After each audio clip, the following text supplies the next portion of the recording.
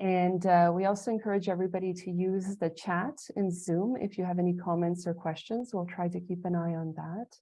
And we will try to leave some time for a question and answer period at the end before we get to closing remarks from our executive editor at AP, or executive director at APC, Chad Garcia Ramiro.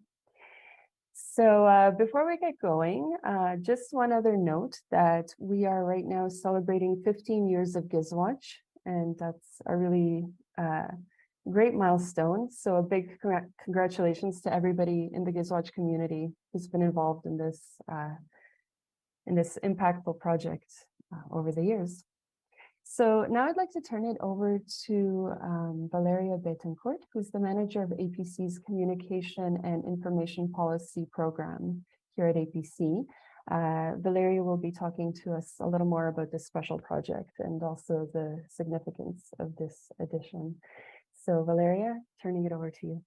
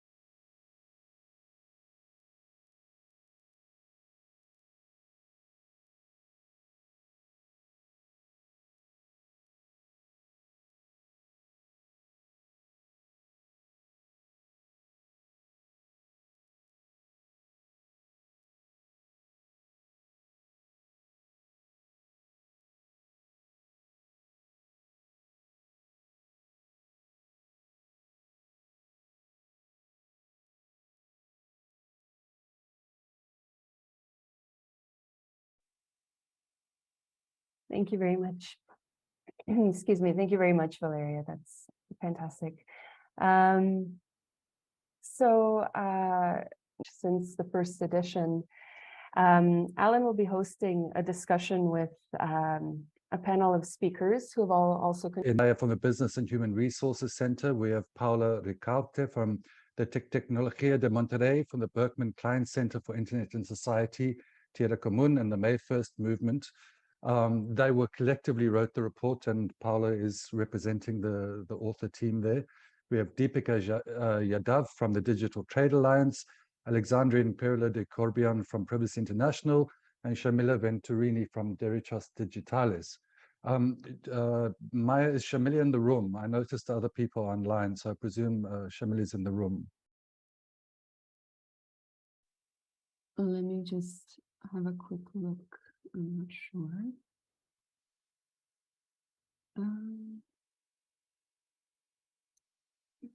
Possibly not, but we'll try to get her to join the call. Okay. Well, Alexandrine, if I may kick off with you.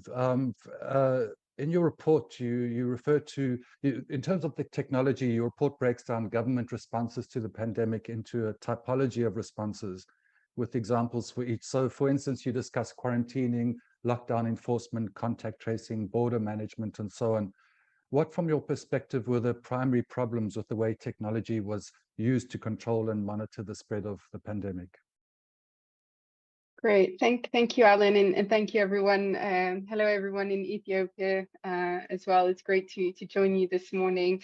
I mean, in response to your question, Alan, some of the things that we addressed in our chapter that we contributed are, there are several things that we observed with the use of technology in response to the COVID-19 pandemic that I wanted to share this morning. The first one is that we saw governments introduce a range of measures, often relying on untested or poorly tested technologies. And while there had been prior examples of pandemics, none of them had been to this scale in terms of a global pandemic as we saw recently. And in many ways, what we were experiencing were unprecedented circumstances.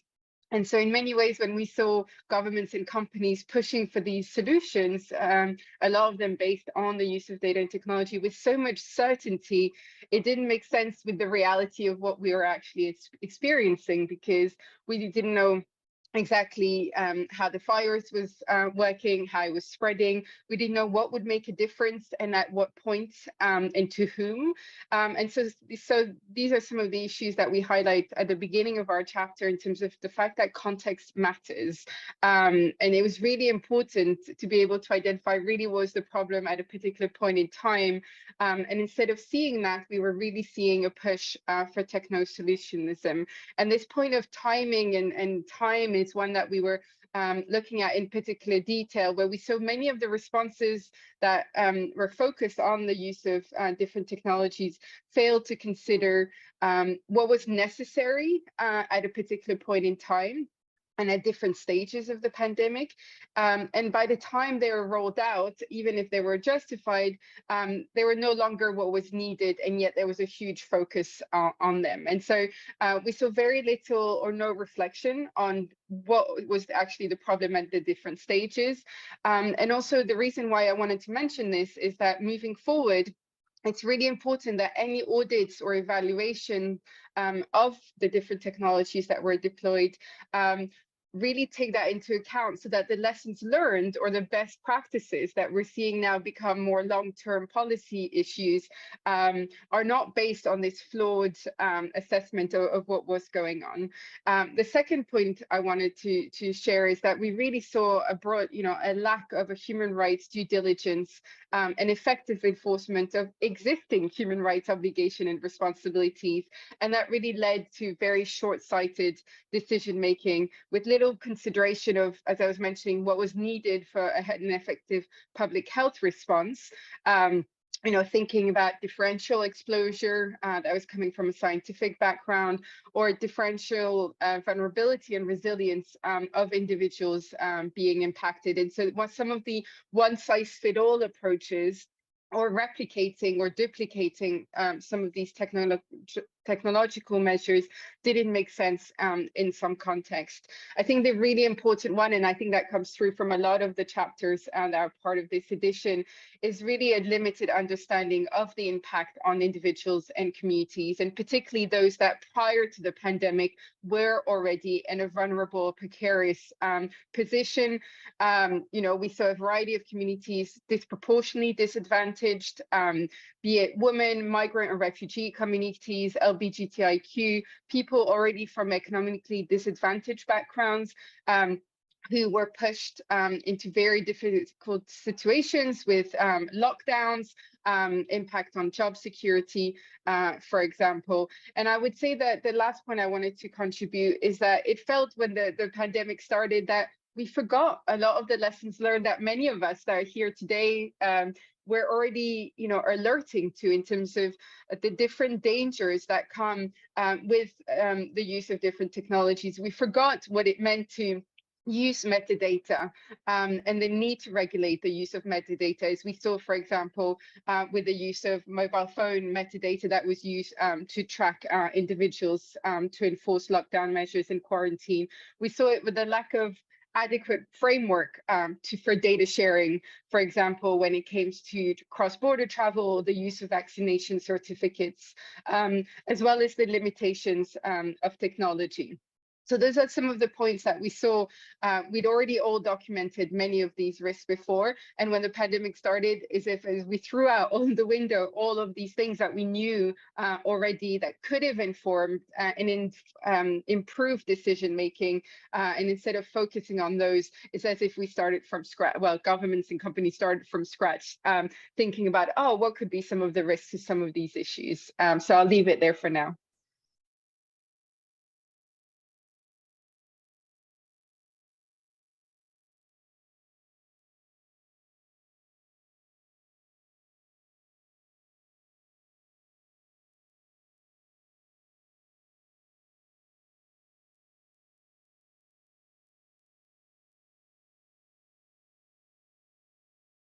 Thank you. Sorry, there was a problem with my unmute button. Sorry, Alexandrine, and everyone else. I was getting frantic and anxious there. Alexandrine, I want to just touch on one thing before I move on to another panelist. Is you actually identified 3 sectors where you feel that the private sector has entrenched itself further: education, health, and employment. Can you say a little bit more about this? And particularly, I'm quite interested in whether you think that civil society's concerns with respect to technology, of course, have been weakened, or you feel have been now less of a consideration in fields like education and health, where civil society has had quite a strong say in the past.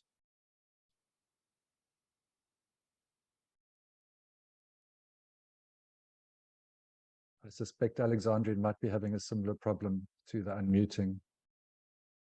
I'm not sure how this is working, but if the host person can allow people to unmute, that would be great.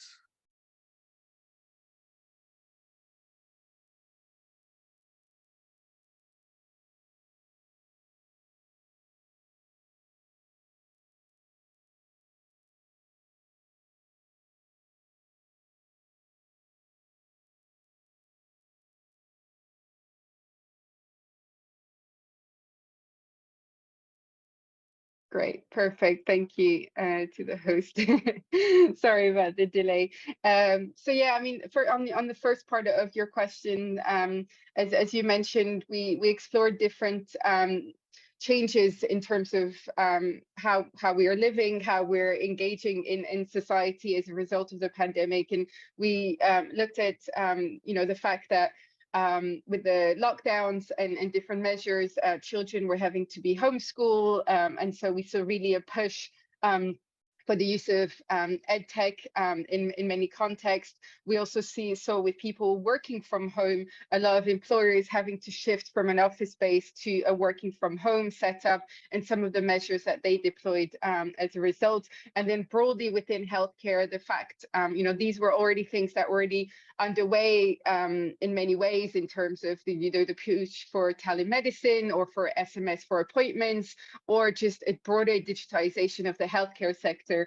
And with the pandemic, for various reasons, be it with an attempt to make it more efficient, we saw a huge push in that respect as well in the healthcare sector, as well as the fact that we had limited physical interaction, but still needing to provide care. A lot of healthcare facilities shifted again as well to an online counseling or online treatment or online appointment mechanisms. And so these are things that connecting it to your second point. I don't necessarily think it was around us being muted as civil society. I think as you mentioned already, or some organizations were already in these spaces. So it was just a matter of how do we continue and build our work in those domains, especially as decisions were being made very rapidly. And I think that was the biggest challenge for, and I'm just speaking on behalf of PI really, and some of the comments that came from our partners is, with not being able to be in those spaces, to be in the room where decisions were being made, also because of the context in which we were engaging during the pandemic, it just made it even harder to have a seat at the table. It's something that we all challenge, feel very frustrated by, that often civil society is not included. And I think there was this additional barrier that we saw with the pandemic, with not being physically present in a lot of instances, having to join events online, but how do you find out that these events were happening? There was less of that communication happening, and enabling environment for civil society to join. At the same time, I think something that we saw as well is actually it really confronted us, for many of us, to realize, to connect, the more broader digital rights movements, or those that are working at the intersection of human rights and technology, to be connecting with different allies. And I think of some of the, the positive things that we saw in the work is that we started to engage more actively with organizations working on edtech, or organization working on workplace surveillance, with unions, for example. And then in the case of health, connecting with organizations that for many years had already been advocating for the right to health, but slowly being concerned with how technology and data was being used in the healthcare sector, and particularly the impact on different communities, be it issues around exclusion or surveillance, or the privatization of the healthcare system. And so I think while there are still some ongoing challenges in terms of our ability to engage, I think it also in many ways opened up some of the opportunities there to connect with other sectors and other movements. Thanks, Alexandrine. I'd like to go to the room. I believe Shamila is from Derechos Digitales, is there. Shamila, your regional report, and I hope you can hear me fine, examines how digital rights advocacy priorities in Latin America specifically have shifted during the pandemic. I mean, you identify several new terrains for engagement. What are some of these terrains that you identify where that civil society you feel should take note of?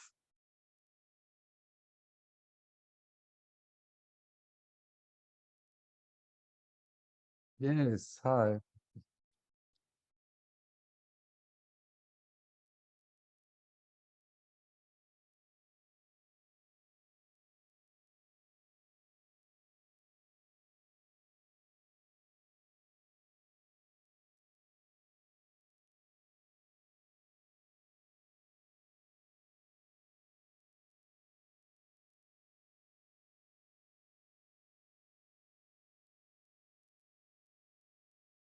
Activities in the center.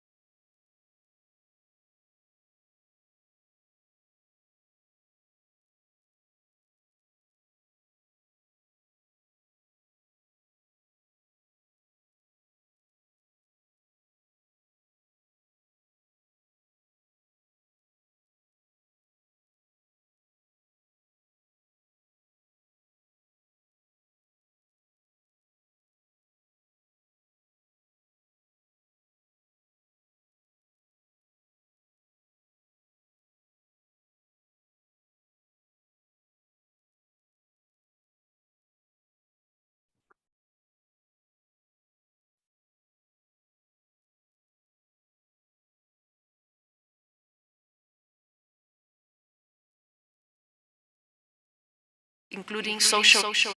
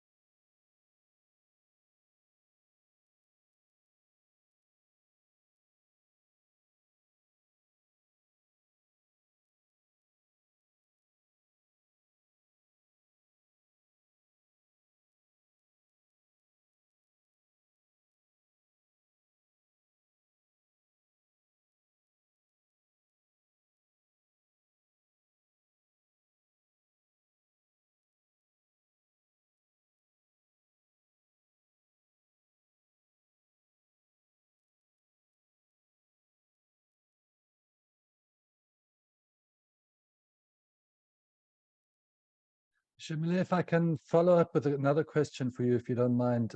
You also speak about civil society needing to be much more proactive in participating in policy and legislative processes, or even approaching the regional human rights courts and so on. But the one thing you mentioned is strategic litigation, which for some internet rights groups, this might be a new field of engagement. Can you say a bit more about that? Is this something that you see as of growing importance as we move forward with different shifts in power, I guess?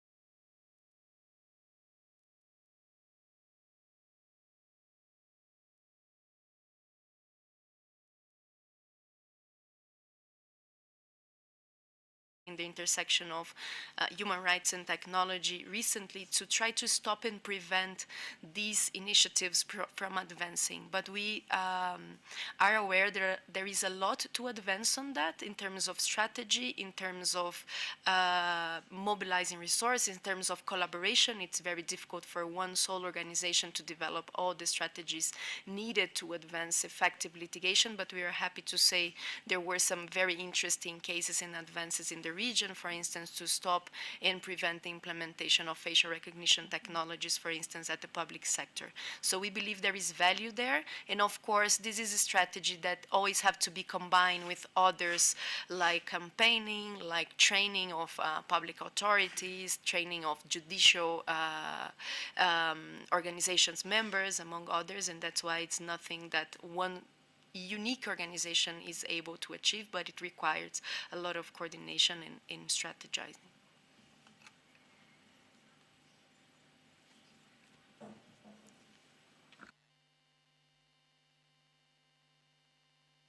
I guess we can't hear you, Alan. Could you?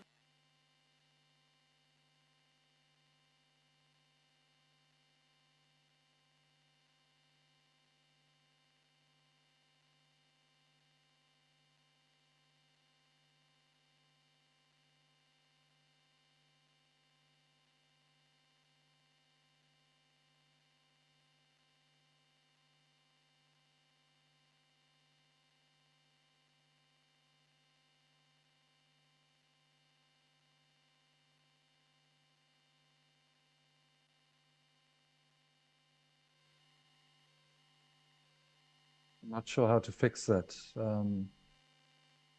Oh, you do now. Okay, great. Paula, you also write about Latin America, but of course your report has global implications.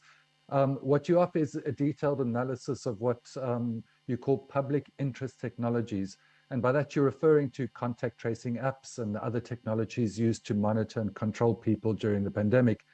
Why is this framing of these technologies as public interest technologies a useful framework to use? Hi, do you hear me? Yeah. Oh, perfect. I cannot enable my video. Thank you. Well, thank you very much, Alan, for your question, and thank you very much for inviting us to speak about our report. I would like to begin saying that in the case of Latin America, the technological response of governments to face the health crisis was improvised. So the pandemic highlighted the lack of adequate digital policies, preparedness and infrastructure, and the widespread tendency to adopt opaque private solutions to address the emergency. With no ex-ante analysis, I would say that with no ex-post analysis and without proper safeguards. So we basically try to highlight that there is a lack of reflection and a lack of vision in some of our governments in terms of deciding why do we need technology, and also there's a lack of reflection about the idea of understanding technology as tools for the public interest. So by public interest technologies, we mean technologies that have special value because they're deployed to address a specific need of society in a specific moment. And in this sense, their deployment and use is connected to the public interest.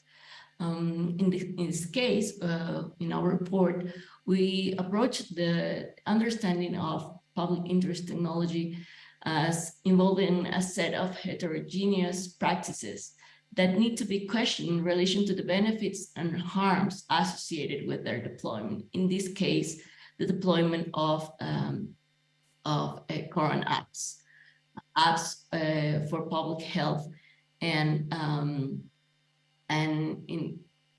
in this case, with this framework, we are questioning the values which with technologies and their designs are aligned, as well as the measures that were taken by our governments to reduce risk and harms, or the lack of measures to reduce risk and harm. So we believe this is an important reflection, because as citizens, we cannot assume the neutrality of technologies. And these technologies are always embedding certain values. And in some cases, these values are not aligned with the advancement of democratic values, or are not aligned with social justice values. So I would say that the public interest technologies framework is important for us in Latin America, because, as I said, there is a trend associated with a lack of critical understanding of technology as a matter of public interest.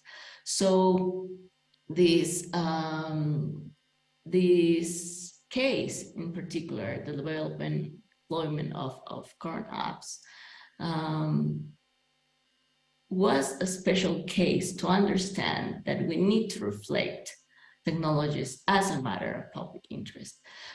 We need to understand that the technology that we choose to develop, we choose to buy, reflects the vision of society, and as such anticipates our responses to the crisis, and of course the result of these responses.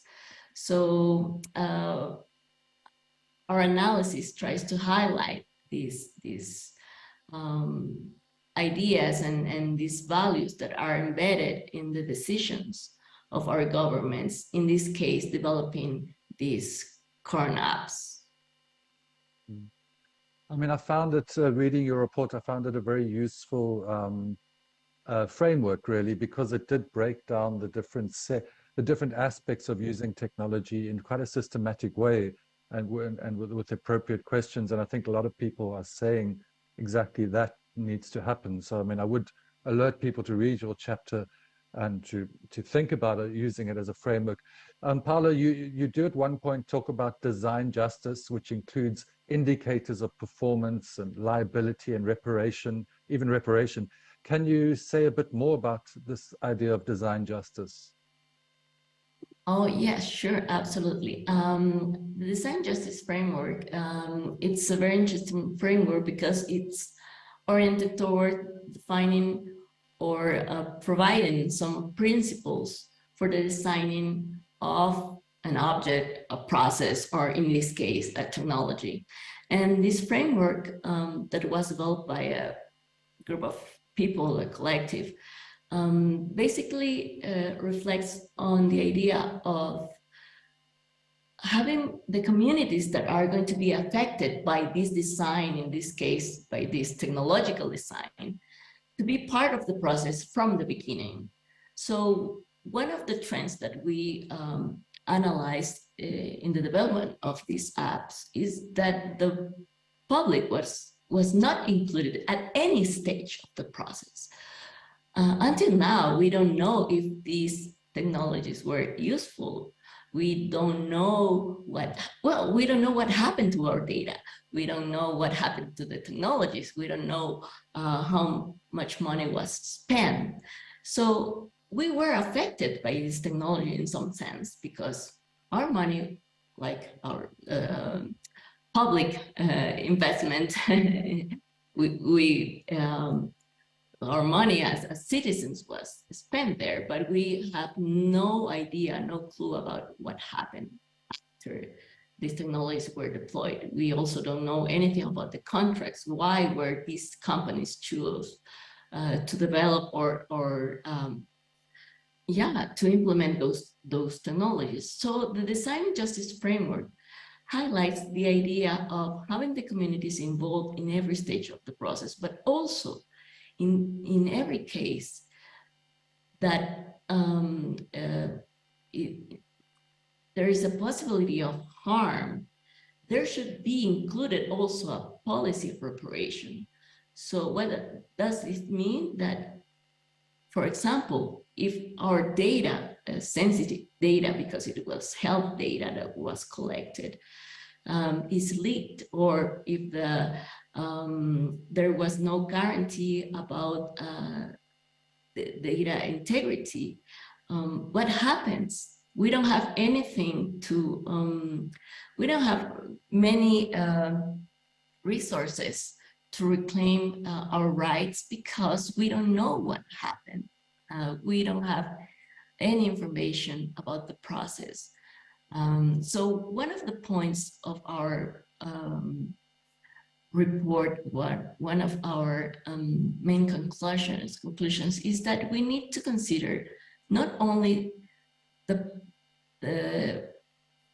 problem of privacy, because privacy is one of the dimensions. We need to consider the complete life cycle of technological development, because in the complete life cycle, we can see that many rights are also in danger of being violated by our governments. And we are not, and we are even not aware of that possibility because we don't know, we don't have any information about that. So the design justice framework is a very useful framework to understand that the whole process needs to be a social process, not only a top-down decision that has an effect on society. Thank you, Paula. Gaia, You in your report was a very interesting report you wrote about public-private partnerships, which most of the speakers here have implicitly or directly been referring to. Um, you talk about these partnerships being set up, of course, to implement technology, and how this the result is that they've lost significant public trust, given the rights violations that occurred as a result of them. Can you elaborate a bit on this, and how do you think public trust has been eroded through the formation of these public-private partnerships during the pandemic? Thank you, Alan, and congrats to APC and congrats to all the authors. Can you hear me okay? Yes, yeah. Okay, fantastic. As was pointed out by all of the speakers before me, we know that internet and digital technologies played a central role in our lives during the pandemic. When I say that, I mean to those people who had access or were forced to get access during that period. We clearly saw a surge in public-private partnership, as was referred to directly or indirectly, as you said, between governments and ICT companies, because states were sort of in a desperate situation to deal with an impossible situation. And on the other hand, we had tech and private sector companies, technologists essentially, who were brimming with ideas. So it really was a match in that sense. In practice, PPPs or private-public partnerships offering digital-based solutions and support during this period included the development and deployment of contact tracing apps, vaccine enrollment and management platforms, health information dissemination partnerships. That's another key area that doesn't often get attention. Well, there can be little doubt that many of these partnerships did make our lives a little bit easier. There were lots of concerns. These centered around privacy, data protection, security measures that govern these digital platforms, really, particularly for those of us who engaged with these collaborations, thinking that our data will be withheld securely from third parties.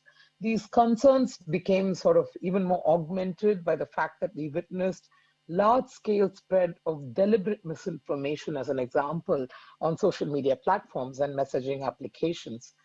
Coordinated campaigns were carried out on these platforms to push harmful narratives targeting racial and minority communities for spreading the virus, for example.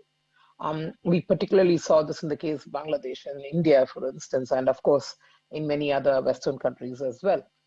While platforms stated that they were putting in place policy measures, they were trying to take down harmful content or harmful fake news, as they were calling it, about the virus or the vaccines, the implementation really varied based on the context.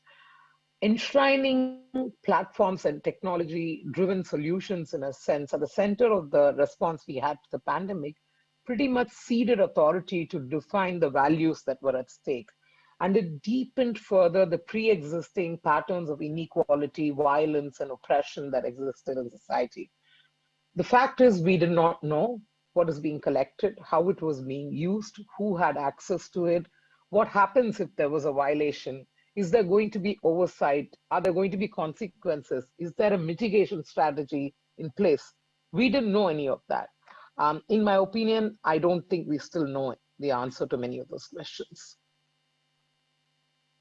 And you do talk, Gaia, in your piece about, again, this is something that civil society has been pushing for a long time, is businesses using the UN guiding principles and business and business and human rights. I do want to throw a bit of a curveball question, and it has been suggested a little bit. I mean, people are talking, the panelists here are talking about a more systematized approach, whether it's a public interest technology framing, or whatever the framing is, as long as it's sort of these impact assessments are done when the use of technology, when governments use technology. And what if the government say, well, it's an emergency and there's just not enough time? How would civil society respond to that? Okay, I think to get to what is going to be our guiding value, we kind of also have to take an assessment, as my colleagues have pointed out already, about where was civil society's voice and all of that. I think the most significant challenge around this situation is the fact that we are living through an age of digital authoritarianism. On the one hand, a significant population of the globe is governed by authoritarian regimes with whom it is dangerous to engage on the one hand. And then we are dealing with tech companies that enjoy a level of opacity and relief from scrutiny unlike other industries. It is because of this that we have to figure out a way to get our voices heard, right? And information pertaining to these public-private partnerships and the processes governing them is often hard to find, because typically these contracts that companies have with governments or governments have with companies come with a lot of exclusivity. But even prior to the pandemic, civil society groups and digital rights defenders have had to grapple with this whole black box phenomenon where public knowledge about the way in which technologists or tech-based companies function have always acted as a barrier for us to mitigate or address human rights violations. And the fact is the state company nexus is there, it often lacks the clarity, especially around what are the terms, what is the money involved, what is really the engagement pattern. And then we can pretty much forget what happens in regimes where we already don't have data protection mechanisms in place. PPPs with tech-based companies are pretty much fast evolving into a opaque bilateral relationship in a sense. This relationship is between two powerful actors. That is one of mutual benefit, and I would even say there's a little bit of fear factor involved in it. And why I feel that is because what I'd rather, let me put it this way. What is really interesting about the tech sector being involved in that is the fact that the tech sector is uniquely positioned to shape or influence opinions or even manipulate them in relation to the government, as we saw in the case of Cambridge Analytica, in the case of Brexit. And states, especially in the global south, have license agreement regimes where they can pretty much shut down a company or prevent them from being operated in a particular jurisdiction. That means that these two entities are dependent, enrich each other, but are also fearful of each other. But in this equation, civil society gets left out when we bring a very important perspective. And this perspective is really important because on the one hand, you're dealing with states that are fixated on control. And then on the other, you're dealing with companies that are fixated on optimization and profit making to the last minute. So that brings us to the question of what should be our guide, right? The sense. And there are, of course, multiple answers to that. But what I think in terms of what's useful and the amount of work that's already gone into it is simply the fact that the primary responsibility for protecting our rights remains with states. Irrespective of the kinds of contracts that states may have with companies, they cannot outsource the responsibility to protect our rights. Companies have the responsibility to respect our rights, no doubt about that. I think adequate and predictable accountability mechanisms need to be in place, and there needs to be regulation and policy, especially in areas relating to data protection, intermediary liability. These are two important things. But I think one of the key questions to be answered is what and who are the companies that states should be getting into contracts with, because it's unavoidable that states are going to have contracts with companies. But I think the main guide there would be human rights and environmental due diligence, and we are seeing regulation policy around it coming up. States need to do their own due diligence about which companies they want to engage with, but they need to really require tech companies to do due diligence about how they operate, but also undertake impact assessment periodically. And that means that there needs to be stakeholder engagement, as my colleague was pointing out, at different stages, and across different stages. In my opinion, I feel that the UNGPs are actually a fantastic guide because it's years of negotiations that have gone into it. And there's a significant buy-in even by the business community to the UN guiding principles on business and human rights. I think the UNGPs cover a range of areas, including the state business nexus. This includes financial and other kinds of support provided by states to companies, the privatization of services that may impact human rights, enjoyment, or public procurement. Irrespective, like I was saying, irrespective of the kind of contracts they have, they need to make sure that there's oversight mechanism. And where states financially support these contracts especially, they need to be actively involved to make sure that there is civil society engagement, and that companies do not violate rights, and they ensure that companies, the way they operate, respects rights. I think overall we need to, and to echo what my colleagues have already said, I think we need to forge alliances between movements, build greater relationships with tech workers, tech worker unions.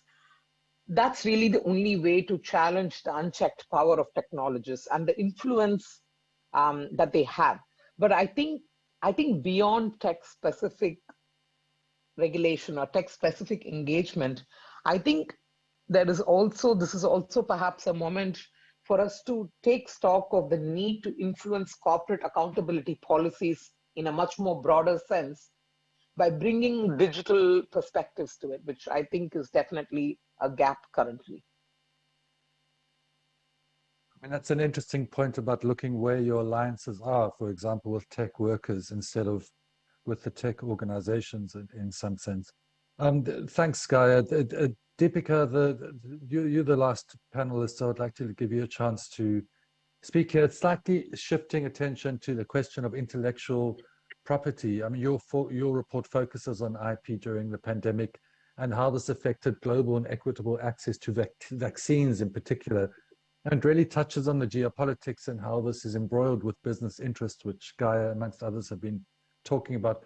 Can you briefly explain to people what happened with the TRIPS waiver? Yes, thank you for your question, Alan. Very happy to be here. Hello to everyone and congratulations to all the authors on the report. It was I have to start with how it began, and we all know it began in 2019. That's when COVID was discovered. And then come 2020 March, and WHO announces that COVID is a pandemic. And then suddenly, we are seeing shortages of PPE kits, N95 masks, and then there are medicines and people are hoarding. And then, of course, we also see another thing. We see that, big pharma companies and governments are scrambling together, and they're saying that we are going to develop vaccines. And we see vaccine development taking place at a breakneck, at a speed which has never been seen before. And suddenly, everyone was like, okay, let's wait for a few months and the entire world will be vaccinated. And countries in global north are making promises that they are developing a public global good, which will be available to everyone. And like I said in my report, that this is a narrative of broken promises. So what eventually followed was something that can be captured in the term vaccine apartheid. We saw that, in global north, there were people who were getting their booster shots. And then in global south, there were people who had not even gotten their first shots, right? And then what followed this was something that we hope to never see again. There were, during the second wave, there were extreme shortages of medicines. And during this entire time, the developing countries kept on saying that, IPs are barriers and we need to have access to know-how and tech transfer so that countries like India, Bangladesh, Egypt, they could, rely on their manufacturing capacities to scale up production and increase supply for everyone. We also had businesses, pharma companies saying that IP was not a barrier. So this is where on 2nd October 2020, India and South Africa together introduced something called TRIPS waiver at WTO. So the idea behind this TRIPS waivers was that, to remove barriers, IP-related barriers, and the IP here included patent, copyrights, trade secrets, know-how, data, for all the vaccines, medical products, medicines, so that for a certain period of time till everyone develops immunity. Now, it was a very welcome move from Global South, and but let's move to the other side, on the global north, which was not appreciated. We saw reactions from EU, we saw reactions from UK, we saw reactions from US initially, which said that no, the existing TRIPS flexibility are enough. But we had enough time to experience that these flexibilities were actually not enough to overcome these barriers, and we needed immediate attention. So what happened going forward is, I would like to also talk about the advocacy around TRIPS waiver. What we saw is that civil services organizations across the globe came together and they drove a campaign where they reached out to heads of states, heads of state in US, in Europe, to allow for the waiver to pass through. Now, there was a moment in this journey where something happened which was very unprecedented, where US jumped on board and said that they will support the waiver, but only for the vaccine. It was disappointing, but it was a big, big success for the civil service organizations, because this would not have been possible without their effort. Now, this is also a turning point. It's a turning point because here US could have played a very important role in pushing this forward. However, US only made a statement. They did not go ahead. They did not go ahead with promoting their agenda. They did not go ahead in bringing everyone on the table to agree on everything, right? So what we got is an alternate proposal from EU, which was a very, very, very watered down version of TRIPS waiver, and something which focused on compulsory licensing. So it's like old wine in a new bottle. It was something that is already there, which we have experienced that does not work. Now, over the next almost a year of debates and lobbying, we saw that what we saw is that while civil service organizations were pushing for countries to support this waiver in global north, what we also saw was a very focused lobbying by businesses, by pharmaceutical companies, who were pushing for the waiver to not get through. And in a very recent investigative article, it has been revealed that how the big pharma companies actually reached out to governments, making their point in a certain way that why TRIPS waiver should not be allowed. And it definitely had an impact on what eventually passed at the WTO ministerial. What we got was something which is if I may call it, a poor cousin of the original TRIPS waiver. It only included vaccines. It permits export to an extent, and it's only for, I'm so sorry, it's only for a certain amount of time, and it's only for limited products. That is vaccine. Overall, the positives are it was achieved, because had the advocacy not been there, nothing would have been achieved. But it also makes us realize that Global North will put their business interests first, even at times when we are faced with unprecedented health crisis. And Alan, I hope that answers your question. No, that does, Deepika. I do have a follow-up question, and then Sure. we do need to start sort of closing this session. So that was about vaccines. Now, in the field that civil society works in, we, the digital rights advocates, work in open source software, open knowledge, open data. Even the right to repair movement is a new field of IP advocacy. What are the implications, do you think, for what happened with the TRIPS waiver, with the future for open knowledge advocacy, broadly speaking, for civil society? So, thank you for the question. In context, if I look at TRIPS waiver advocacy and I look at advocacy around open knowledge, if you're asking my answer, that can same advocacy work for open knowledge, it will be hard. It will be hard. I mean, if we contrast the situation, look at the situation. I mean, COVID was a grave situation, and yet here we are. I'm not saying that open knowledge issues are not grave. They are grave, but they're not health and time sensitive how COVID was. So same kind of advocacy model cannot fit in here. There are also certain issues within the open knowledge advocacy framework which need to be identified. And that is my take. What I personally feel what can work here is that there needs to be a collective effort from Global North and Global South. And we've seen that these collective efforts can take years and years. There is a moratorium on e-commerce And it's been more than 20 decades, and still there's a moratorium. I think that in itself is an example that how difficult it is to come on board and meet. So going forward, if we need an advocacy effort, we have issues, right? We have, especially like when it comes to big data, we know that there's going to be a huge amount of lobbying from big tech companies. So we need a strategy. We need a strategy, but we need a strategy which is realistic, which is consistent. We have to also understand that there will be times when things will be very quiet, but there will also be times when we'll have to push back. So we have to maintain that consistency. We also have to build alliances, and we have to look for voice. We have to look for people in the corporate who will listen to us and who will send our message across. Thank you, Deepika. Thank you.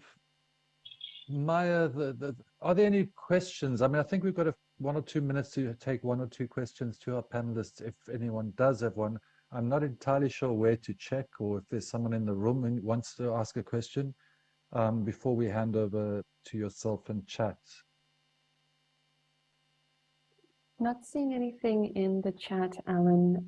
If there is maybe one quick question from the room, I'm sorry we don't have more time, but if there is anyone in the room that has a question, please go ahead.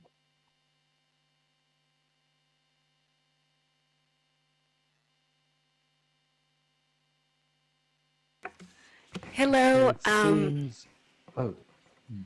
Go ahead. Sorry. Yeah, thank you. I just wanted to thank APC for the opportunity of contributing to the APC GIS Watch. I just wanted to add that I made a contribution for Costa Rica, and it's called Robotics and AI and the Future of Work in Costa Rica. And I just tried to show the deficiencies that we have as a country in terms of policies and laws, some action steps that I think that are important to make in the country, for example, an AI principle-based strategy and a risk-based regulation using as a model Brazil. That it could be a good option for my country. Also, like multi-stakeholder meetings, public and private alliances, and also trying to, I think the role of civil society in my country could be trying to advocate for a law of non-discrimination to avoid biases of AI-driven technologies, as well as trying to enforce the recently approved law of access to public information, and also trying to strengthen the Data Protection Agency, which in 2020 and 2021 did not answer the majority of complaints that were presented by citizens in Costa Rica. So thank you, APC, for this initiative. And yeah, this was my comment. Thank you. It was Yari Kar, I believe. Hi, Yari. Thanks for that intervention. As Maya suggested, we are quite sorry about the time issue here. But I'd like to thank all the panelists who joined us today: Deepika, Jamila, Paula, Alexandrine, Alex, and Gaia. It's been really great talking to you. Maya, back to you. Thank you so much, Alan, and thank you to our amazing panelists. I will now turn it over to Chat to make some closing remarks for us. Chat, go ahead, please. Thank you, Maya, and thank you, Alan, and as well as our panelists. So I think the first thing I want to say to everybody is, please read the edition. You've only heard a small part of it, and there's a lot of gems in that. And there's also a lot of, I think, lessons and points of reflection for us, which was pointed out by our panelists. When we decided this theme, it is also because we knew we had to learn. We knew we needed lessons, and we knew that we needed something. We actually need a different lens, a different, to move forward. And I think one of the things that struck me in this conversation is that a commonality about the vision of technology. and a call for public interest technology. And I think a vision and a framework is really helpful in helping us think about strategy and how we move forward, in helping us to prioritize. And then also looking at what we have. I think someone did say that we actually have learned a lot. We have, if you look at one of the articles in the edition is about internet governance of the future, and that lines up the history that we've had, the kinds of agreements that are there that we can use and frameworks that we can use. So I do think that it's important to look at. I also think one of the other things that comes clearly is the focus on what needs to happen between the public and private sector, and how we need to have alliances to be able to make a difference. And I do think that's something that we can really move forward. And I hope that this is the hope of ISWACH, is to actually create those alliances, and not only to document them, but actually to use it so that it can strengthen our advocacies. I think the last thing I want to make is that in the country reports, you really find that the context and how much that it really outlines how different the impacts, differential impacts on the most marginalized communities. And I really do invite you to read. There's a lot there, and APC will be hopefully organizing more events, activities, so that we can really use this, what we have produced collectively in the last couple of years. It's taken that long, as long as the pandemic. So thank you everybody for your participation, and we hope to see you at future events that are connected with ISWACH. Thank you, Maria. Thank you so much, Chat. And on that note, just to let everybody know that at the APC booth tomorrow, that's Wednesday at 3 p.m., you are welcome to come and join Valeria to discuss this latest report. We especially encourage authors who are attending in person. We would love to connect with you there. So please do come to the APC booth tomorrow at 3 p.m. on Wednesday. Thank you, Chat, for those great words. I really appreciate this concept of alliances that you're bringing up, and I think that's definitely a strength for GISWatch and a lovely note for us to wrap up on. People who are there in person, you're welcome to connect with Valeria, who's there on site, if you have any further questions. For all the rest of us, the edition is now live online. You can go to giswatch.org to download a copy, and we hope you enjoy it. And once again, a big congratulations to everybody for making this huge project possible. Thank you to our panelists, Alan, Chat, Valeria, everybody, and take care, everybody.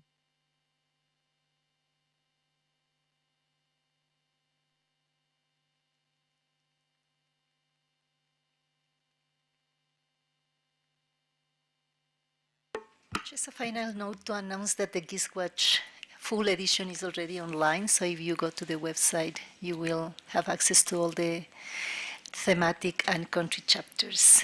And thank you so much for coming and joining us for the launching of the GISWatch.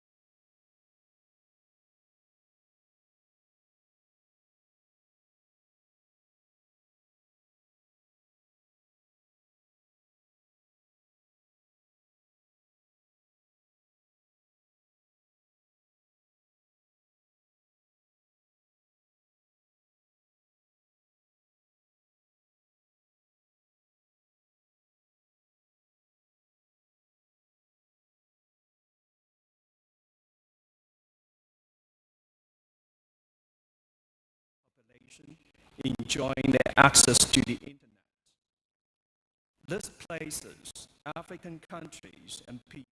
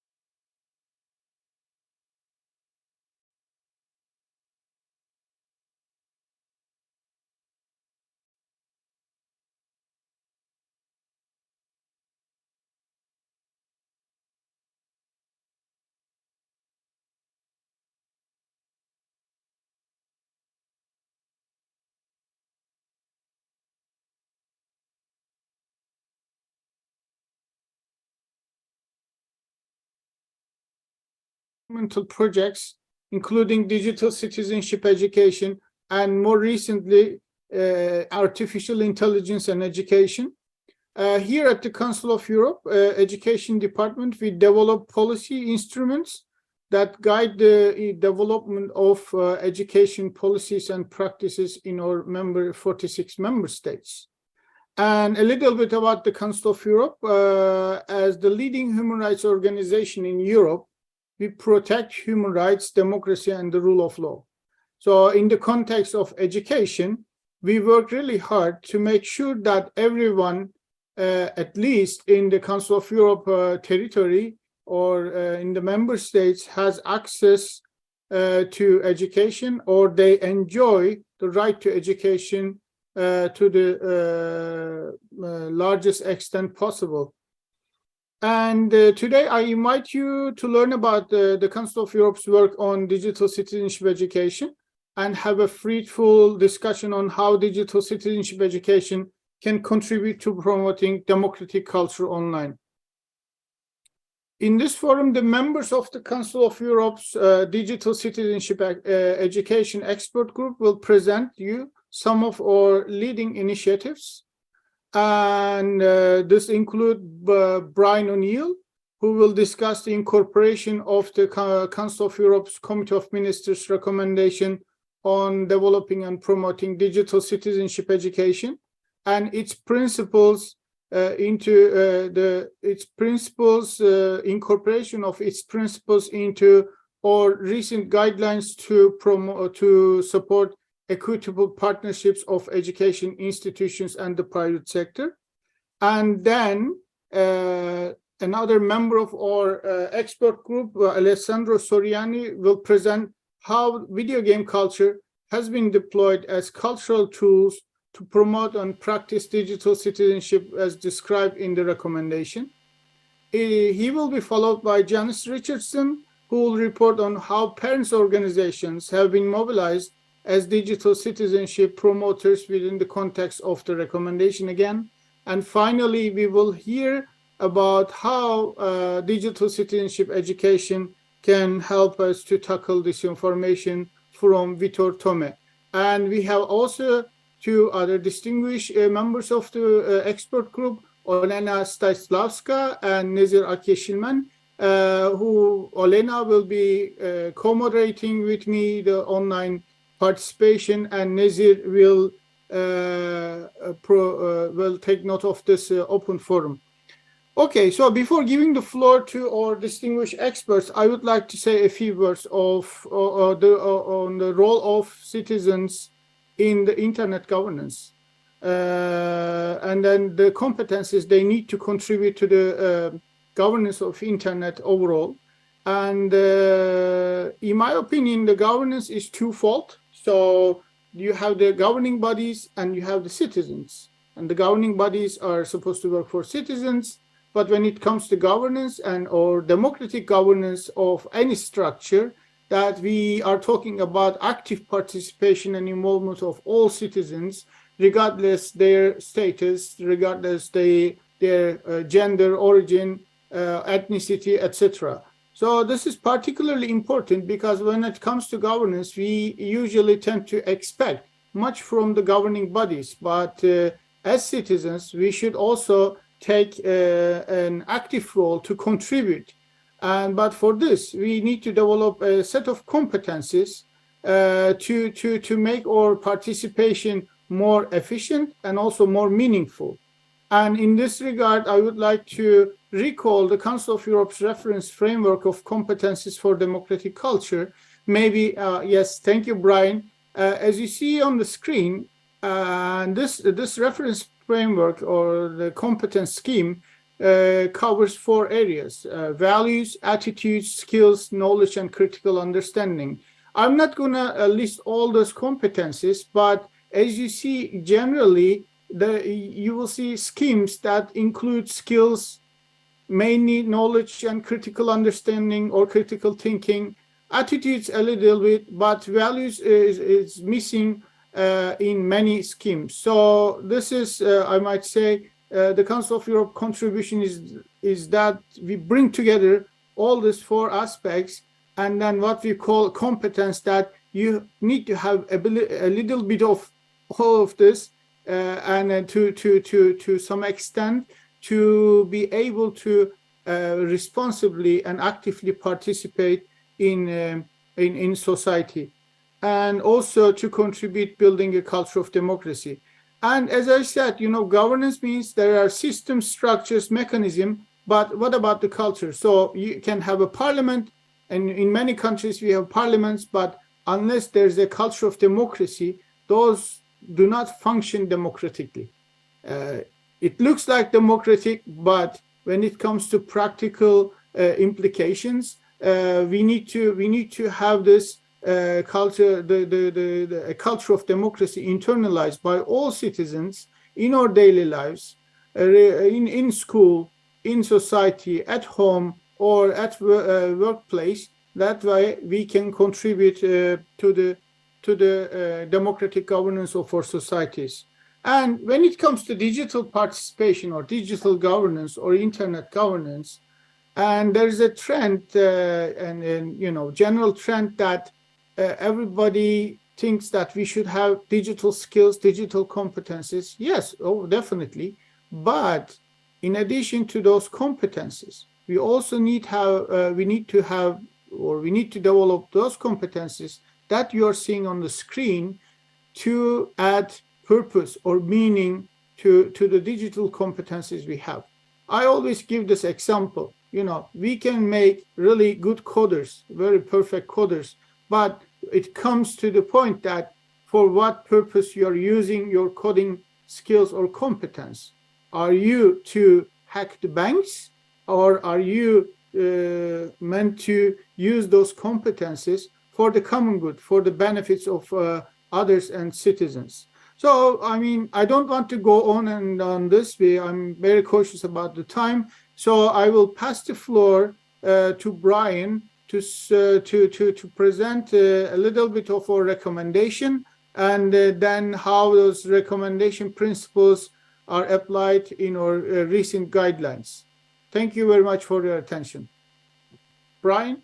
Thank you very much, Murat. Good morning, good afternoon, everyone. I am delighted to be able to join you remotely from Dublin. And as Murat has said, I'd like to introduce another strand of our project on digital citizenship education. Again, I'll just share my screen just to be able to illustrate some of the features of the work that is included within this. And this particular strand relates to guidelines that we have developed to support partnerships between education institutions and the private sector. And the purpose of developing this resource was really to try and assist what we know to be a whole host of individual arrangements whereby schools and education institutions and educators generally are greatly relying on digital technologies, but often have little guidance as in terms of what is most appropriate and suitable and what actually fulfills their objectives in terms of fostering these competences that Murat has referred to. And equally for the purpose of the private sector, what likewise can be their navigational aid in terms of what are the educational objectives of what are we trying to achieve within a democratic environment, within a school setting, or within an education setting. So that's the purpose of having developed this particular resource. And the inspiration for this was in fact the recommendation of the Council of Europe, adopted by the Council of Ministers in 2019 on digital citizenship education. And this wide-ranging political support guiding and advising all member states to update their frameworks to adopt digital citizenship, specifically focused on the potential of partnerships. And it encouraged the cooperation between public, private and civil society sectors so that they are working together constructively where the opportunities arise to develop new initiatives that will support a culture of democracy. So hence our focus on the idea of a partnership, and a partnership where there will be guidance as to what the expectations are from each side, and that through this partnership that sustainable high quality education is possible. Underpinning this is a belief that it is a collective and multi-stakeholder effort, and that when young people in education settings are engaging in the digital environment, that democratic participation should be to the forefront. And we want to enlist the private sector as part of this initiative. So this is the idea of developing a resource to actually guide this.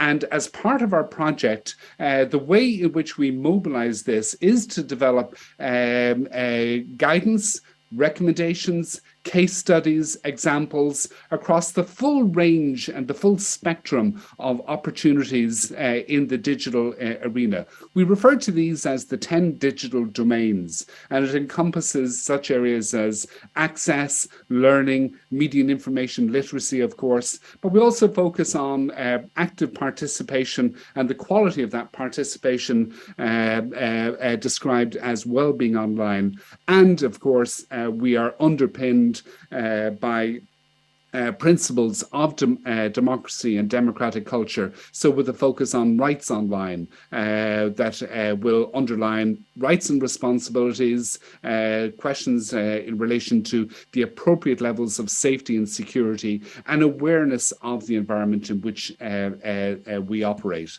So our resource, and very happy to share this as part of the full toolkit which our project offers. It includes explainers about each of these dimensions. It sets out goals for what a partnership should seek to achieve. It gives guidelines for good practice, and it focuses on areas where innovation and where new technologies create new opportunities to develop practical ways in which to implement democratic principles. As this project is relatively new, we have issued and published our guidelines on the website of the Council of Europe.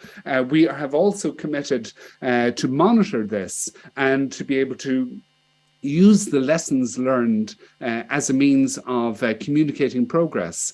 How are partnerships actually developing? What good practices are they developing? And through the process of this, whereby we are asking all partners subscribing to this project to develop a statement of commitment and to describe what exactly they are committing to and what they are developing in support of digital citizenship education. And through this, we hope to build up a repository of good practice, of sense-making practices that can be widely disseminated.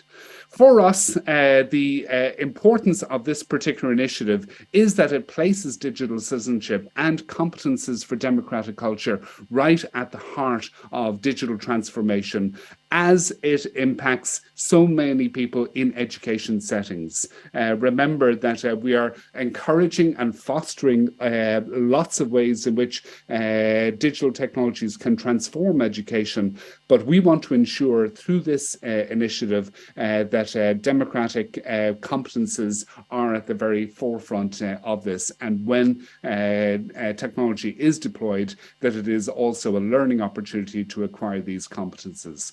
I'll stop sharing there, and very happy to discuss further these elements, but for the moment I'll just hand back to Murat. Thank you, Brian. Thank you very much. As you see, I mean, I mentioned about policy instruments, that we are developing policy instruments, but those are not meant to sit on the shelves, or those are not meant to be just listed in a repository of policy instruments, but to be implemented. So And to put it in the context, to be put in the context, that's in this respect, I appreciate what Brian just presented. He has been leading this process, the guidelines, and private companies or private partners are really vital in overall in success and access to education or success in education nowadays, because they're also driving forces of educational technologies, which we are increasingly rely on for the delivery of education. Now I would like to pass the floor to Alessandro Soriani from University of Bologna. And by the way, I forgot to mention about our on-site moderator, Afia Fed, who kindly accepted to help us moderating this session in Addis Ababa, as we are all online and couldn't come to there. Thank you for Afia for this. And then before giving the floor to Alessandro, the video games. I mean, it's a phenomenon which Alessandro will talk about in a few minutes. That, you know, how we can link it to democratic citizenship or democratic participation, and how we can link it to overall to governance. I think this is a key question. And then I believe, or we believe at the council, that developing a video game culture can really contribute to achieve, increasing or improving digital competencies of learners and their participation, and some other competencies like empathy. Without further ado, I would like to pass the floor to Alessandro. Thank you very much. For some reason, I'm not authorized to share my video nor my screen. So if Brian would kindly share the screen with my presentation, it would be really appreciated. Thank you very much. I'm so sorry that I can't switch on my camera. So thanks for the thanks Brian, thanks Murat, and thanks to all the people that are listening to this panel. It's an honor for me to being part of this panel and tell a little bit what will be what this action of the project is about. What the okay, maybe I'm here. Good morning or good afternoon. So why talking about video games in a digital citizenship education project was sort of the question that Murat passed to me. Well, video games are one of the most popular entertainment industry in the world, and not only popular, one of the most sorry, Brian, we are seeing your screen. Okay. If you can go back one slide. Okay, thanks. So video games, as I said, there was one of the most popular entertainment industry, but also one of the wealthiest industry in the world, with much more incomes than the Hollywood, for instance, and the movies. And it's possible to play almost everywhere and almost any time and on almost any kind of device and everywhere. So even on portable phones, on VR goggles, it's also possible to play some games. Video games, of course, are fun, engaging, and designed to capture players' attention. And these factors bring new opportunities, but also new challenges in the education and in the development of the children, young people, and people in general. Next slide. Being a digital citizen, it means, among the other things that have been already mentioned by my colleagues, It means being able to benefit wisely from the different forms of entertainment that technology allow by properly balancing one's own media diet also. But educating for a video game culture means much more than this. It means, next slide, it means generating and nurturing a pedagogical reflection about video games. It means thinking about video games as a cultural tool, able to offer many incentives, not only to entertainment, but also to thinking, to learning, and the development of the person in general.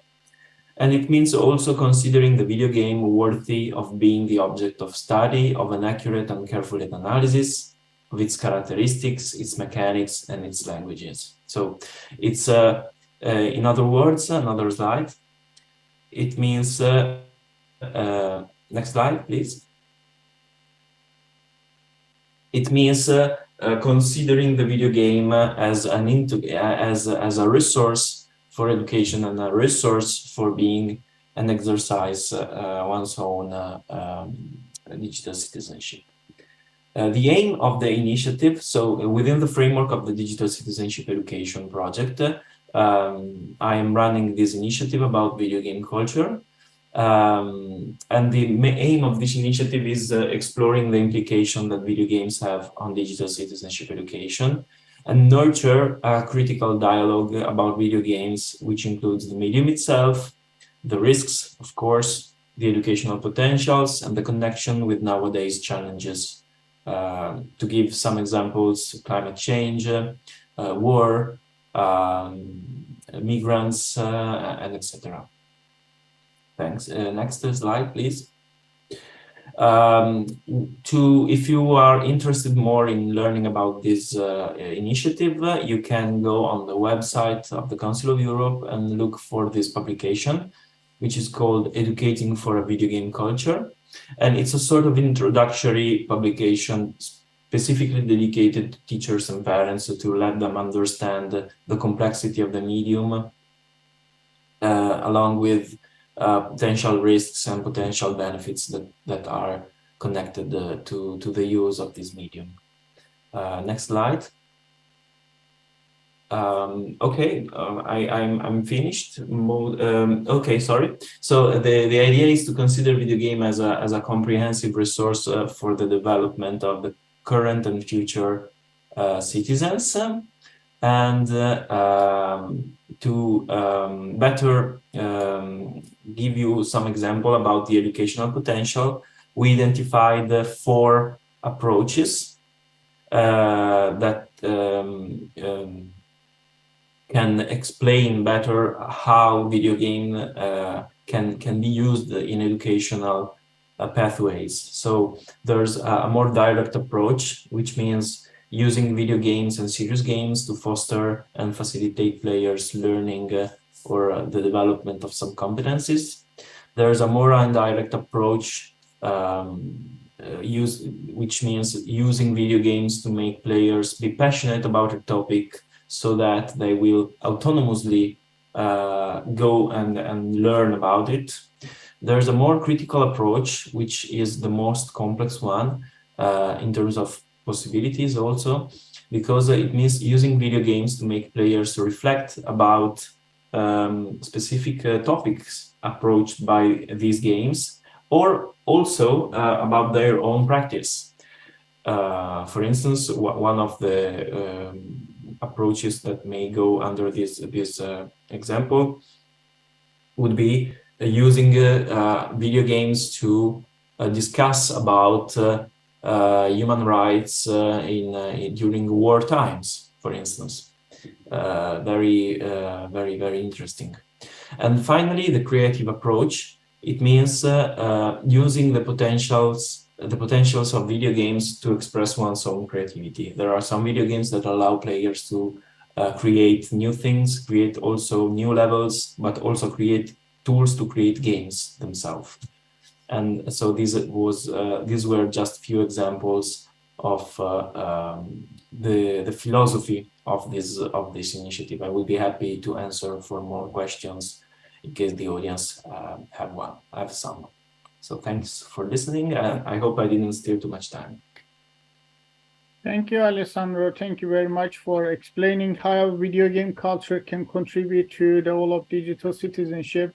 You gave an example, that they can be used to discuss about human rights or the contemporary issues we are facing, like climate change or migration. I mean, those are all in the current agenda of the citizens and countries. And then, we need to find the really various and innovative ways to be able to discuss that in the education context and even at home. Without further ado, I would like to pass the floor to Janice Richardson. Janice Richardson is a member of our and one of the leading experts of DC Expert Group of the Council of Europe, but she has many different roles in the international arena, including sitting in the advisory boards of some big tech companies and also defending children's rights. And she will talk about the role of parents and how they can contribute to the development of digital citizenship. Janice, the floor is yours. Good afternoon, good evening. I'm calling in from Australia. I think the parents are one of the stakeholder groups that are really overlooked when we're talking about internet governance. But what do we expect of digital citizens? How would we define a digital citizen? And I think that Brian is going to show my slides now. First of all, a digital citizen has to be a lifelong learner. And this is just so important when you consider internet governance. But secondly, a digital citizen needs values, needs the attitudes that Murat spoke about earlier, because they need to be competent, active engagers, both with digital technologies, but also in making decisions in the community, in society. Parents have a very big role in this. Also, the respect of human rights, the respect of human dignity, absolutely essential. But where do children learn this? They learn this in the home. Next slide, please. Parents work with us in three ways, I would say, in particular. First of all, they are our guides. They help us understand the environment, understand the challenges and the opportunities that young people encounter in the world. Recently, we did a survey. 21,000 parents responded and described to us the very big issues that they're encountering. Secondly, role models. Parents are role models. They show young children how to interact in society, and they themselves are the ones who are shaping society. But thirdly, they're multipliers. We're working with many parent organizations across Europe to disseminate information, and you got a glimpse of some of the tools that we've developed earlier, and also to multiply impact. Next slide, please. What do we aim to do? Well, first of all, we need to build the capabilities of individuals so that they can work together if we're going to shape peaceful, just, and sustainable futures. We need to sustain and benefit from many different ways of knowing and being. And one of the big challenges of digital technology is the lack of pluralism. We need to counteract the backsliding in democratic governance through active citizen participation and activism, and realize the transformative power of digital technology. But there are, of course, challenges, and digital citizenship aims to overcome the challenges of AI, of automation, and of the structural changes that are happening.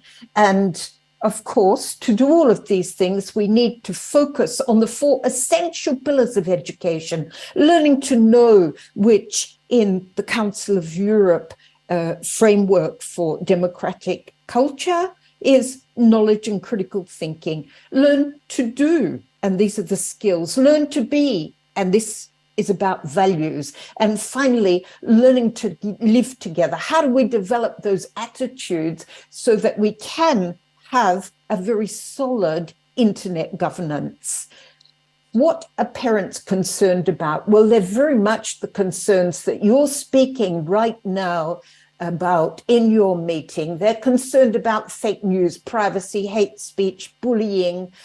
All of these are issues that we need to tackle in internet governance, but every one of us needs to be aware of and needs to tackle in our own home, with our own families and with our community. I pass the floor back to you, Murat. Thank you, Janice. Thank you very much for this valuable presentation. Yeah, we see in the word cloud the parents' concerns, privacy, fake news, etc. But also, I didn't mention about the overall or concept of digital citizenship is more like shifting the focus from protection and safety to empowerment, which was spelled out before. Is that okay? We need to protect our children. We need to protect our citizens for the governments, I would say, but also they need to be empowered. So when there are situations that they have to tackle the issues on their own, they have the capacity, they have the competence to do so. And regarding the parents, yes, I mean, Janice mentioned that the digital activity mainly takes place at home, not in school in many countries. Therefore, overall in the conventional education systems, parents had a role, but now they have an increasing role in their children's education, but also their life journey becoming a digital citizen. So now I will pass the floor to Vitor Tome. He is also a member of our DC expert digital citizenship education expert group. He works mainly on media and information literacy, and he will talk about tackling disinformation through digital citizenship education. Vitor, the floor is yours. Thank you very much, Murat. Hello, everyone. Good morning, good afternoon, good evening greetings from Lisbon, Portugal. Brian, can you please share the slides, please? Okay, thank you very much. So my short talk is about tackling disinformation and how we can tackle disinformation through digital citizenship education. Next slide, please. So disinformation means false or misleading information that is spread deliberately with the intention of deceiving the public. It can assume different areas such disinformation, misinformation, or malinformation, but in general, the main idea is that it's deliberately spread with the intention to deceiving the public. Next slide, please. Regarding the results from the Eurobarometer Media and News Survey 2022, 4 out of 5 respondents have been exposed to disinformation and fake news in the past 7 days, while 13% did not know how frequently, and only 8% stated that they were not exposed. Next slide, please. The majority of respondents feel confident that they can recognize this information. 12% feel very confident and 52% somewhat confident. Confident is distinguishing between real news and fake news, decreases with age, and increases with the level of education. Next slide, please.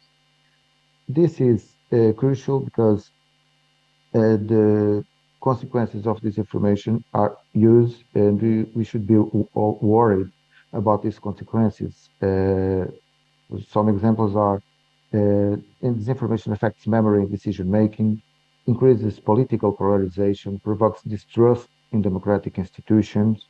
As we saw during the lockdown times, it lowers responsiveness to global problems such as COVID-19, exacerbates political or religious persecution, and influences elections and referenda results. Next slide, please. Regarding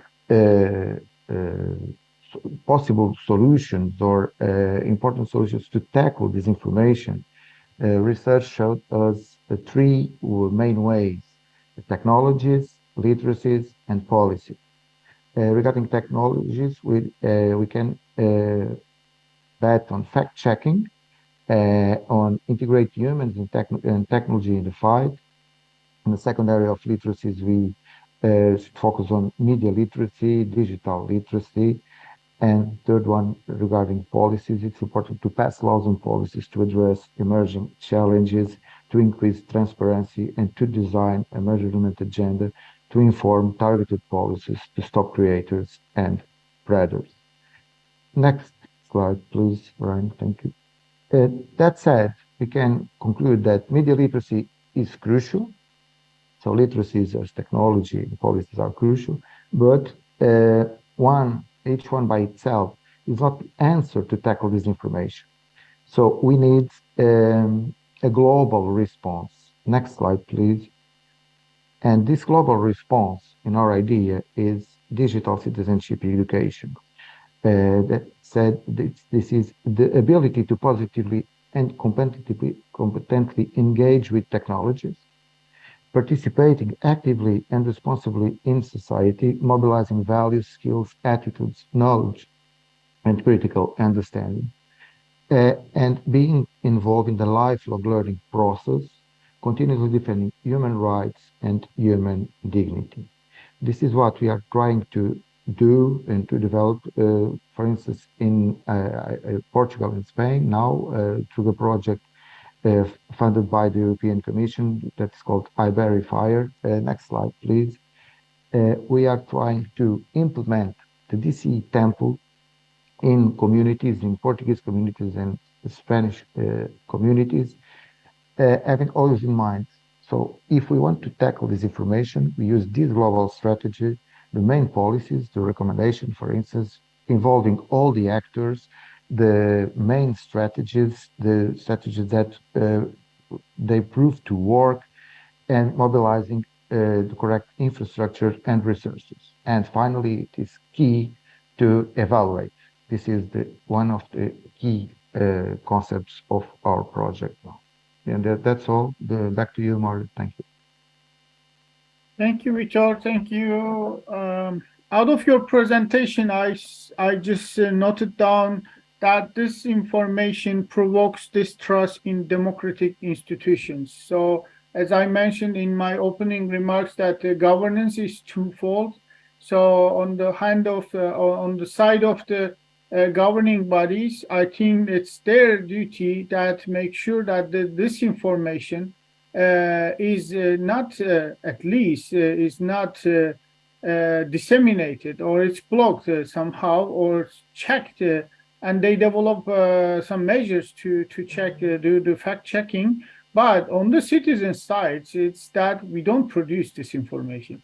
If you are responsible, can you imagine a world that everybody has the responsibility, and then we reduce, and then also they contribute taking the measures or implementing the measures that are in place. So again, involving actors, citizens as actors, active participants in governance is really key. Now I will turn to Olena Staslavska, who is our online moderator. And are there any questions from the floor, Afia, and then Lena from the online participants to our panel? Thank you, Murat. I'll switch on my video. Respectful colleagues, greetings from Poland. I'm very happy to be here, and thank you for inviting me to moderate the discussion. I have some questions to our presenters. Actually, we heard 4 very different and very rich presentations during these 30 minutes, and I think we would like to learn more about it. And I hope that during this 5 minutes of moderation, I will be in touch also with Afia, who is our on-site moderator. Please, Afia, give me the signs if there are some questions from the audience, because we really want to use this time for the discussions. But I will start the first question to Brian. You were talking about the guidelines for equitable partnerships, but how do you incentivize the private sector to take the guidelines on board? Thank you, Olena. Yes, indeed, it is a very good question. It is something that we have to put all our effort into promotion of the concept and build awareness. So I think events such as these, this is a call out to all potential participants, large and small, so that when we think about technology providers, we often think about the big platforms and the names that everybody is familiar with. But there are many, many different ways in which are companies and providers involved in this area.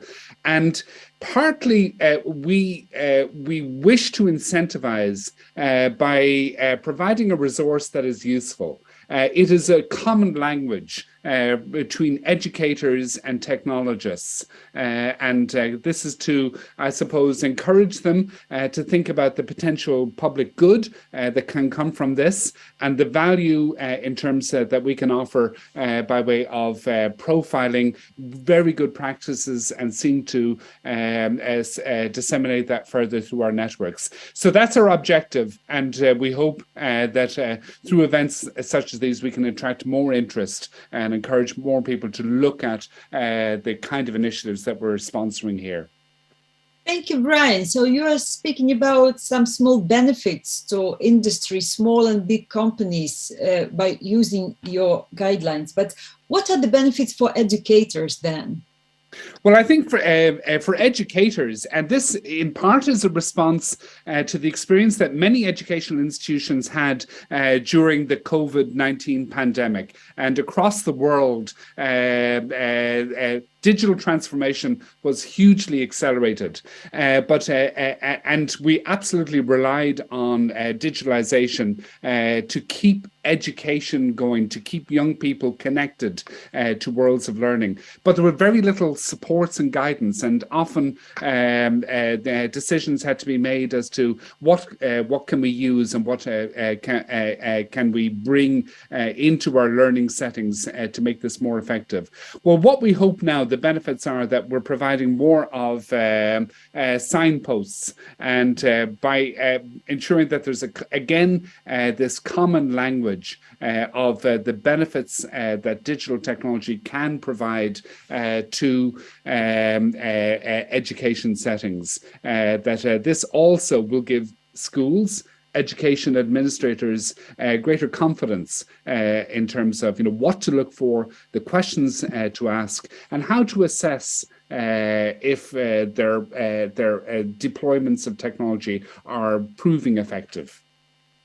Thank you, Brian. So as far as I understand, you claim that technology can be a great partner for education and we can all learn how to benefit it. Afia, do we have any questions from the ground, please?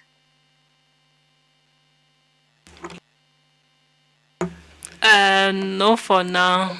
Please, do you have any question for the speakers? Thank you very much, Afia. Please don't hesitate to just interrupt me if there are any questions. Then I will ask Alessandro some questions, because all of us are playing video games, or at least we know people who play video games. And you say that video games can be very educative, so it can serve our purpose. But can you give some concrete examples of some valuable games? I'm very curious. Unmute yourself, Alessandro.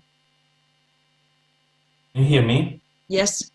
Yeah, absolutely. I was thanking you, Elena. Now you also can see me. I'll give you a few examples. very, very interesting examples. The first one is a very recent game, which is called Road 96, which is a narrative game based in a fictionary nation with a dictatorship inside this nation, and you play as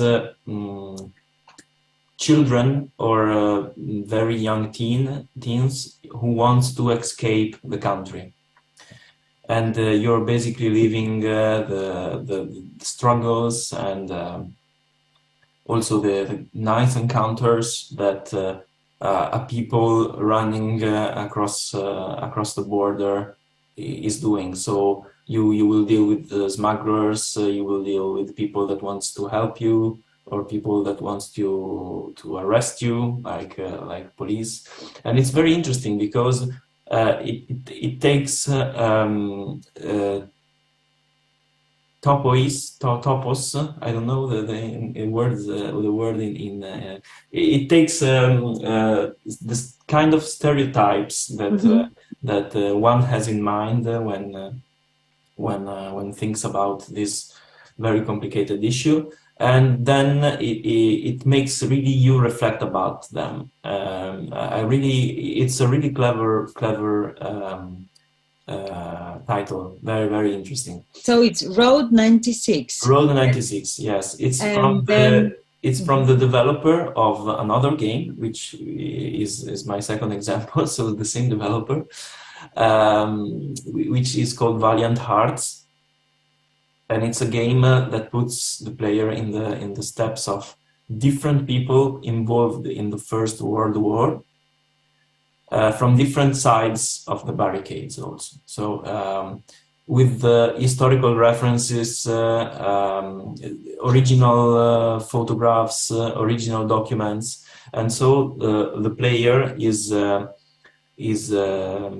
has the possibility to really understand to understand what is coming from fiction and what is real of the video game.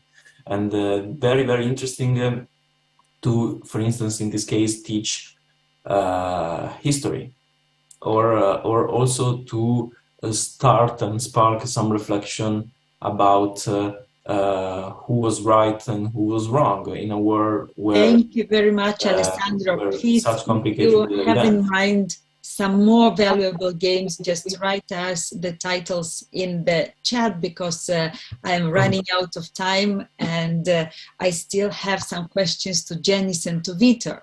Janice, are you here?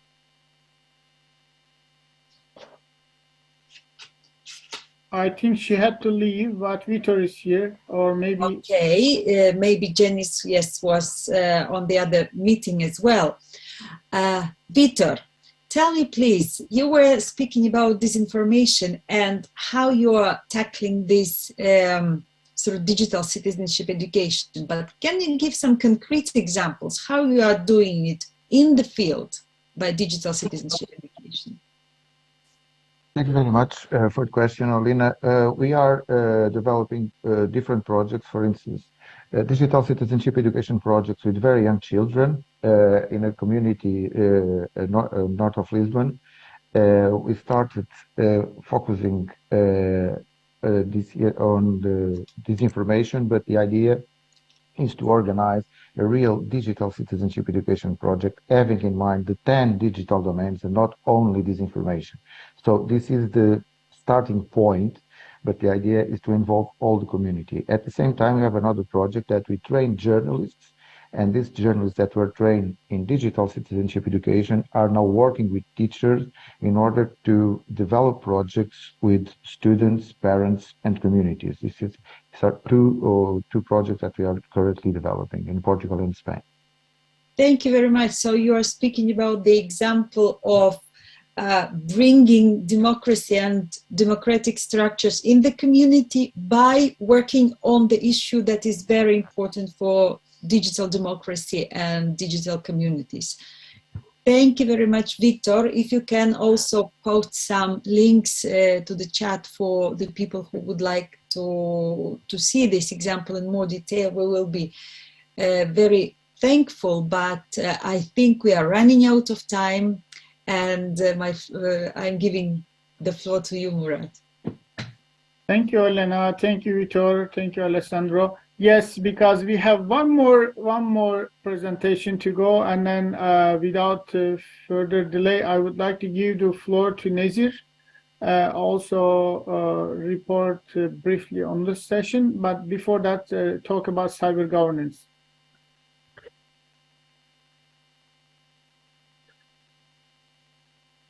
Nazir, okay, hello everybody. So I'm Nazir from Turkey, Konya.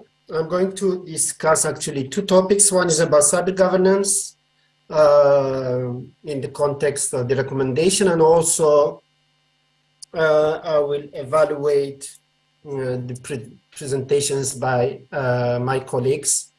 I've tried to manage the time. First of all, cyber governance, or some say internet governance or good cyber governance. Actually, all these discussions that we have made so far are about good cyber governance, because it includes some good governance principles. So internet governance is actually about the power, because internet is more than the codes, and it is a source of power, and therefore all stakeholders try to benefit and get more power from this domain. Internet governance, so good internet governance is much more about to establish a free, safe, and sustainable digital ecosystem. So each stakeholders, actually, states, international organizations, private companies, the experts, individual citizens, they have different understanding of internet governance, but the approach of the Council of Europe is much more integrated. And actually the IGF approach is also quite, have commonalities. So I will try to focus on the components of cyber governance, digital citizenship education as a tool for cyber governance, and then I will go through the recommendation. So next slide, please. Maybe the one after. So I have, okay, cyberspace is a new domain.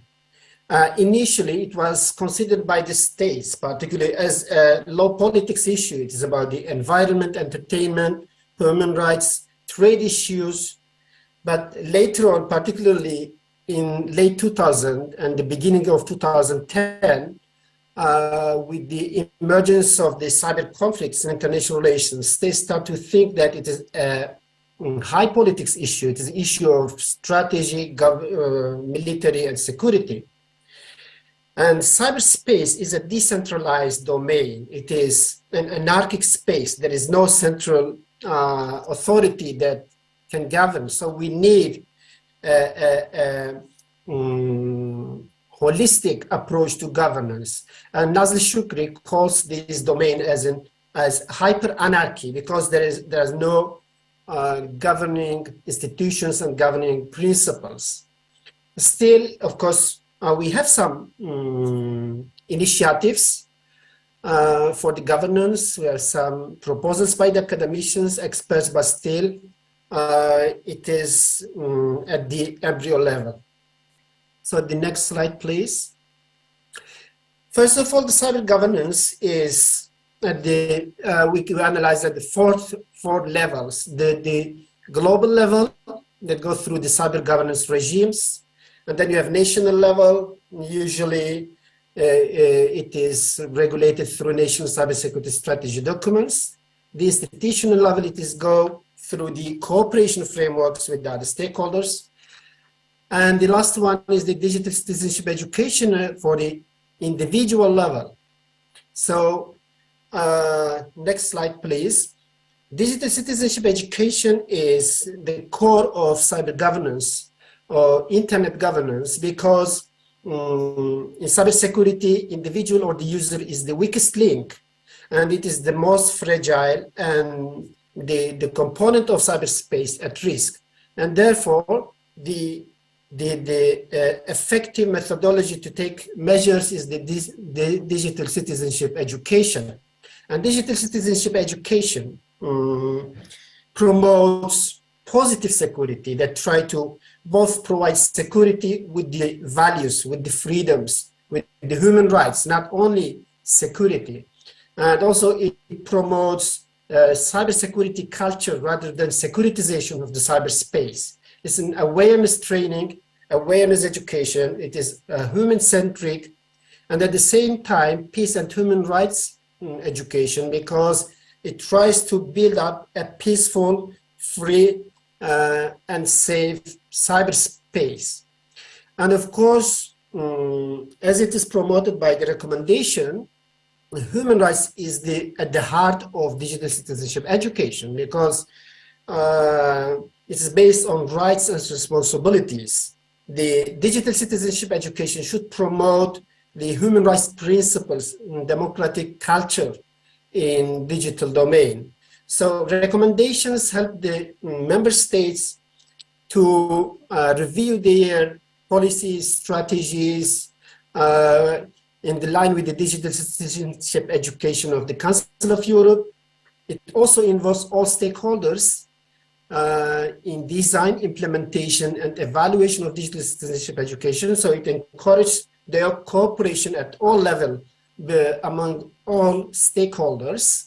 And it is based on the integrated conceptual framework. The recommendation, next slide, please. As my colleagues stressed before, they promote also 10 digital domain with 3 clusters: being online, well-being online, and rights online. And these 3 clusters are, and all these principles are supposed to be provided through digital citizenship education. And the recommendation develop a framework. The next one, please. It is based on 5 basic principles: so contextual, informational, regulational, institutional, and cooperation. Contextual is much more about the access to internet, the preconditions to the access, and information is about democratic culture on the internet. Regulation is about the legal and administrative regulations. Institutional about the capacity building of the education institutions. And last one is about the cooperation among all stakeholders. So the digital citizenship education as a source of knowledge for the citizens in digital domain is an important component of internet governance or good cyber governance. So shall I shift to the evaluation of the presentations, or? I'm afraid we are running out of time. Okay. Brian, do we still have time, do you think, or we are just? We're just on time, so I think it's to wrap up. Okay.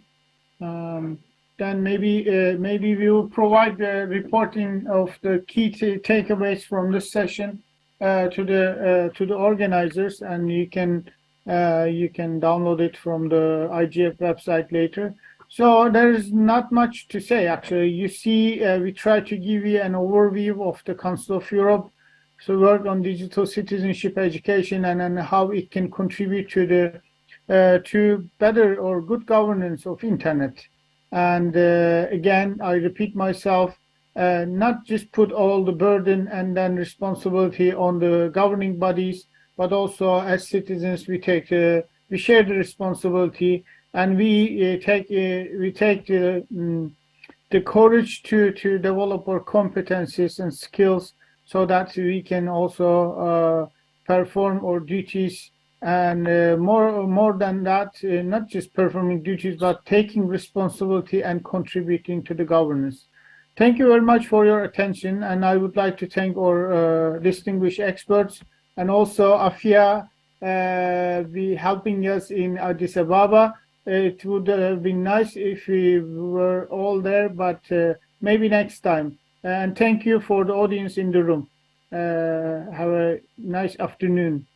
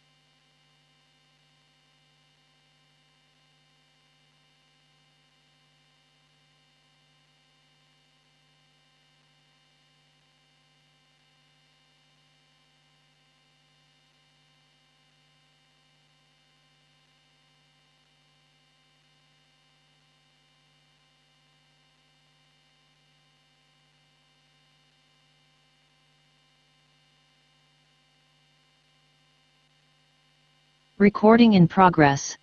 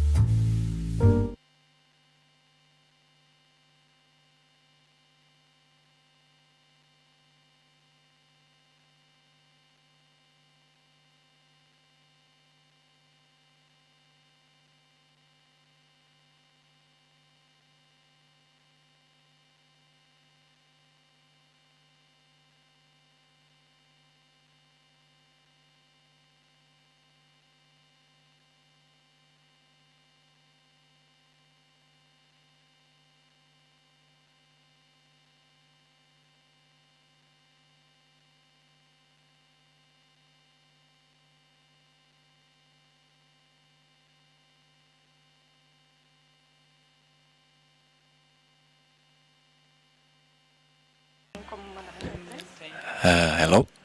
Será que já está? É o pessoal online fazer o sound check. Fala assim, pede para cada dos online se eles podem testar. Mas no Zoom. Não, aí mesmo.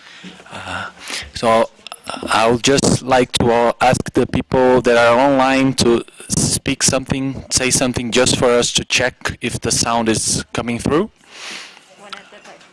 One at a time.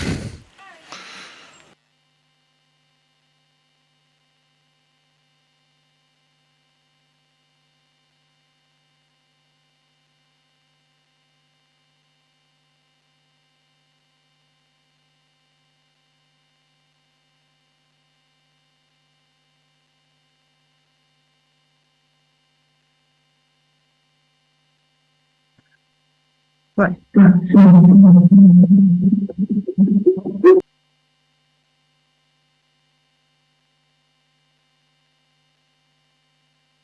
Hello? Hello?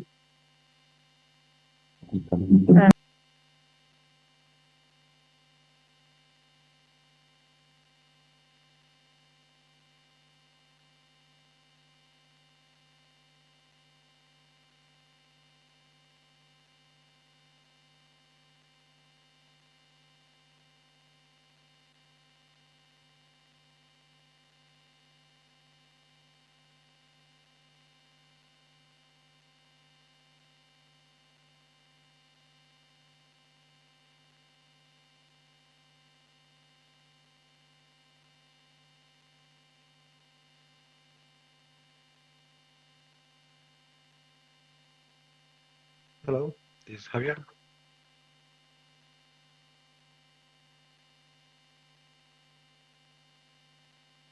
One, two, three. 1, 2, 3. Can you hear me? Yes, oops. Yes, we can hear you. Thank you, Javier. Can you hear us as well? Yes, we can now hear you. Okay, great. Pode começar. Todo mundo está online?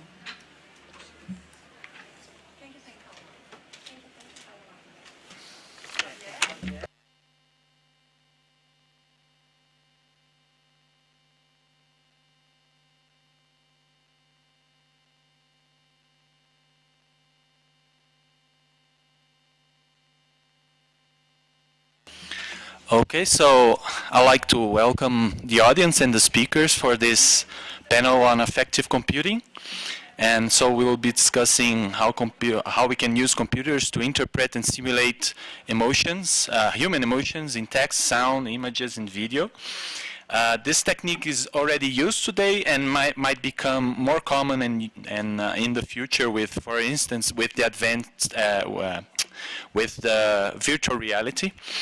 And so we'll discuss its potentialities, issues, and other challenges. We'll start with a 10-minute talk from each of the speakers, and afterwards we will open for the audience for 10 minutes for questions. So my name is Enrique Xavier. I'm a researcher at the Brazilian Network Information Center, and today we have 5 specialists on this topic here. We have Diogo Cortes. He's a researcher also at the Brazilian Network Information Center and also a professor at Catholic University in Brazil. We have Lisa Barrett online, professor of psychology at the Northeastern University in USA. We have Javier Hernandez, researcher also on this topic at Microsoft Research and MIT Media Lab. And we have Jessica Chuska, a researcher in social psychology from University of Duisburg-Essen in Germany. And we have present here as well Marina Meira. She's a lawyer and head of projects at Data Privacy Brazil Research Association. So I would like to first start with Diogo, if you can give us your thoughts on this topic. All right. So thank you, Javier, for the introduction. I'm glad to be here. I'm glad to be one of the organizers of this session. I would like to thank you all the speakers that accepted to participate with us. I think that we will have a great panel with experts from different backgrounds and expertise, that's what we need to discuss affective computing, because it's not just technology and it's not just regulation, it's a mix of things that I think that we will achieve with this panel. So I prepared some notes here. I think that my objective in my talk is to introduce the field of affective computing.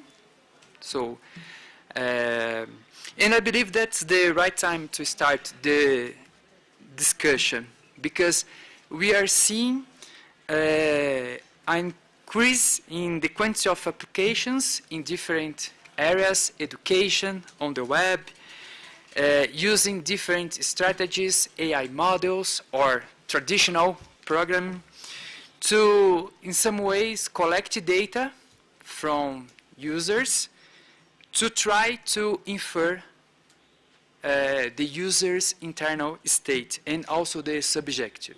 And so our objective with this workshop is to introduce the theme and to the IGF agenda. So that's our main focus here.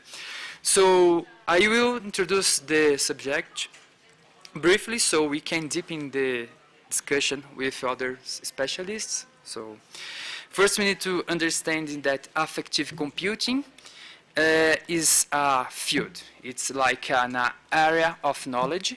It's not a technology itself, that we can develop different kinds of applications to recognize, detect, simulate, or organize data about humans' emotions.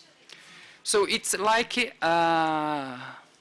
the same kind of the discussions that we need to have with AI, because sometimes we need to talk about regulations. But what AI we are talking about? We are talking about AI that translate things, or an AI that, for example, approve credit, bank credits. So there are different kind of applications, and what my key message here is we need to understand affective computing, that we can develop different kinds of applications for different purposes, okay? And we will have different strategies and techniques for this. So you may think that AI always involves, you may think that affective computing always involves AI. But it's not so simple, and that's not true. We can have different kinds of applications that, for example, relies on self-report for users to use for different purposes. For example, content moderations or applications for mood tracking. Those kind of applications do not use AI, do not try to recognize the user's emotions, but also deals with humans' affect in some way. But of course, that I think that the main discussions is the relations of. So I think that in the last decade, the field underwent a rapid and exciting development, relying the use of AI. So affective computing using different kinds of models of AI to develop things. And we can combine affective computing with AI working with different modalities. What I mean about modalities? I mean like inputs.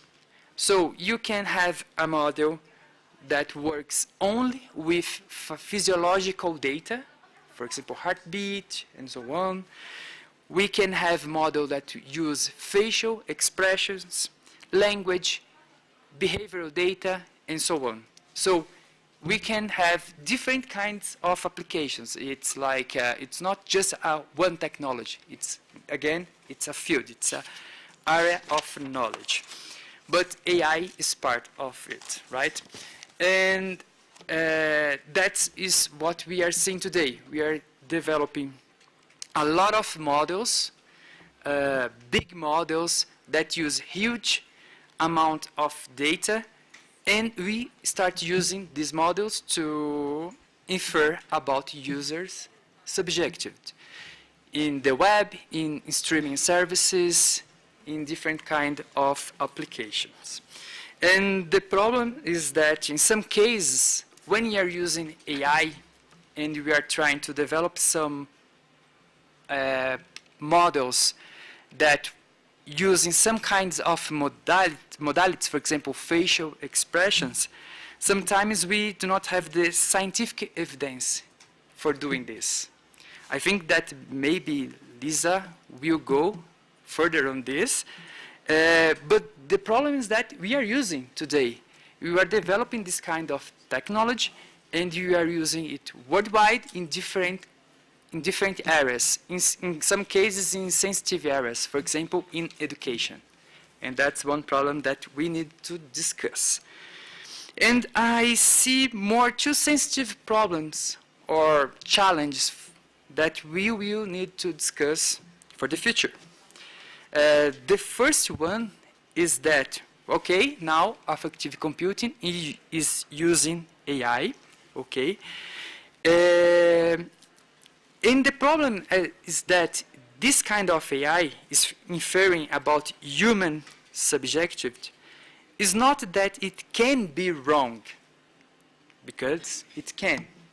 But the real problem is that this kind of application can make us believe that this application is right. Because we have an application that uses a camera that captures your facial expression and say that you are happy with 90% of certainty. So it's like a way to convince people about the power of the model. But sometimes it's not true, because sometimes it was not built based on scientific evidence. So that's one problem that I would like to introduce here. And the second one, I'm just finishing here, Javier, is that we are developing those models, and I'm calling here global models, to infer human subjective internal states of users in different regions and cultures. So we train one big model using, in most of the case, data from North Global users' data, and we apply it for different areas of the world, for different culture and language. And we are not taking in considerations that affective computing, the human's emotions, depends and varies based on culture and also language. So it's affective computing, now it's my personal claim here, is difficult to be one size fits all. So that's my introduction here. So thank you, Javier. Okay, thank you, Diogo. And I would like to ask to Lisa Barrett to present her contributions to the discussion.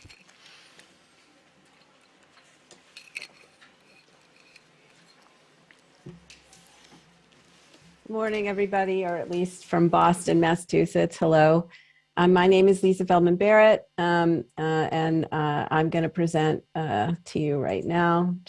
I need to have screen sharing because I was going to show some data, or do you want me to just talk? Yes, I think it's possible. I think the technicians just have to put your screen on, or I don't know if you can do that. Now I can, yeah. But it is possible in principle. Right. Okay, I think, yeah. Yeah, okay. So affective computing, as we just heard, is a very broad field with many important and valuable technologies. But what I'm going to do today is just focus on one, and as we heard, a very popular one. And what I'm going to do is advise caution or maybe even, sound an alarm bell. So I'm going to be talking specifically and only about automated emotion recognition. So a couple of weeks ago, I saw these faces on Twitter. Someone fed them to an emotion AI program, which determined with a high degree of confidence that these were expressions of anger, disgust, and surprise. Actually, this is one really, really excited guy at I believe, an American football game. I think this is a beautiful illustration of what's wrong with emotion AI as it's practiced today. So there's a growing economy of emotion reading gadgets, apps, and algorithms. And my message here today is not that this technology can't, in principle, perceive emotion in humans, but rather that the industry and governments are currently going about this the wrong way because they fundamentally misunderstand the nature of emotion. And as a consequence, they're missing a game-changing opportunity.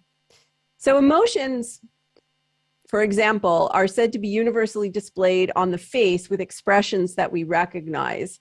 People are supposed to smile when they're happy, frown when they're sad, scowl when they're angry, and so on. And everyone around the world is supposed to be able to recognize smiles, frowns, and scowls as expressions of emotion. And this is so ingrained that we actually even refer to facial movements as expressions, even though most of the facial movements that we make are not actually related to some kind of internal emotional state.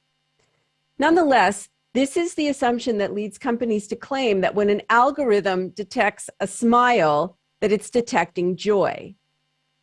And this is a really serious issue because such statements conflate the measurement of muscle movements with inferences about the emotional meaning of those movements. And let me show you what I mean. So here are the facial movements that are presumed to be universal expressions of anger, disgust, fear, happiness, sadness, and surprise. So how often do people actually make these faces when they're expressing these emotions? And the answer is not much. So the data that I'm showing you is from a recent meta-analysis of hundreds of studies. And the y-axis here, the vertical axis, represents the average proportion of times that people actually make these faces during actual emotional events. So if you take anger, for example, scowling in anger, when people are angry, they scowl about 35% of the time, which is greater than chance. But this means that people move their faces in a variety of other ways to express anger 65% of the time. So think about when you yourself express anger, you might widen your eyes and gasp, you might frown, you might cry, you might even laugh or smile. So it means that you're going to be missing 65% of the cases. And perhaps even more importantly, people often scowl when they're not angry. They scowl in concentration, they scowl when you tell them a bad joke, they scowl when they have gas. So this is the false positive rate, the proportion of times that people scowl, and it means something other than anger. And what you can see is that false positive rates are high across the board for the 6 most popular emotions that have been studied. Nonetheless, there are hundreds of published studies which show posed faces like these to test subjects who are asked to select the emotion being portrayed or expressed from each of a small set of emotion words that are derived solely from English. And here are the beliefs. This is what people believe these faces mean compared to the frequency with which these faces are actually expressed with the target emotion. So look at the discrepancy between what people believe these facial movements mean and what their meaning actually is, and which numbers are affective computing companies using. They're using these numbers. So you have to ask yourself, like, what are these faces, right? Why are companies spending really millions of dollars developing emotion AI using these particular facial movements? And as it turns out, these faces were not discovered by observing people expressing emotion in real life. They were stipulated by a handful of scientists who adopted as universal truth that these were universal expressions, and then built a whole science around them. But basically, these are Western stereotypes. They are widely held but fixed and oversimplified ideas about emotional expressions. And I should say that the data that I just showed you were from urban cultures in the West. If we look, for example, at urban cultures in the East, who are exposed to Western values and norms, the numbers are a little lower, but they're basically similar to what I showed you. But if we actually go to small scale cultures, which have limited access to Western cultural values and norms, what we see is something completely different. So for almost 40 years, claims of universal emotional expressions in the face were based on only 2 peer-reviewed papers and 1 chapter, which discussed 4 samples, all coming from the same area of the world, which was Indonesia or Papua New Guinea. Since 2008, there have been a renewed interest in testing whether emotional expressions are universal. A larger number of cultures have been sampled, and studies have used a wider range of empirical methods, and the majority found substantial evidence for variation across cultures, not similarity.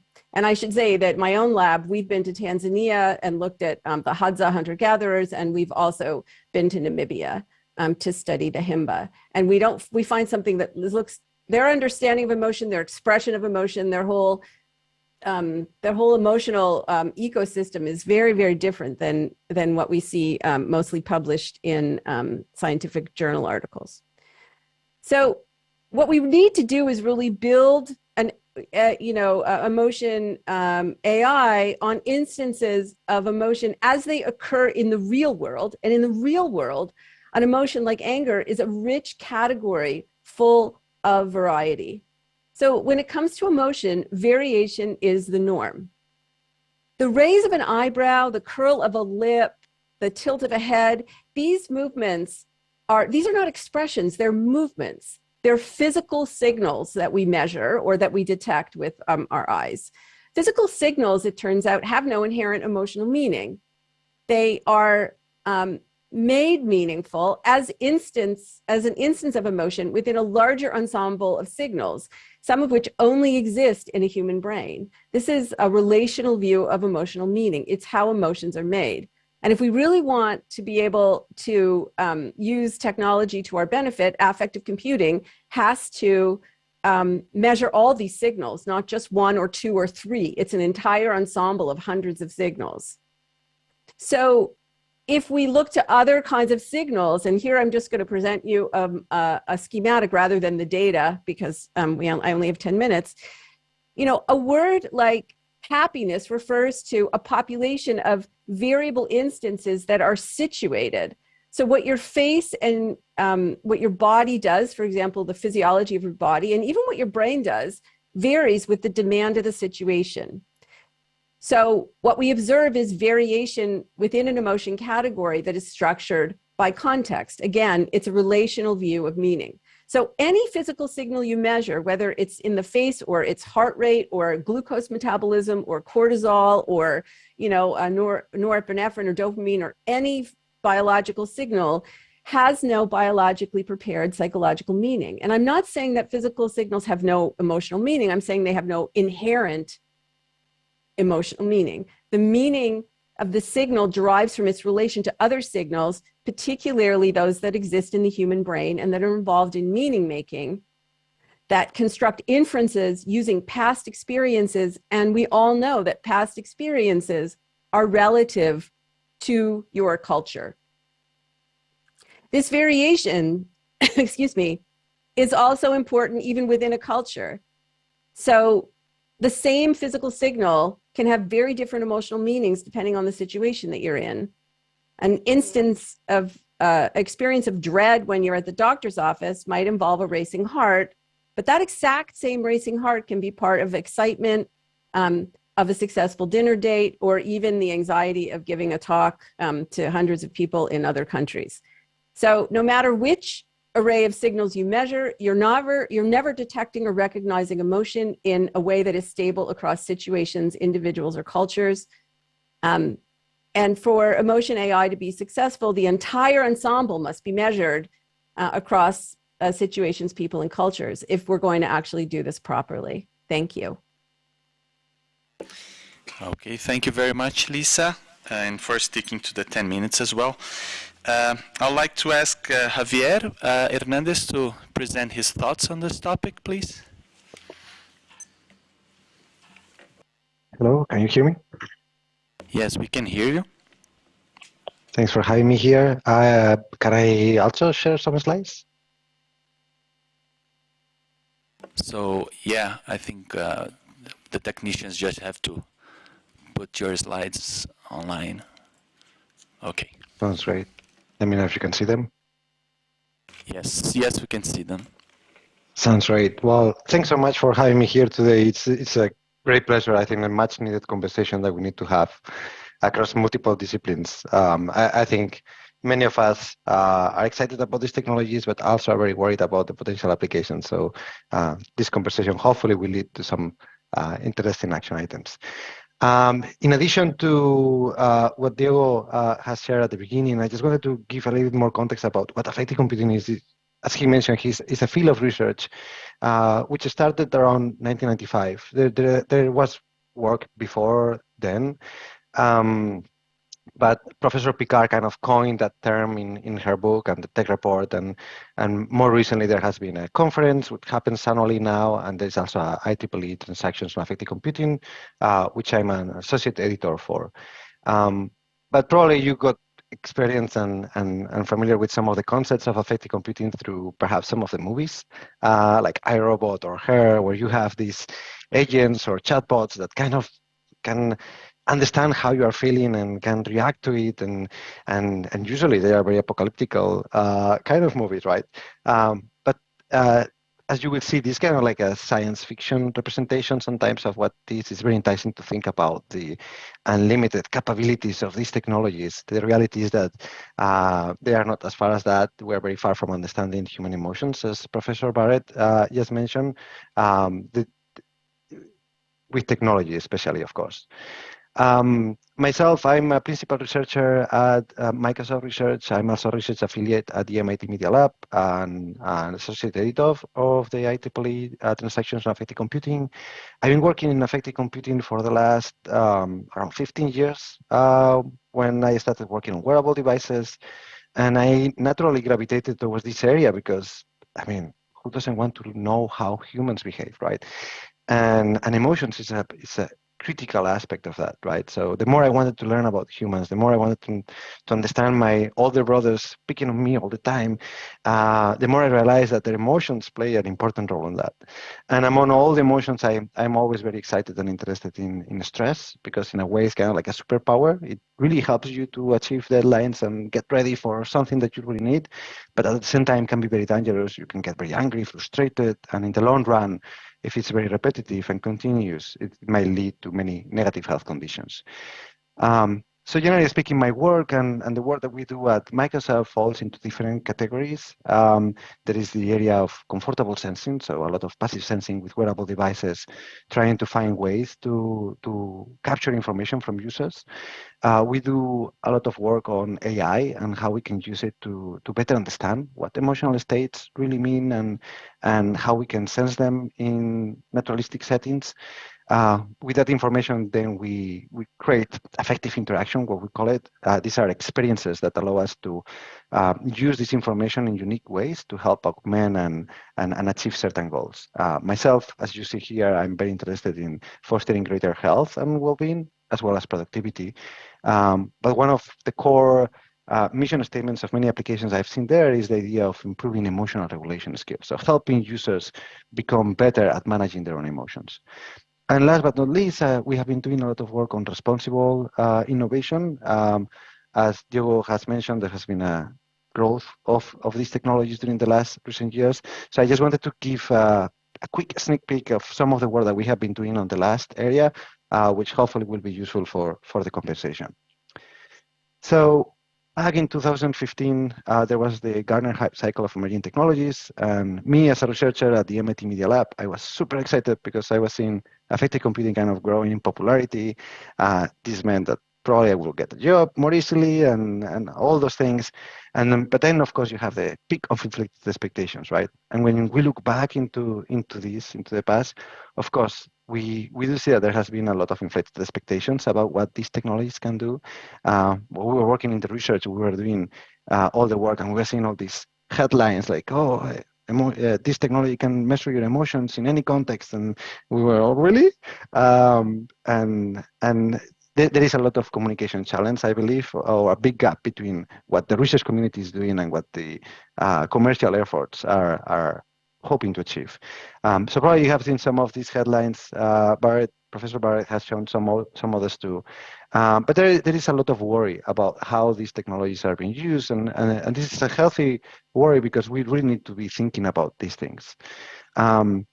I usually borrow this example from Professor Barrett in my presentation, so I won't go through that because she already mentioned it. But the main idea is that you really need more information than what is being shown, and usually, depending on the amount of information that you have, it will change how you make estimates of anything, right? So in this case, for example, if we want to say whether Serena Williams is happy or excited, we may say that she's frustrated. If we see the whole context, perhaps we say that she's excited, but the reality is we don't know. Maybe she's angry.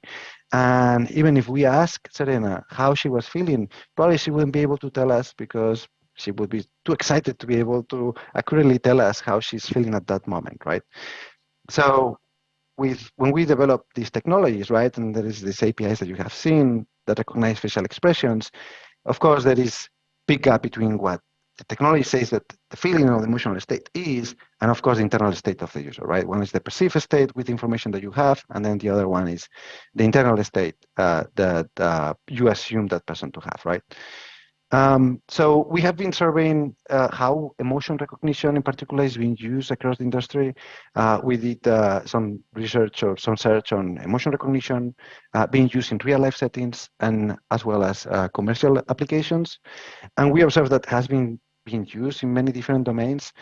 Here you can see some examples. So market research is one of the early areas, for example, to understand how people react to advertisements. So you can change the content of the advertisements before they get in the Super Bowl or some other high visibility events. There are some applications also in defense and security, like for example, to detect suspicious behavior and deception and things like that. There is also in transportation for road safety and entertainment purposes to entertain passengers. As Diego mentioned, also in human resources, there has been some efforts on candidate recruitment. Students and myself, I do a lot of work on mental health and well-being. So there is a lot of applications, for example, on stress sensing and how to help better regulate the emotional states of users. But the idea is that, again, emotion recognition is kind of a tool like AI that is being used across many different domains. So that's very important to keep in mind. And when we think about AI or emotion recognition, many of the limitations of AI, they also happen in emotion recognition, just because the limitations of artificial intelligence in particular. But emotion recognition, in addition, has some additional challenges that we have to be very mindful about. The first one is that the theory of emotions is evolving, right? As Professor Barrett mentioned early on, people used to think that perhaps there was universal theory of emotions, discrete emotions, but now we know that it's much more complex than that. There is contextual information that we have to keep in mind. There is individual experiences. So of course, that makes it more difficult. But the reality is not like physics, that it's more understood, or there are like formulas that explain very well how things are happening. There's still much to learn around this space. The second one is that human emotions are usually very difficult to describe and label. Even if I ask you now, how are you feeling? I mean, if you tell me happy, perhaps your word of happiness, you use it in a different way than your colleague. And perhaps if I ask you the same question today and tomorrow, it will mean different thing, right? So this basically impacts the quality of the assessments that you provide. The third one is there is a lack of representative and generalizable data, right? Capturing this data is very expensive. It's very difficult because it usually relies on asking questions to users. So when you want to train these large AI models, it's very difficult to have enough data, right? It's not like you have that data available like images on the internet. The fourth one is that the language of emotions, it's usually it's oversimplified, right? So when I say emotion recognition, it means very different thing for psychologists. It means different thing for people who are using the technology. So usually for me, it's very clear. It's a system that takes signals and then makes an interpretation of what a new signal might look like, right? But for someone who is naive to the technology, might think, oh, this is a magic box that can tell me how people are feeling on the inside, right? So there is a big gap between these things, and it's difficult to communicate all the complexities of systems. And last but not least, there is blur boundary of what should remain private and public, right? So there is a lot of criticism about this because oftentimes you might emote to show that you are happy or excited or engaged with someone, right? But some other times you don't want your physiology to give you away how you are feeling in that particular moment, right? So there are mismatched expectations about how different aspects of the emotional experience should be shown. So I won't go through all that, but we have been thinking quite a lot about the user harms and how they may impact users. There has been a lot of work in the past about how affective computing can be dangerous, especially if you have governments that can monitor humans or know how they are feeling at any moment in time. But the reality is that there are harms that are happening nowadays when you use these technologies. And some of the problems that you see, for example, is the automation bias, right? The people tend to over-rely on these technologies. And as Diogo was mentioning, this is very difficult to know whether these technologies are working well or not, especially when used in broad ways. So to help minimize some of the challenges or user harms that we have seen, we came up with the 4Cs ethical framework, where basically kind of provide like few recommendations across 4 pillars: communication, consent, calibration, and contingency, with the hope that it will help minimize some of the user harms that we have been observing. I won't go through all of those, but just to say that there is potential to help reduce and mitigate some of the risks, like ensuring that, for example, people opt in, right? That people accept to be sent with freedom of choice. Those seem to be obvious, but sometimes you see these applications being used in more complex ways. The other one is not using predictions as a ground truth, right? So if you have a facial expression recognition, don't assume that the output is telling you how people are feeling on the inside, right? But that applies to any kind of technology because AI, it fails, right? So we have to be mindful about those things. So based on this work and many other efforts at Microsoft, as probably you already know, we had actually a face recognition API that tell us, like, it infer the emotional state, the perceived emotional state of a picture. But based on all the worries and all the dangers that we have seen back in June, it was restricted. That means that in order to use that API, you need to go through a panel of expert reviews just to ensure that you are going to use that API appropriately, right? We think that having just APIs for emotion recognition in general, it creates a lot of problems and harms, just because the people who develop those technologies are not the ones who apply them, right? So that gap, it created all these challenges of using technology in a way that wasn't designed for, which I think it aligns very well with what Professor Barrett was mentioning, with having APIs that recognize states from facial images being used for very sensitive applications, like some of the ones that we have described. And with that, I will just close the presentation, and thank you for your time. Great, thank you very much, Javier.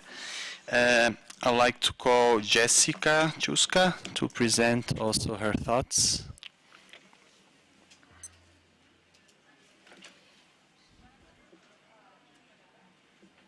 I hope you can hear me and see my slides. Yes, we can hear you and see. Okay. Okay, thank you very much for Diogo for inviting me, for having me here in this super interesting and super important workshop. My name is Jessica Stuka, and I'm a postdoc at the University of Duisburg-Essen in Germany. And here I lead a junior research group on intimacy with and through technologies. And I think, therefore, I have a lot of intersections with the topic here. And I try to add on what was already mentioned and how this kind of a technology comes with a high responsibility in a field of application, which is intimacy with and through technology. I would like to start because probably some of you haven't thought that much about the topic yet, with a short introduction into the field of digitalized intimacy and sexuality. And then I would like to invite you to explore how important emotion can be. I guess if you think about love and intimacy, most of you will already have a feeling of how important emotions are in that field, and how effective computing will be the basic framework for enabling long-term interactions with artificial entities. But that, and this is the closing of my introduction talk, comes with a high social and data protection responsibility. So we have basically 3 different ways how we can encounter intimacy and sexuality with technologies, or through technologies, or via technologies. The first one would be through, so people meet through an application or a platform and then still meet in real life. The other one would be via, which basically means that people use a technology to have an interaction which is intimate or sexualized. But the last one is an actual intimate or sexualized interaction with the technology itself. And I do know that some of you might think now, oh, this is very like futuristic or a sci-fi or something, but we are not that far away. What you see against the white background is basically a sexualized robot, which can now be purchased. The head is fully robotic, and below this, with the purple background, this is the so-called replica AI, which is a smartphone application that you could download to your smartphone, and it's basically a well-developed a chatbot. Also, the Anima is also a smartphone application that you can download. And both applications claim that they care about the users, that they help the users with their mental health and their mental states, with anxiety and so on. So as you already hear and can, or like if you hear what the claim is for these kind of applications, you would instantly see that emotions play a super important role. However, if we think about the chatbot systems below, they only rely on text, what you're typing in for the moment, and the robots, I think in the next version, they should have also like a camera inside to then maybe get some information about the emotional states. But even in this highly related field of love and intimacy, effective computing, even though it should play a big role and will probably play a big role, at the moment it's a little bit difficult. So how does effective computing now really relate to short-term and long-term interactions? This is a model that I conducted with a colleague in Amsterdam and Duisburg-Essen together, which is basically explaining under which conditions people are willing to engage in a sexualized interaction with an artificial entity. But there is, I don't walk you through the whole model, don't worry, because not everything is relevant for this context. But there is one specific aspect that I want to mention. In a short-term interaction, you would have sexual arousal, which shifts your attention and your cognitive resources to reflect on some of the aspects away to the gratification of the sexual fulfillment. But therefore, you maybe do not have in this specific moment all the capabilities to reflect on the fact that maybe this machine is not understanding my emotions right, it's not an emotional human being, it's not an actual human. So I guess in those short-term interactions, a lack of effective computing can be overcome by the arousal in the moment. However, this will not be the case in long-term interaction. And if we think about the smartphone applications, these are actually for long time relations and interactions. So there is already research that shows that recurrent interactions that evolve reciprocal dynamics are key to what makes a robot or an artificial entity, a chatbot or whatever, social. And the things that we do on a daily basis, which is social cognition, meaning we recognize the emotion of the other, sometimes with more or less effort, but still we do in most cases. We have an emotional perspective taking, meaning we can relate to what the other is experiencing, and then effective response following to what we just perceived. This is something that we do on a daily basis and which will be key to long-term interaction with artificial entities. But besides the fact that all have been mentioned before in the presentation, that it's super, super hard to implement, we really need to make sure that companies that are using this technology are aware of the potential consequences. And I wanted to stress two very important use cases or contexts or examples also of those potential consequences. Humans have a fundamental need to belong, and using effective computing is actually a way to nudge users into using a specific technology, as we have this need to rely to others and use our emotion for this. And with emotions and close relations comes self-disclosure. And self-disclosure then relates to privacy on one hand, and on the other hand, vulnerability and dependence. What do I mean by that? If you think about the way people will interact in emotionally intense state, which is prone by effective computing, obviously, it will also come along with many private or very sensitive data. And there was already this one scandal of the Ashe Medicine database that was hacked, and the names of the users were put out on the internet. And there are papers showing that this hack even had the consequences of suicide, and that families broke down and so on. So the data that is encountered through emotional computing is super sensitive. And on the other hand, we have vulnerability and dependence. Imagine there is, out of sudden, there is an entity on your phone that understands your emotion, while other people couldn't do that. So people get very vulnerable in this case. They get dependent. I mentioned the Replica AI. You can subscribe to a pro account, which then also has romantic qualities, for $5. But imagine the person being not able suddenly to pay those $5. It's basically taken away your emotional resource and your companion and your partner.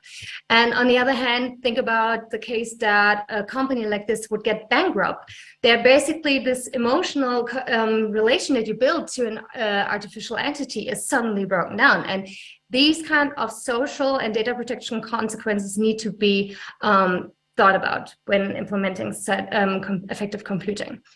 I just want to close by stating that we should stay technology positive, I think, because they can provide a platform for satisfying needs for intimacy and sexuality. However, we need to be responsible with this kind of a technology and anticipate and implement potential consequences and vulnerabilities. There are two examples how this was already tried to be included.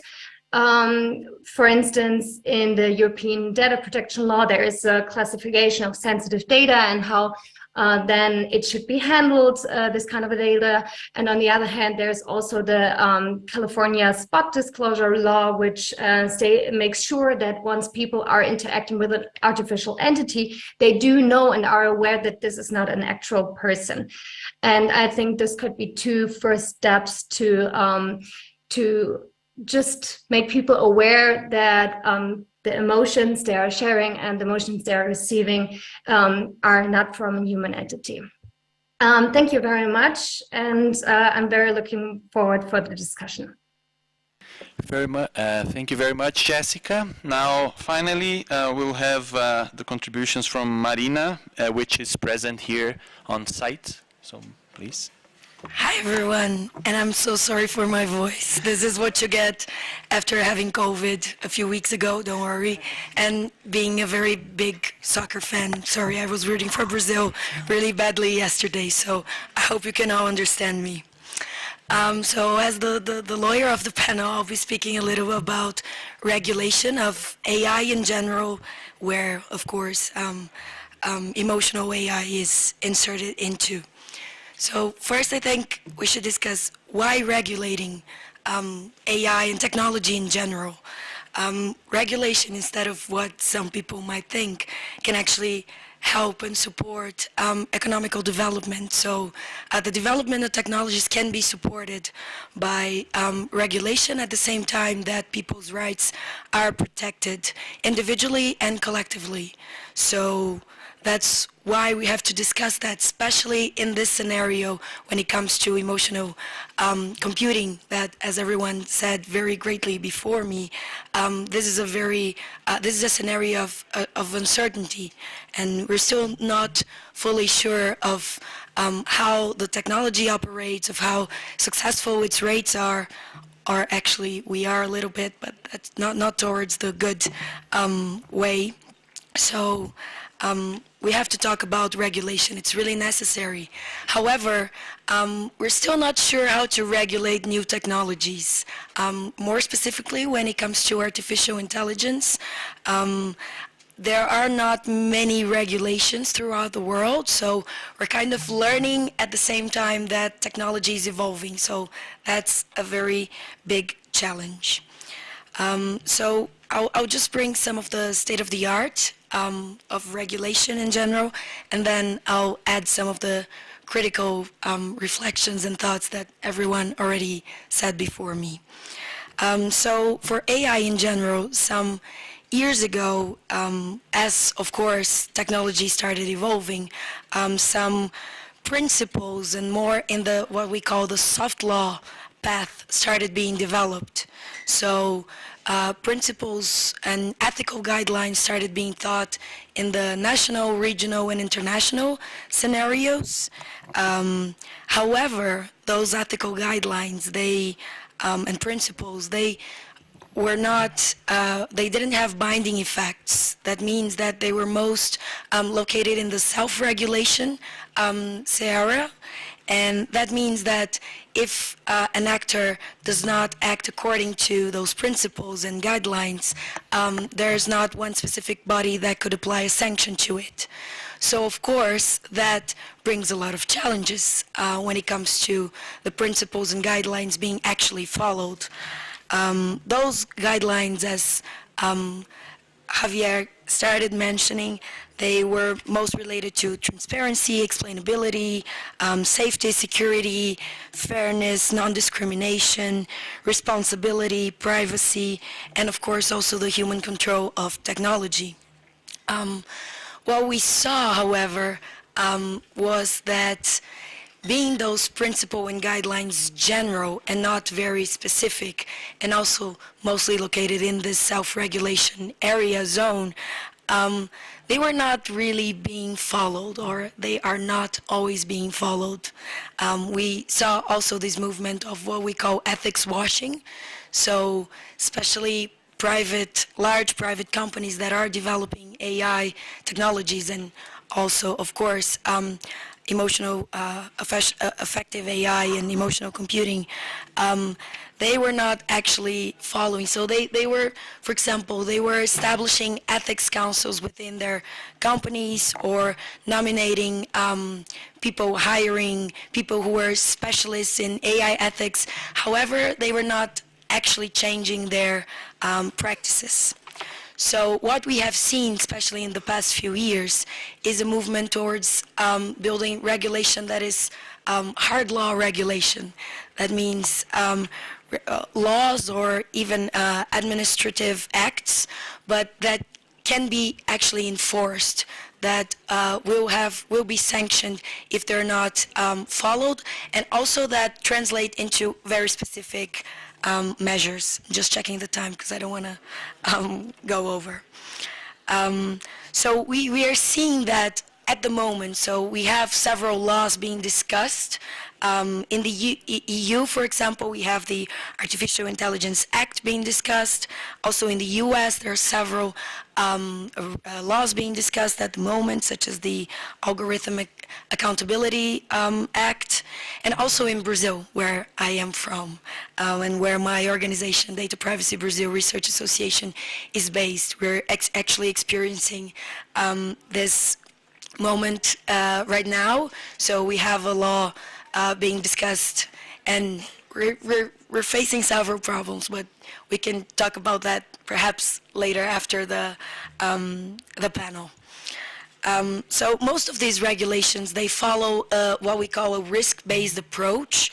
So that means that the more risks to human rights that the technology presents to those who are going to be affected by it, the more obligations those developing the technology, the AI, have.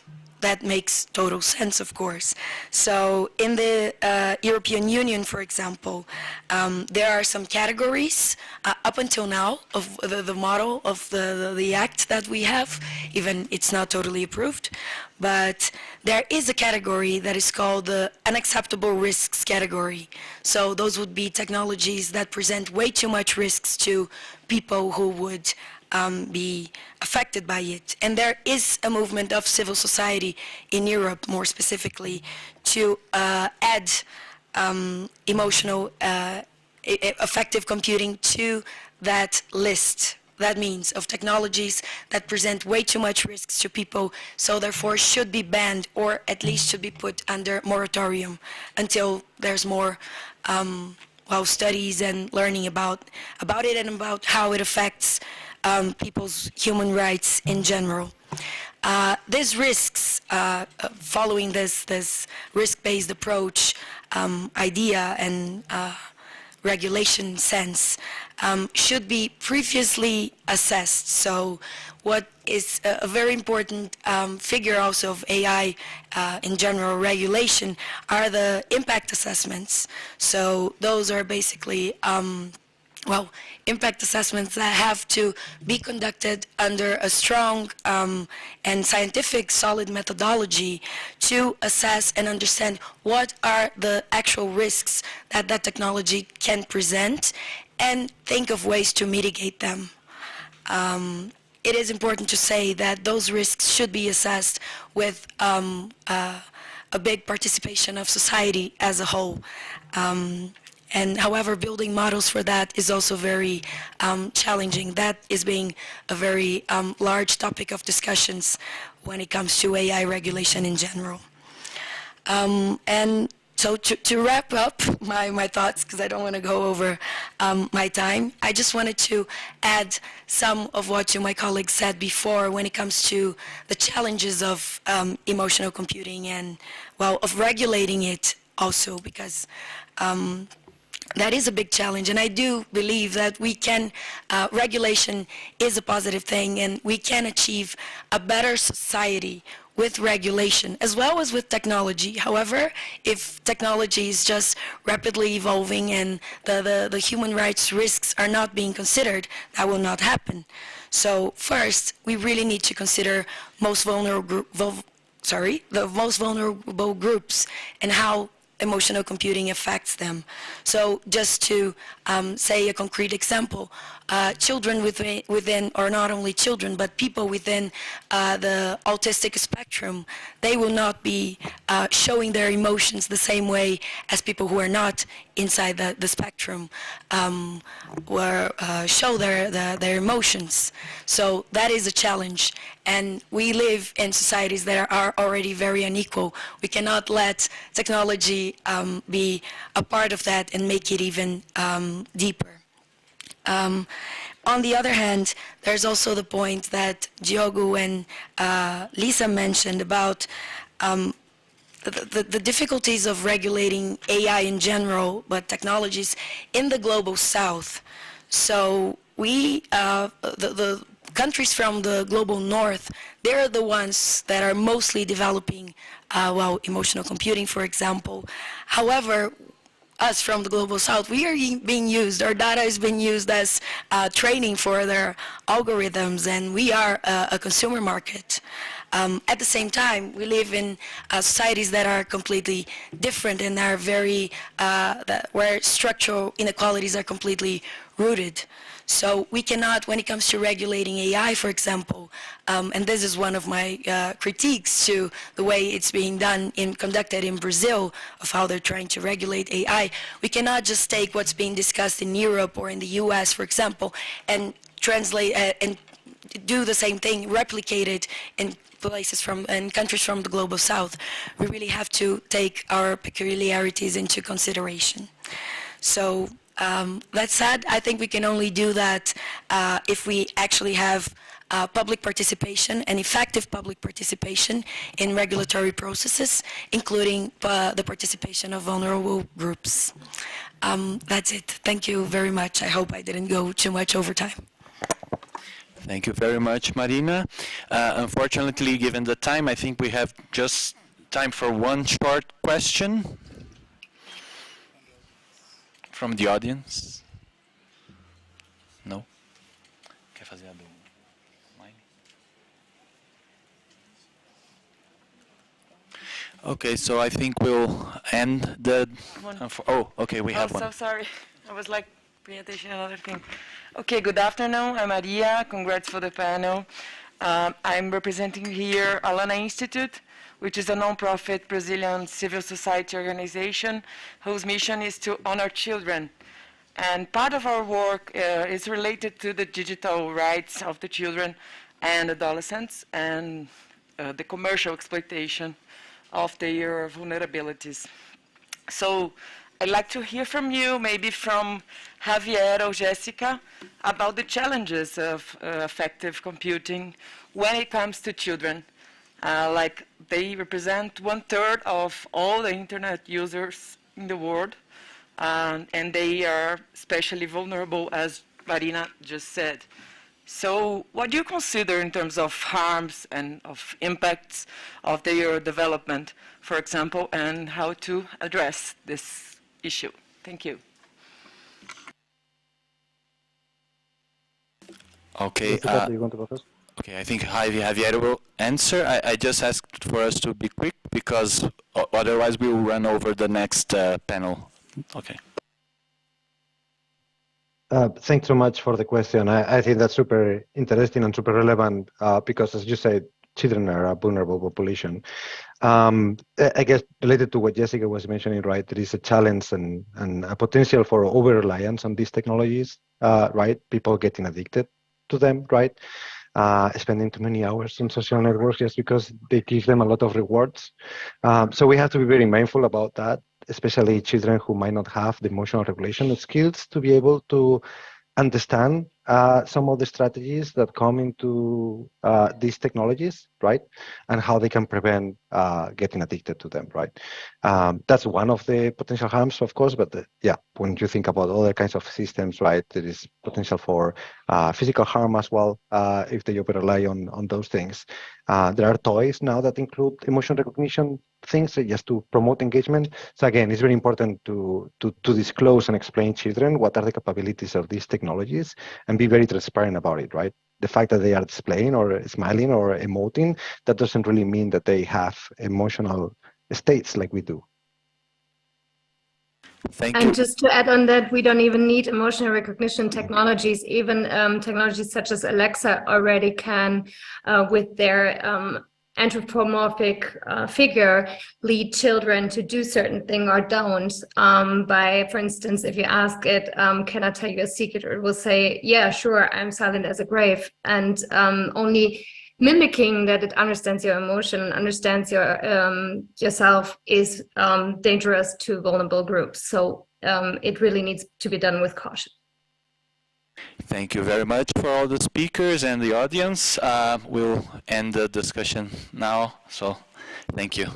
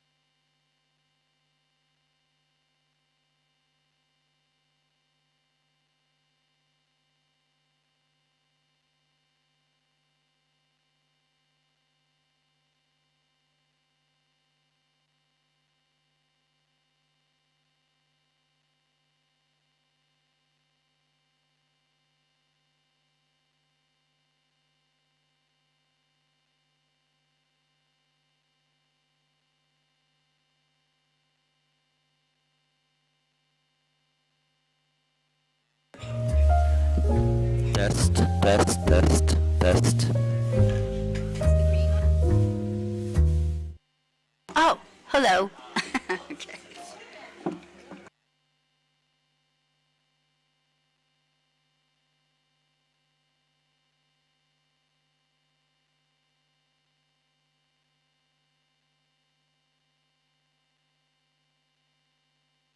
Let me just pull up my. Test.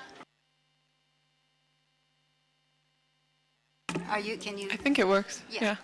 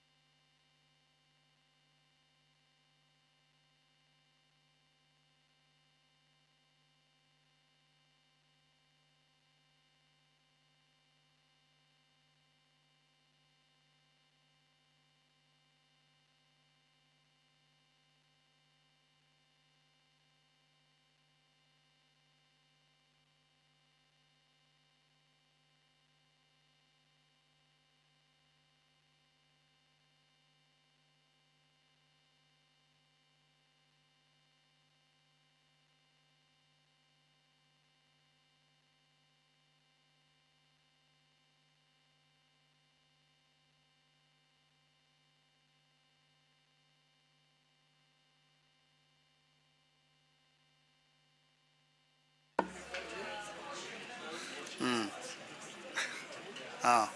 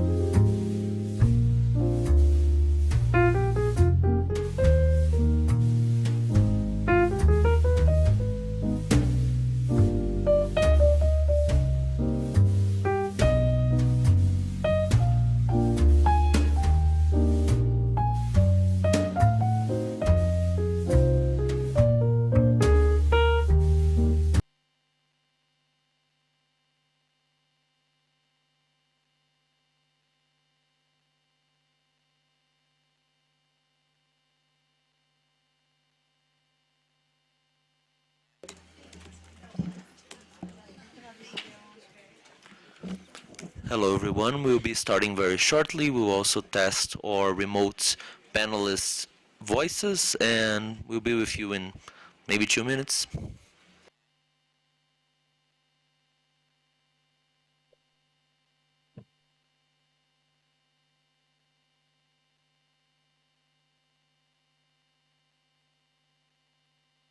I think I'll need your help in terms of unmuting our speakers to do the sound check. If that's okay, if you could unmute Jose Guridi.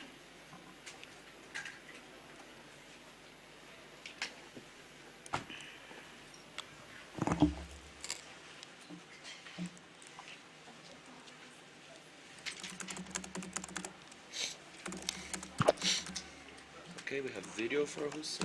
We have video for Jose. Nice.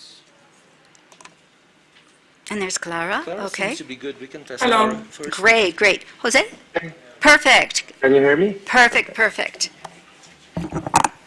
Okay, we're just still waiting on our friends at the OECD.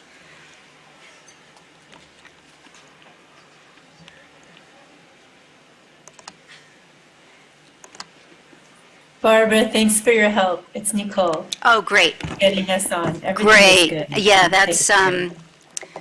your colleagues over in the OECD building are having a little trouble accessing it from the OECD system. So you guys were lucky. Thank you. And Barbara, for my part, you need me to just signal when there's a hand raised? Yes, just just indicate that. And everybody in the room is hearing us. Okay, super. Okay. I will be pleased to do that. And great. I'll keep an eye on the chat. Thank you. Perfect.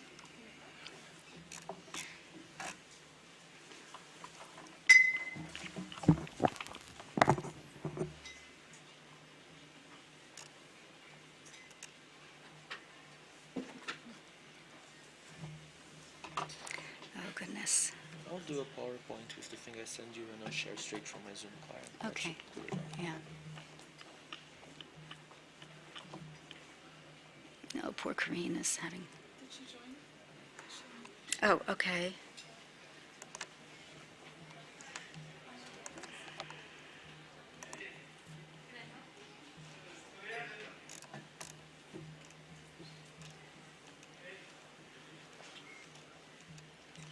No, I don't see Corinne.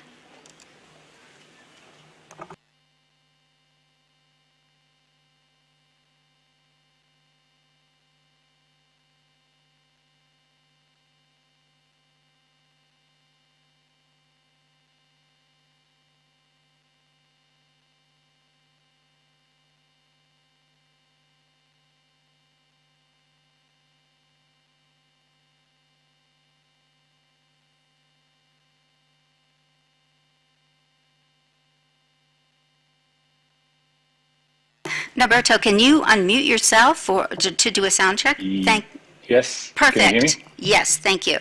Hi, everyone.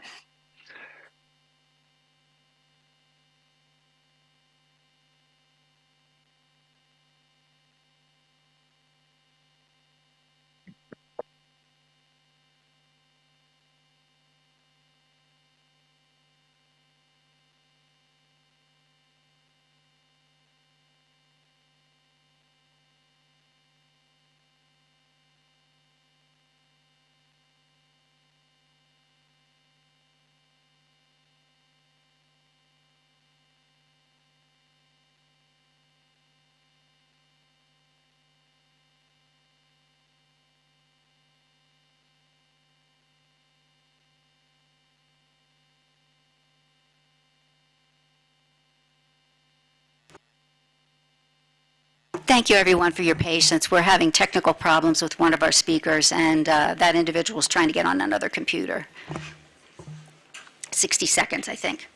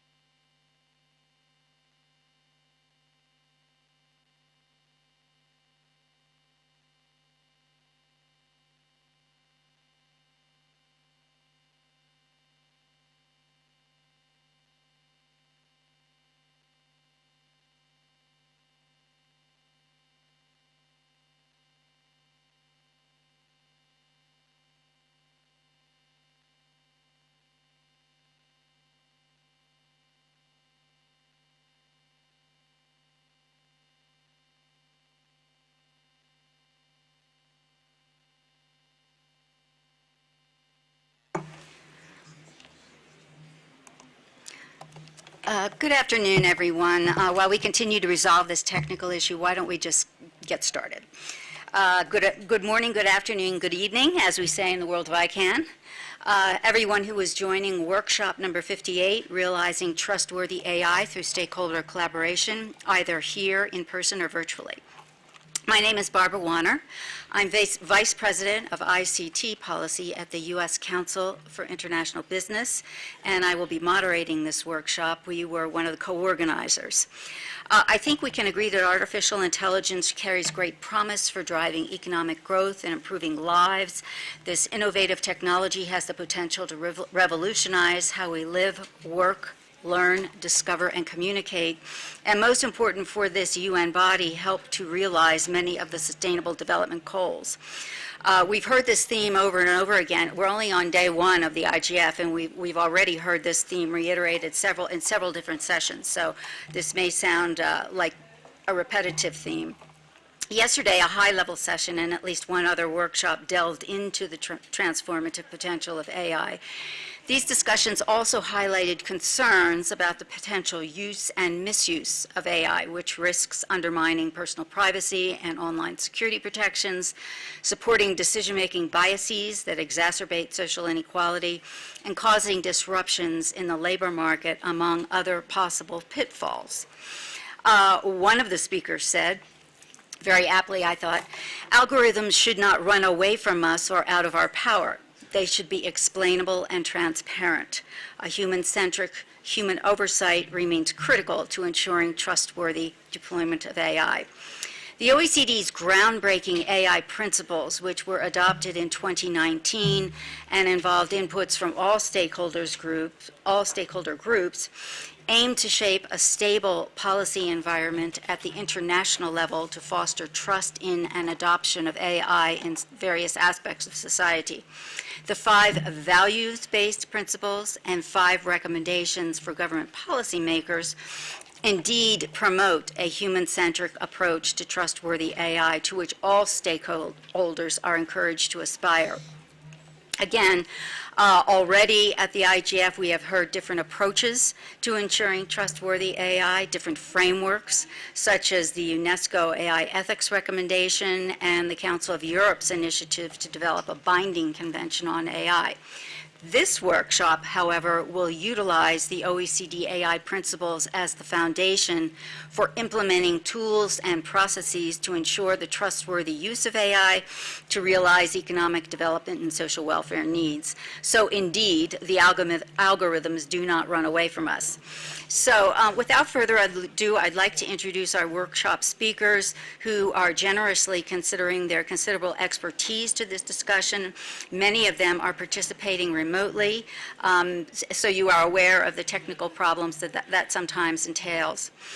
First, we have Norberto Andrade, who's Global Policy Lead for Digital and AI Ethics at Meta. Mark Dadesgeld, who is a scholar and internet governance expert from São Paulo State University in Brazil. Jose Guridi, who until recently was head of the Future and Social Adoption of Technology, or FAST, as it goes by the acronym unit, at Chile's Ministry of the Economy, but now has a teaching position at Cornell University in the USA. Clara Neppel, who is Senior Director of European Business Operations for IEEE. As many of you know, this is the world's largest technical professional organization dedicated to standards development. And fingers crossed, we have Corinne Persay, who is head of OECD.ai, and she is joined by her courageous, technically heroine, OECD colleague Francesca Schica, who is an OECD AI policy consultant. Also, I would like to acknowledge our rapporteur, Maëlys Berveillet of Business at OECD, who is one of the co-organizers of this workshop, and Nicole Primer, also of Business at OECD, who will be serving as the online moderator. But before we begin this discussion, I'd like to level set things by involving everyone in the room and online to participate in an online poll. So if we could launch the poll. Oh, thank goodness.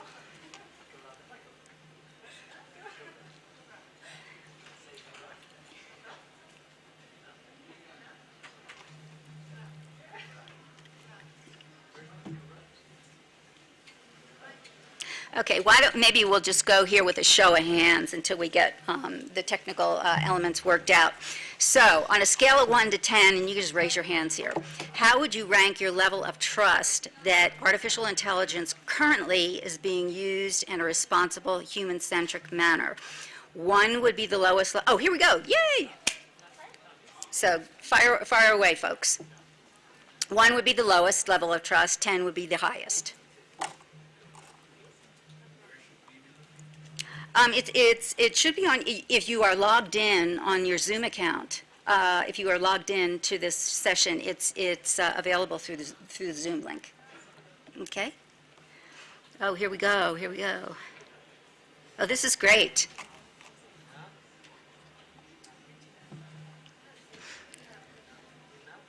Okay, so I think we're off to a great start. I think we have a receptive audience. We have 9% who do not have much trust in how AI is being deployed in a trustworthy manner currently. 73% are sort of in the middle. They are encouraged by what they see, and then 18% are pretty trustworthy. Regard AI deployment as fairly trustworthy. So we'll see how these numbers may change at the following our discussion. I hope they do, because I think all of our experts bring a lot of expertise to the discussion here.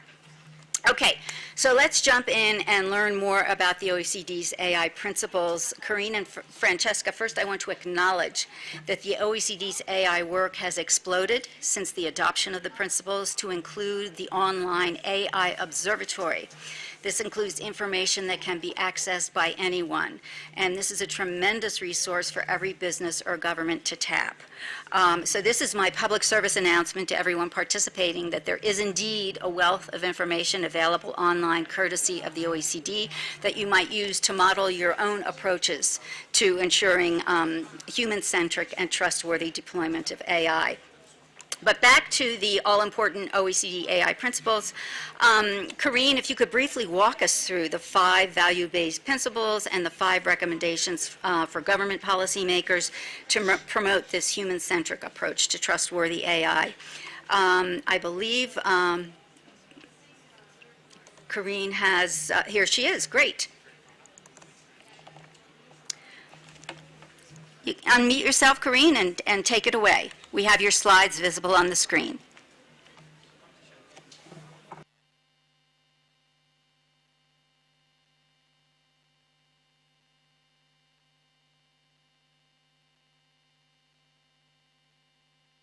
Hi, can you hear me?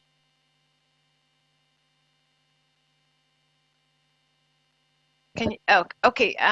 So let me get started if you can hear me. I've had a lot of connectivity problems. I'm really sorry about that. This is the first time I've had such bad problems, but I don't know if you can see my screen. If you could just nod if you can. Okay, fabulous. Basically what I'll give you a good afternoon. I'm really happy to join this panel, and thank you, Barbara, for the kind invitation. I'll give a brief overview of the OECD's work on AI policy, and then on the OECD AI principles that are the foundation for that work, and then on the work that we've been conducting to implement that. So first of all, we'll go over, 3 main topics. Why is AI important?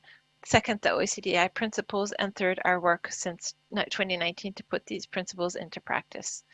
So we know AI is here now. It's reshaping economies and societies. It's a crucial part of our lives. Barbara, you already mentioned that. It's bringing tremendous opportunities for people and planet. At the same time, it's presenting risks that need to be addressed.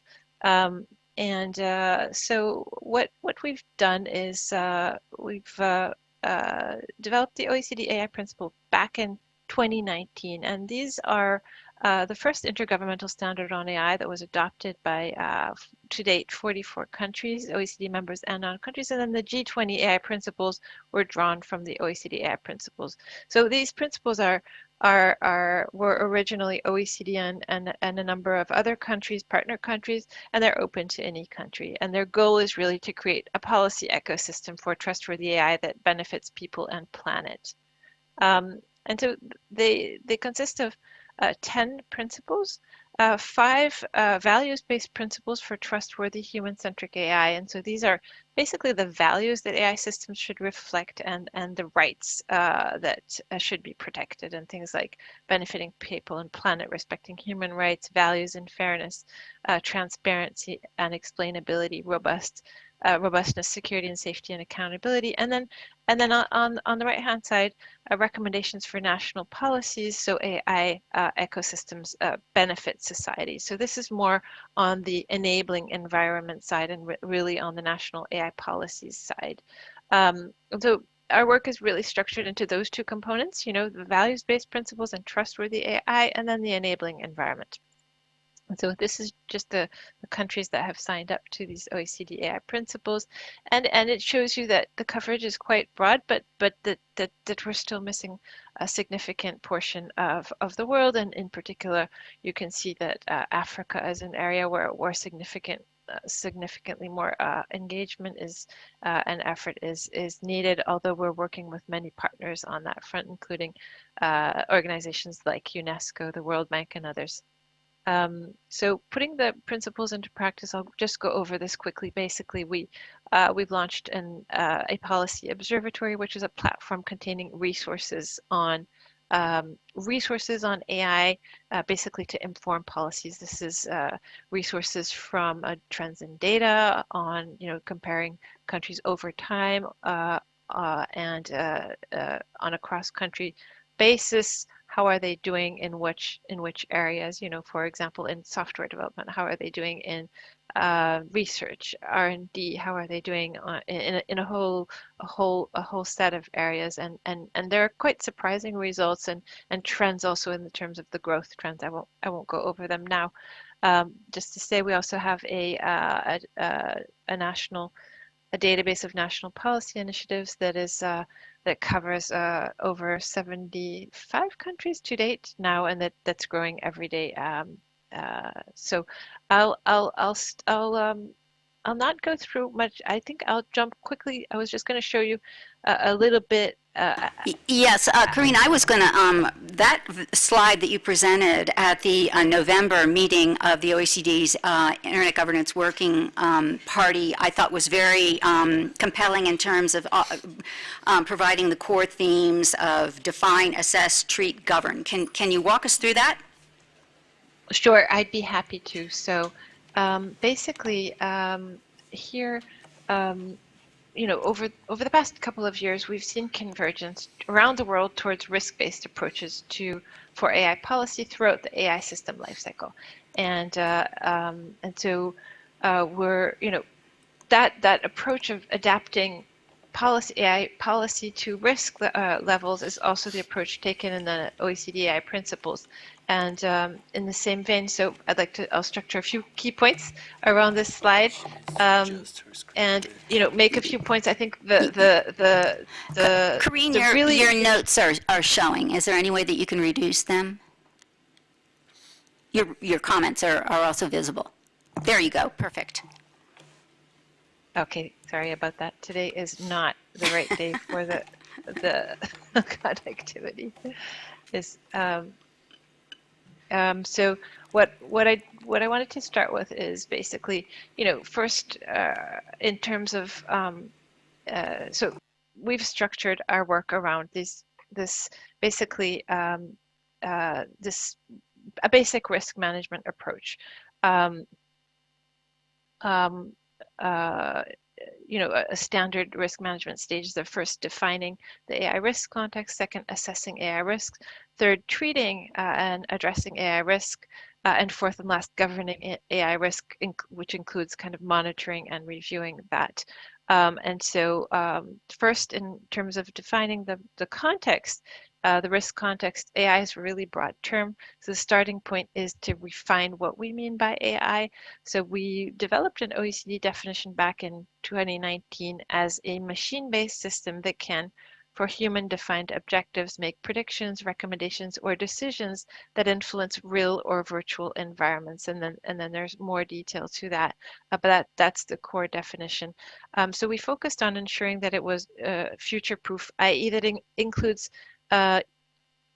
not just today's AI systems, but also emerging types of AI systems and AI use cases that we can't necessarily predict today.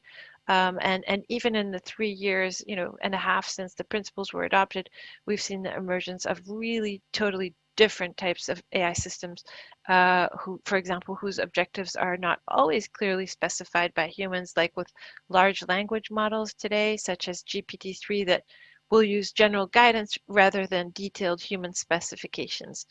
So anyways, just to say that what are we talking about is the first step.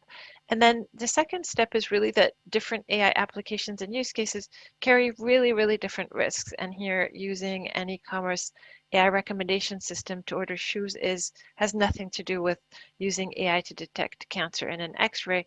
And that's why the way we manage risk depends on the context. And so to define the context and identify risks, we developed a framework to classify AI systems that build on the definition with questions like, is the AI using personal data? Is it explainable? Does it use by what types of data does it use? Personal data, biased data? What sector is it used in? And we need a lot of information, well, quite a bit of information, so to allow us to treat different AI systems differently. And we also need to define the values or principles that are most important to us. And so I think we've seen a lot of convergence and there's a lot of similarity between, for example, the OECD AI principles, the ones we're most familiar with, but they're very aligned with, for example, the EU AI principles and the UNESCO's AI principles and many others. And so basically that they enshrine the same and the NIST's principles in the United States, and they do enshrine the most important values and rights to be protected.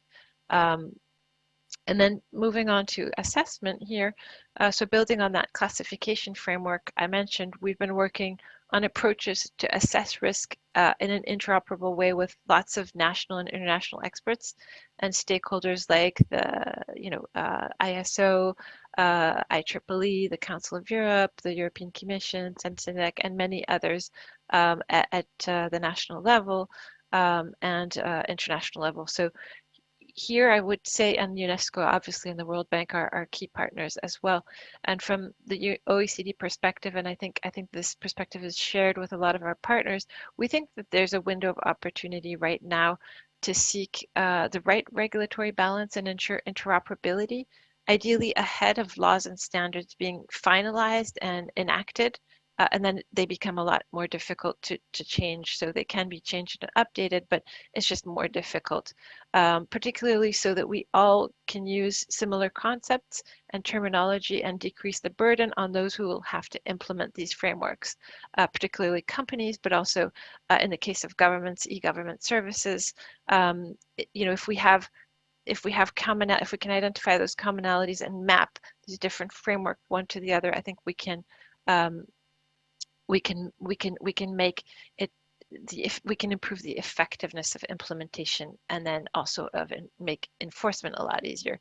And here the common denominator really seems to be about standards, as for example, with the ISO's work, the Sensenec work that is starting to implement the EU AI Act and the risk management framework of the US National Institute for Science and Technology, the IEEE, of course, which actually was a precursor in all of these areas, and others. So the really, risk-based approaches and then implemented through standardization and specific standards. And then third here, to treat and address risks, we've got lots of tools in front. My colleague Francesca will dig into, some of the more legal, the legislative tools, and then interpreting existing legislation in light of new elements brought by AI, but on top of, and then experimentation and things like that. But in addition to that, we really need practical tools and educational approaches. I think those are really critical and kind of a starting point. And organizations need, tools like tools to remove bias from AI systems or tools to test how secure a system is against attacks. But it's very hard for individual actors to find the right tools for their needs. There are a lot of tools out there, fabulous tools, for example, documentation processes for data and models that by large technology players, or educational tools like Finland's Elements of AI educational programs. And there are many, there are hundreds and hundreds of very high quality tools. And so we've been working with NIST, actually jointly with NIST, on building a catalog of tools and metrics for trustworthy AI with NIST and other partners from all stakeholder groups, from business, technical community, and governments, and civil society as well, academia too. And so we'll launch this, I think now early in the new year. So this will be the new year gift. And then fourth and last in here, my colleague Francesca will maybe say a little more later. There are, a lot of mechanisms to govern risks, but from legislation to experimentation to standards and so on. But here, I think the key point that we'd emphasize as the OECD is really to try to do our utmost to promote innovation and to base policy on evidence and on experimentation, as well as to base standards on evidence and experimentation now that we have the means to do so, and companies like Meta are experimenting with that. And so we have witnessed, a significant increase in the number of legislative proposals and laws, with a lot of momentum in the EU, US, China, and Brazil. But we've also seen more and more interpretation of existing laws for specific AI use contexts, like particularly AI in the workplace. And then a lot of, but not just to focus on legislation, but also all types of policy instruments. And here, I think most governments are not just using one type of tool, of instrument. They're not just using legislation, they're complementing it with a whole gamut of tools. And it's not just governments acting here, it's a lot of co-regulation, it's a lot of self-regulation as well. So we see a lot of emphasis also on corporate governance standards and on sector-specific codes of conduct in countries like the US, the UK, and Singapore. And I'd just like to point out briefly that an avenue that, at the OECD we think can be helpful is to apply an existing legal instrument that and its enforcement mechanisms to cover artificial intelligence and its specificities. And here what I'm talking about is the OECD due diligence guidance for responsible business conduct, and it's the associated multinational enterprise guidelines. These could fairly easily and importantly quickly, so it would be very rapid to do this, be applied to responsible business conduct for AI systems. And we see this as potentially very effective to help operationalize trustworthy AI, because in companies of all sizes that operate internationally, because implementing trustworthy AI is really going to require companies' strong engagement and for them to include AI risk management within their existing risk management frameworks. So with that, I'll pass it back to you, Barbara. Thanks very much. Thanks very much, Corinne, and you set us up for the next evolution of this workshop. In that I'm very interested in hearing from our other speakers of the challenges that have arisen in implementing the OECD AI principles, as Corinne mentioned, maybe corporate codes and standards that they have adopted to realize a human-centric, trustworthy approach to AI deployment.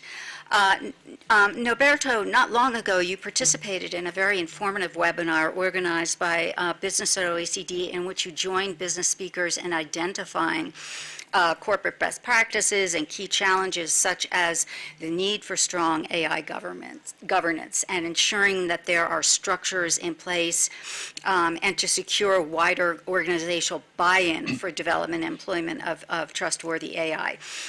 During yesterday's high-level session, we heard about the need for transparency, the need for explainability, the need for accountability. And I know that in that workshop you addressed all of those points, and I would welcome your important insights from Meta's perspective. Thank you. Sure. Thank you so much, Barbara. I hope everyone can hear me. Yes. I think so, yeah. First of all, thank you so much for the kind invitation to participate in this panel, to give me the opportunity to talk a little bit about the work that we're doing on these important issues at Meta. I would start by taking a step back and highlighting how for quite some years we've seen so many stakeholders highlighting the need to move from principles to practice. This has been repeated many times. But I think the lingering question is still, what does this actually mean in practice? And I think that one way to answer this was actually a project that we joined, or spearheaded by the business at the OECD, BIAC. I'm happy to see Nicole also on this event, where Meta, alongside other industry partners like AXA, Amazon Web Services, IBM, Microsoft, NEC, and PwC, we embarked on this project where we looked at industry responsible AI practices. And the culmination of this project was a report on implementing the OECD AI principles that Corinne just described. And the report, I think, gives really clear examples and specific case studies of how industry is operationalizing the OECD AI principles, and identifies challenges that the industry has faced when going through these type of implementation processes. We contributed specifically with our feature called Why Am I Seeing This? That has to do with AI transparency and explainability. And this was one of the 7 industry case studies that are featured in that report. I think also that this project illustrates how some of these AI companies are already working towards developing and deploying AI in a responsible way, and specifically in line with the OECD principles. The project takes really highlights a specific journey of what it takes to pragmatically move from principles to practice. And at the very high level, I would like just to underscore a couple of important insights that stem from this project. One would be the fact that this is a no-brainer, that the process to put ethical and high-level principles into practice is really not a straightforward one. On the contrary, this is actually a pretty hard, complex, and unclear endeavor. This process involves difficult decisions, balancing exercises, value-based trade-offs, and technical and operational challenges that will differ according to specific contexts, roles, and also the technological state of art. What is more important to note is that these challenges are not often documented and are not openly discussed. In fact, the technical and operational challenges that are involved in building AI responsibly still tends to be primarily discussed by and within a specialized community of developers, engineers, product managers, data scientists. And this discussion is happening mostly in silos and somewhat separate from the broader non-technical policy community. So through this project and this report, we try to break this silo and shed light by sharing the expertise and the knowledge of the technical community in order to better inform the practical implementation of these principles, by connecting also to the larger policy debate that is happening on AI. So as developers and builders of AI as an industry, we believe that we're in a good position to help. We were very pleased to be part of this project since its conceptualization, and being part of this group of companies that had the opportunity to delve into these case studies on how we were addressing and operationalizing these AI ethical principles. As a complement to this current direction of travel, which is, as I said, moving from principles to practices, what I think was novel and interesting about this project was the fact that we went full circle and we went directly to the practices, to those existing practices, and see how they were moving towards principles. And this meant following a bottom-up approach, looking at how practices can inform principles, evaluating how those concrete practices can actually help clarify, refine, and improve the implementation of principles, hopefully in a way that would contribute to their wider adoption and dissemination. The other important insight from this project was the realization of how companies are implementing these ethical principles in a holistic manner. Although the project was focused on how companies were addressing one specific principle, they were asked to choose one of the OECD AI principles and highlight how they were operationalizing and implementing in practice.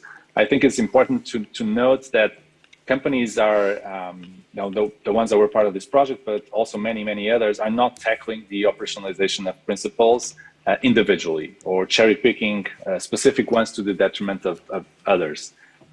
This actually is emerging as a collective and holistic effort where we see companies looking and addressing these principles as a whole and acknowledging that they are all intrinsic parts and milestones of the journey that these companies are going through in order to achieve responsible AI. So I would really like to underscore this idea of holistic endeavor that was part of this project.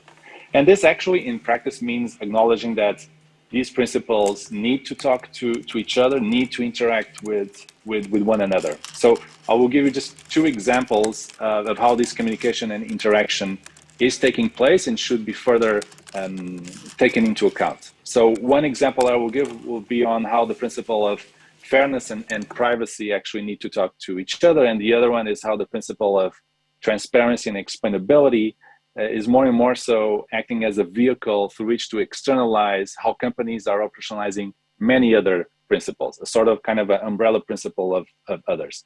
But starting with the interaction between the principle of privacy and fairness, the specific technical literature has stressed that in order to responsibly develop AI systems, there are certain situations in which we need to leverage, as developers of these systems, sensitive attributes. And we need to do so in order to mitigate issues of bias and fairness. So in order to actually address potential unfairness, we need to be able to detect it and measure that unfairness. But this is obviously challenging to address because it's difficult to measure something that we cannot do or it's difficult to do. So AI developers actually need access to sensitive data in order to better determine how their AI models are working for people of different races and ethnicities. So what we see here is an interesting challenge and tension between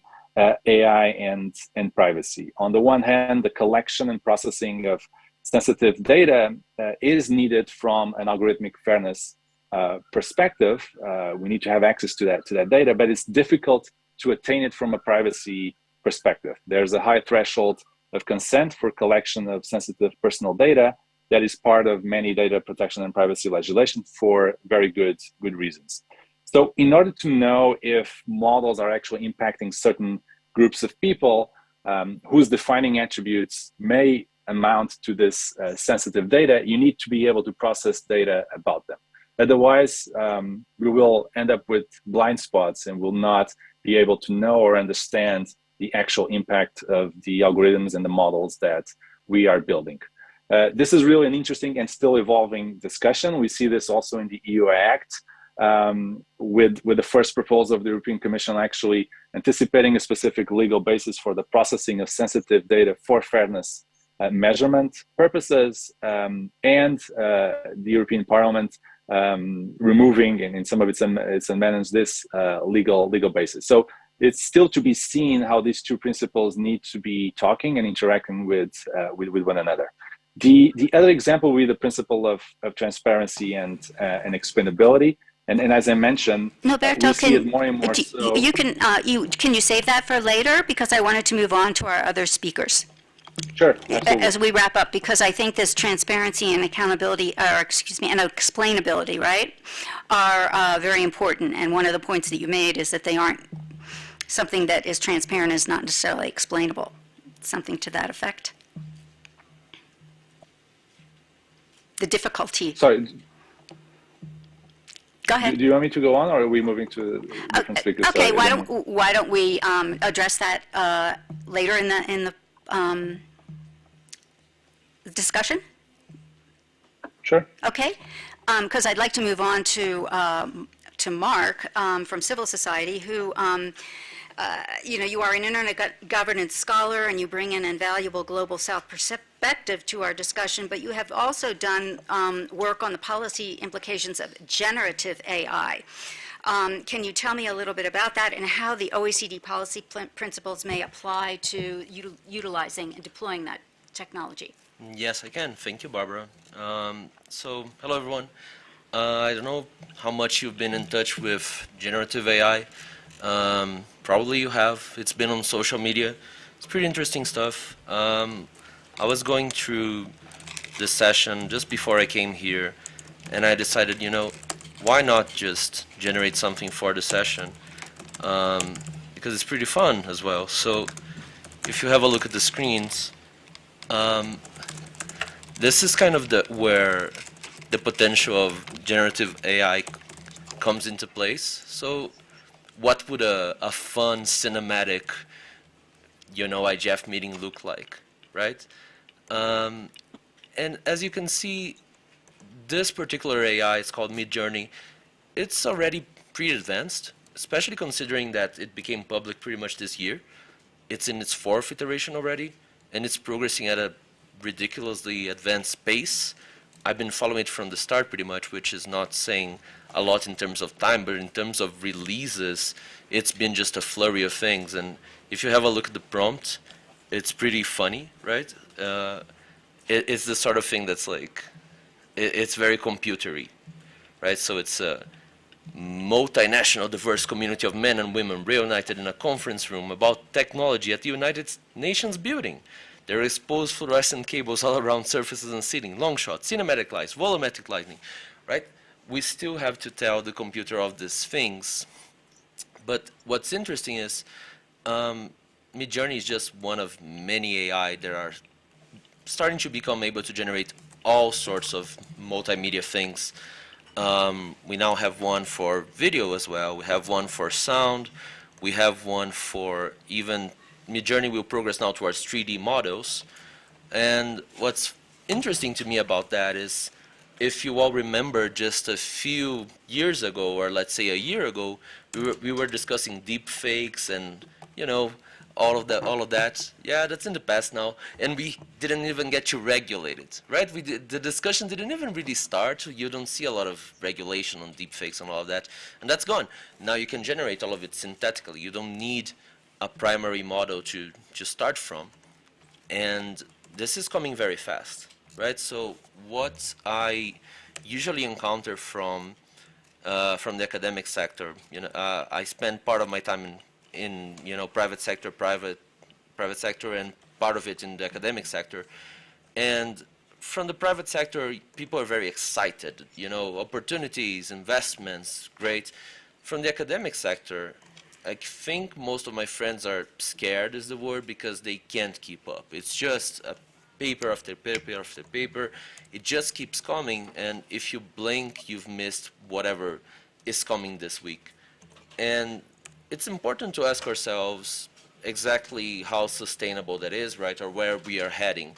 This has been one of the things that I've been reflecting a lot about lately and trying to discuss with people from different sectors. So where are we going with this, and how fast can we actually keep going, right? So there must be a ceiling to that, but we are nowhere near seeing where that ceiling is. I think that's the kind of the main point. 2022 was a year in which we saw a lot of advance, but there's nothing saying that 2023 and so on won't be the same. It will keep getting faster and faster and faster.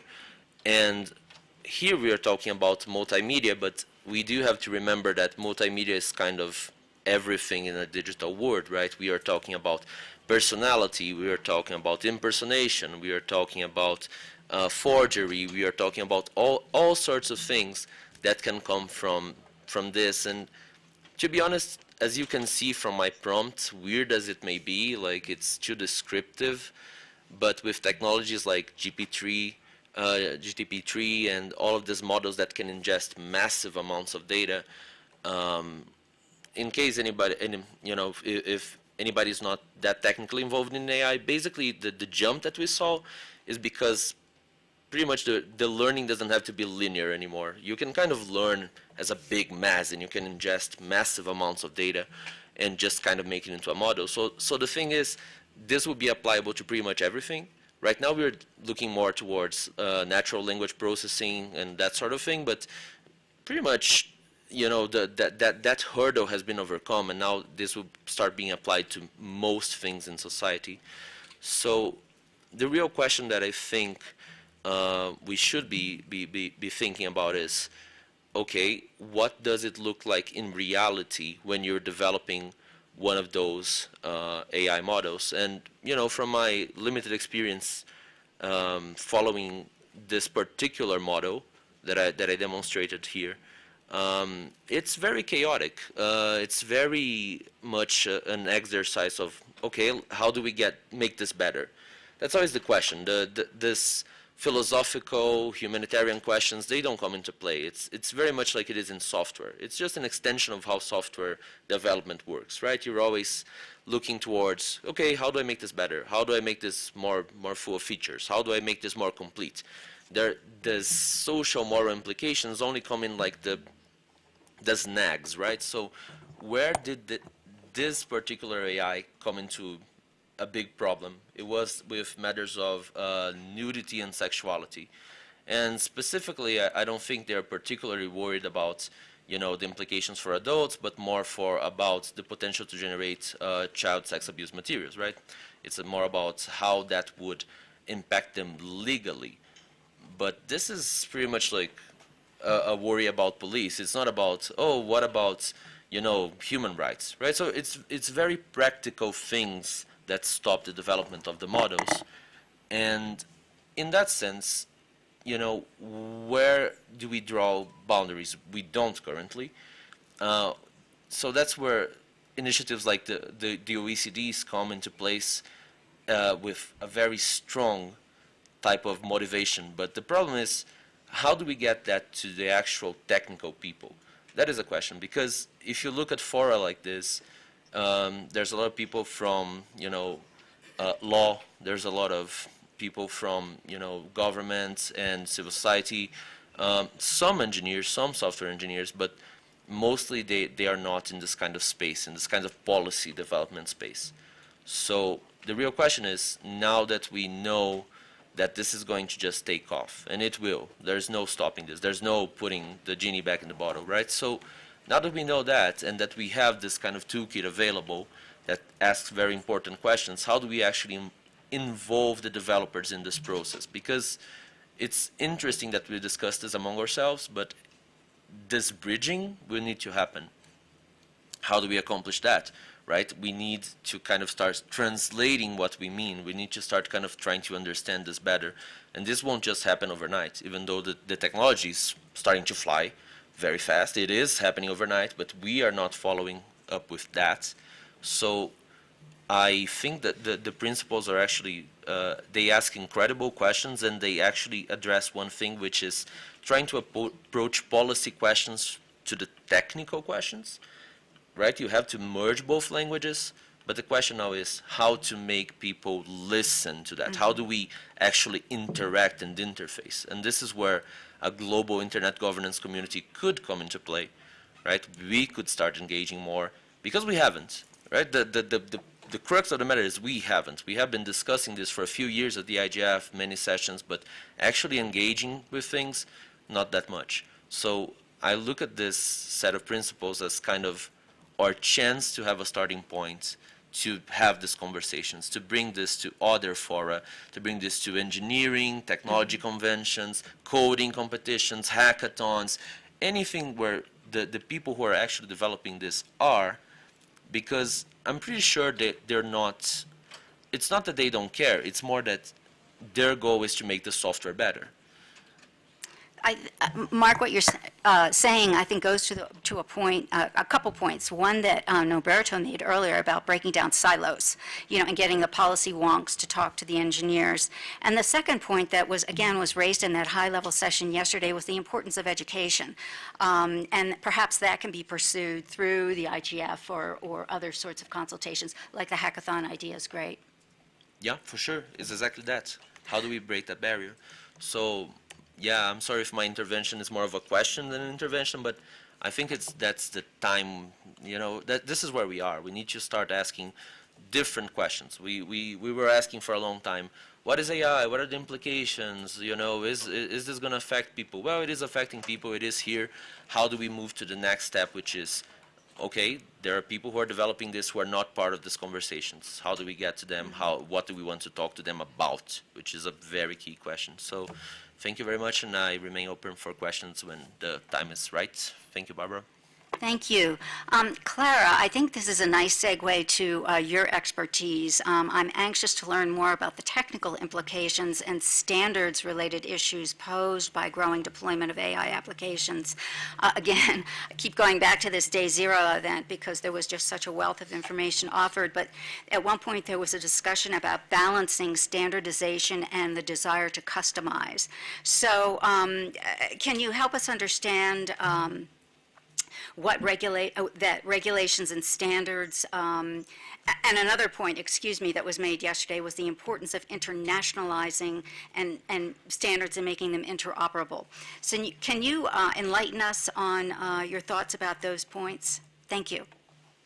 Thank you, Barbara, and thank you for inviting me to this panel. I think it's a very interesting discussion that we already have.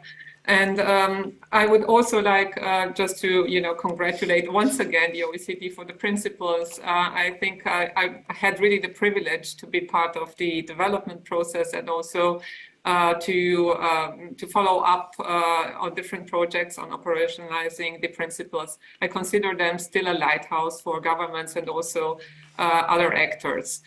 So maybe just a few words, because Barbara, you mentioned that we are standard setting organizations, but I think it's important, especially taking into account what was said before by Mark, that we need to build these bridges to just highlight that IEEE is not only a standard setting organization. We are really the world's largest technical associations with different societies. And besides standard setting, we are also very much engaged in public policy. So we have a public policy committee, a global, a European one, and engage as such with the OECD, with the Council of Europe, also what was mentioned before on human rights and implications for different technologies, as well as obviously with the European Commission as well.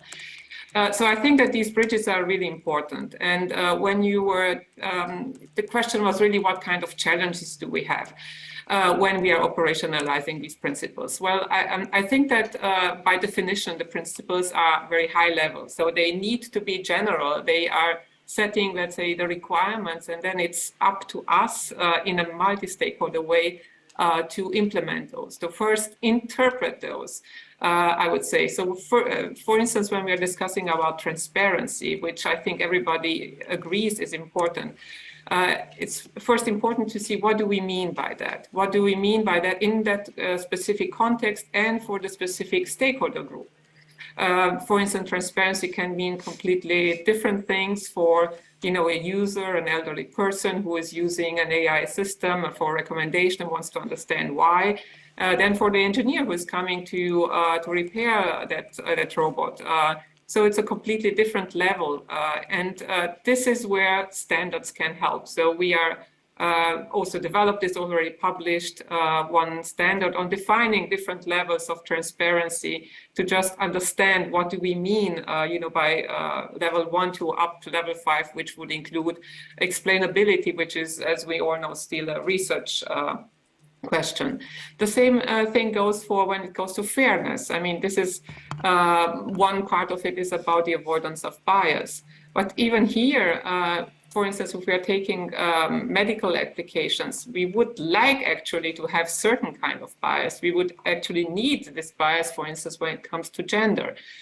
We know that men and women react differently when it comes to heart attacks. So we actually would like to favor, let's say, and take into account the system take into account these biases, which are essential also for accuracy, and to, of course, minimize the other unwanted biases. So this is the first thing about how to understand, how to have a definition, actually, to know and define a common language, which I think is also important to build these bridges, which were met before. Then, of course, the other thing is when it comes to the life cycle. So we need to take into account those principles from the beginning, from the design process to the development process. And we need different instruments for that. So when we're talking about data, we have to define certain metrics also on data quality, processes, on what we have to take into account. Then the design process itself, when we are taking into account the stakeholders, so the ones who will use the system or who will be impacted by the system. This is something which we developers have to learn, and this is also one way to be done by standards. So process standards that actually define the different steps that need to be taken into account when developing these social technical products, as a matter of fact. Here again, I would like to highlight one standard which we already published, and it's also an ISO. So now it's an ISO IEEE standards. It's on value-based design. So it's basically taking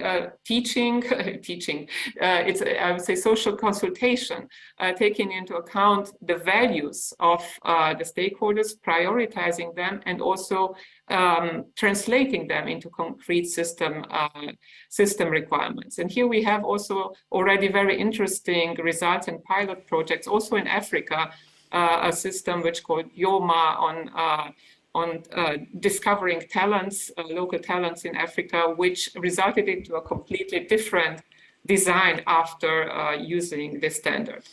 So this is, let's say, when we're discussing about design, but we all know that AI is also changing its behavior when it's in development. So it's important to have this monitoring instrument as well, and the certification at different stages. So here it's also something that we developed, and we also piloted with the city of Vienna. So basically defining criteria on how the system is expected to behave.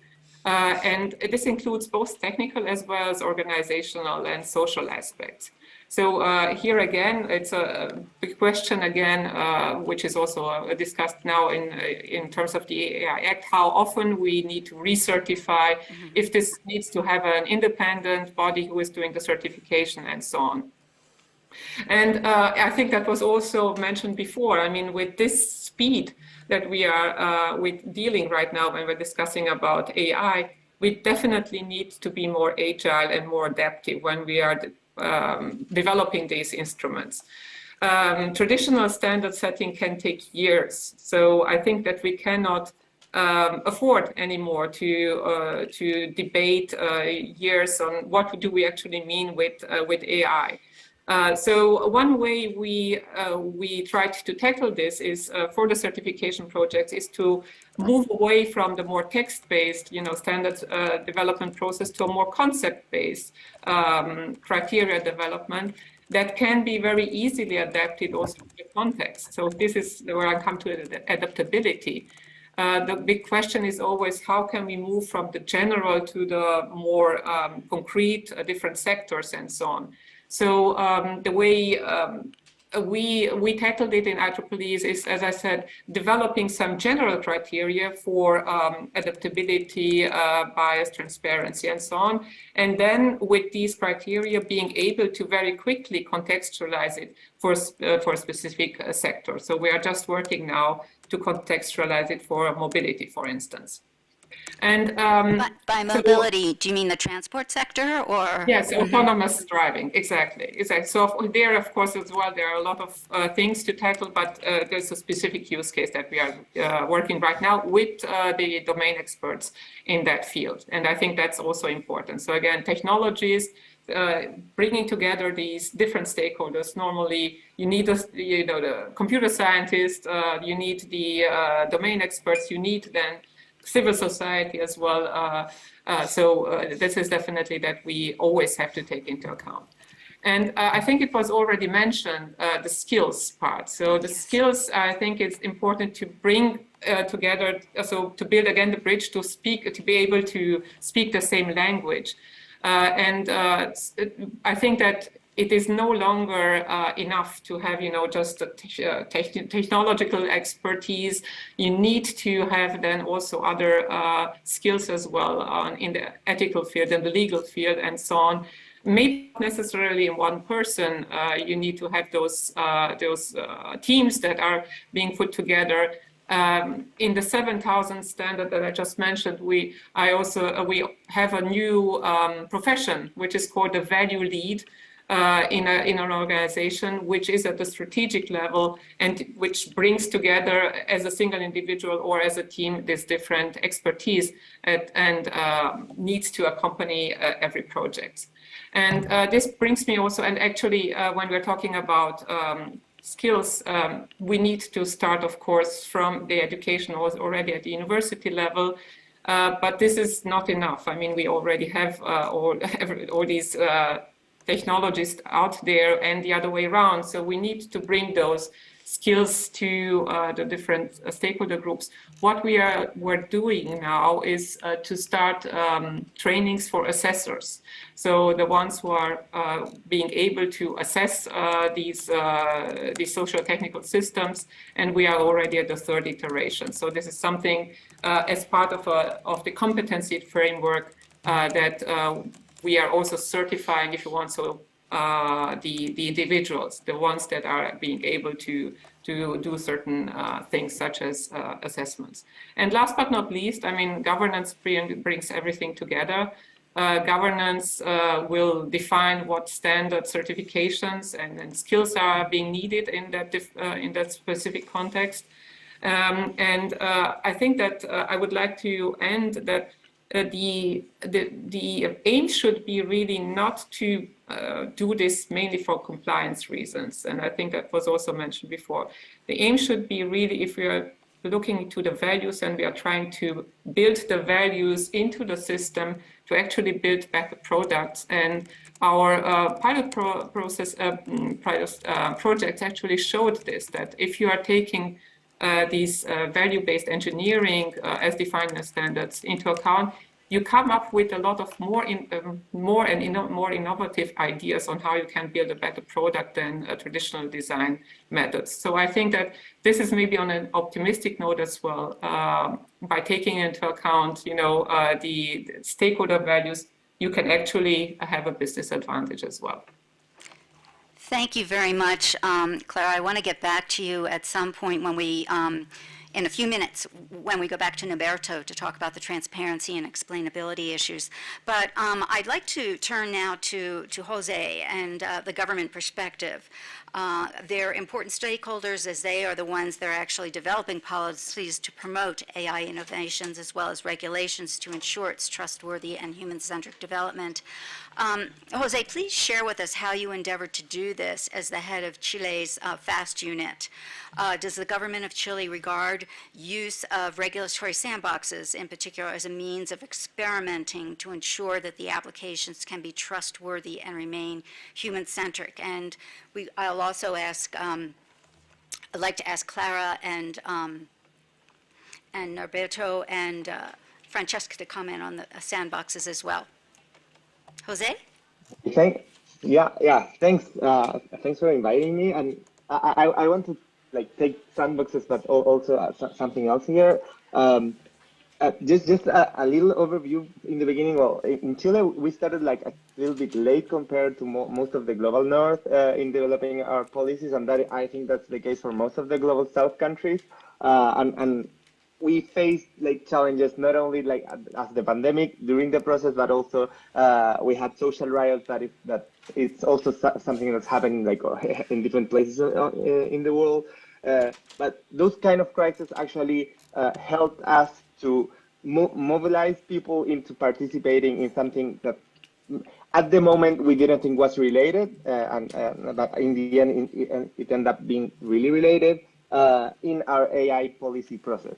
So crisis could mobilize people into participating in these processes and actually into building governance for AI. So this is something that Clara was mentioning, and I think that is very important. Something that we encountered when we were developing our AI policy was that at the same time we had this technology that was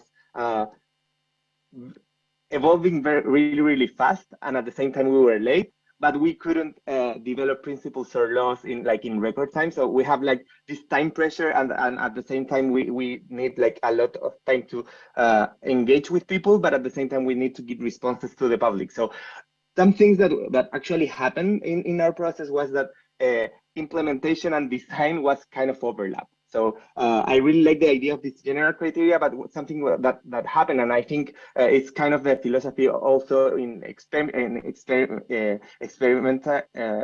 regulatory experimentation, like sandboxes, is that you can actually design and implement at the same time. And I think that one important thing there is how you can incorporate the public and moving away from this expert non-expert separation that actually is being that is like done a lot of time, and how you can incorporate different publics into that design and that implementation.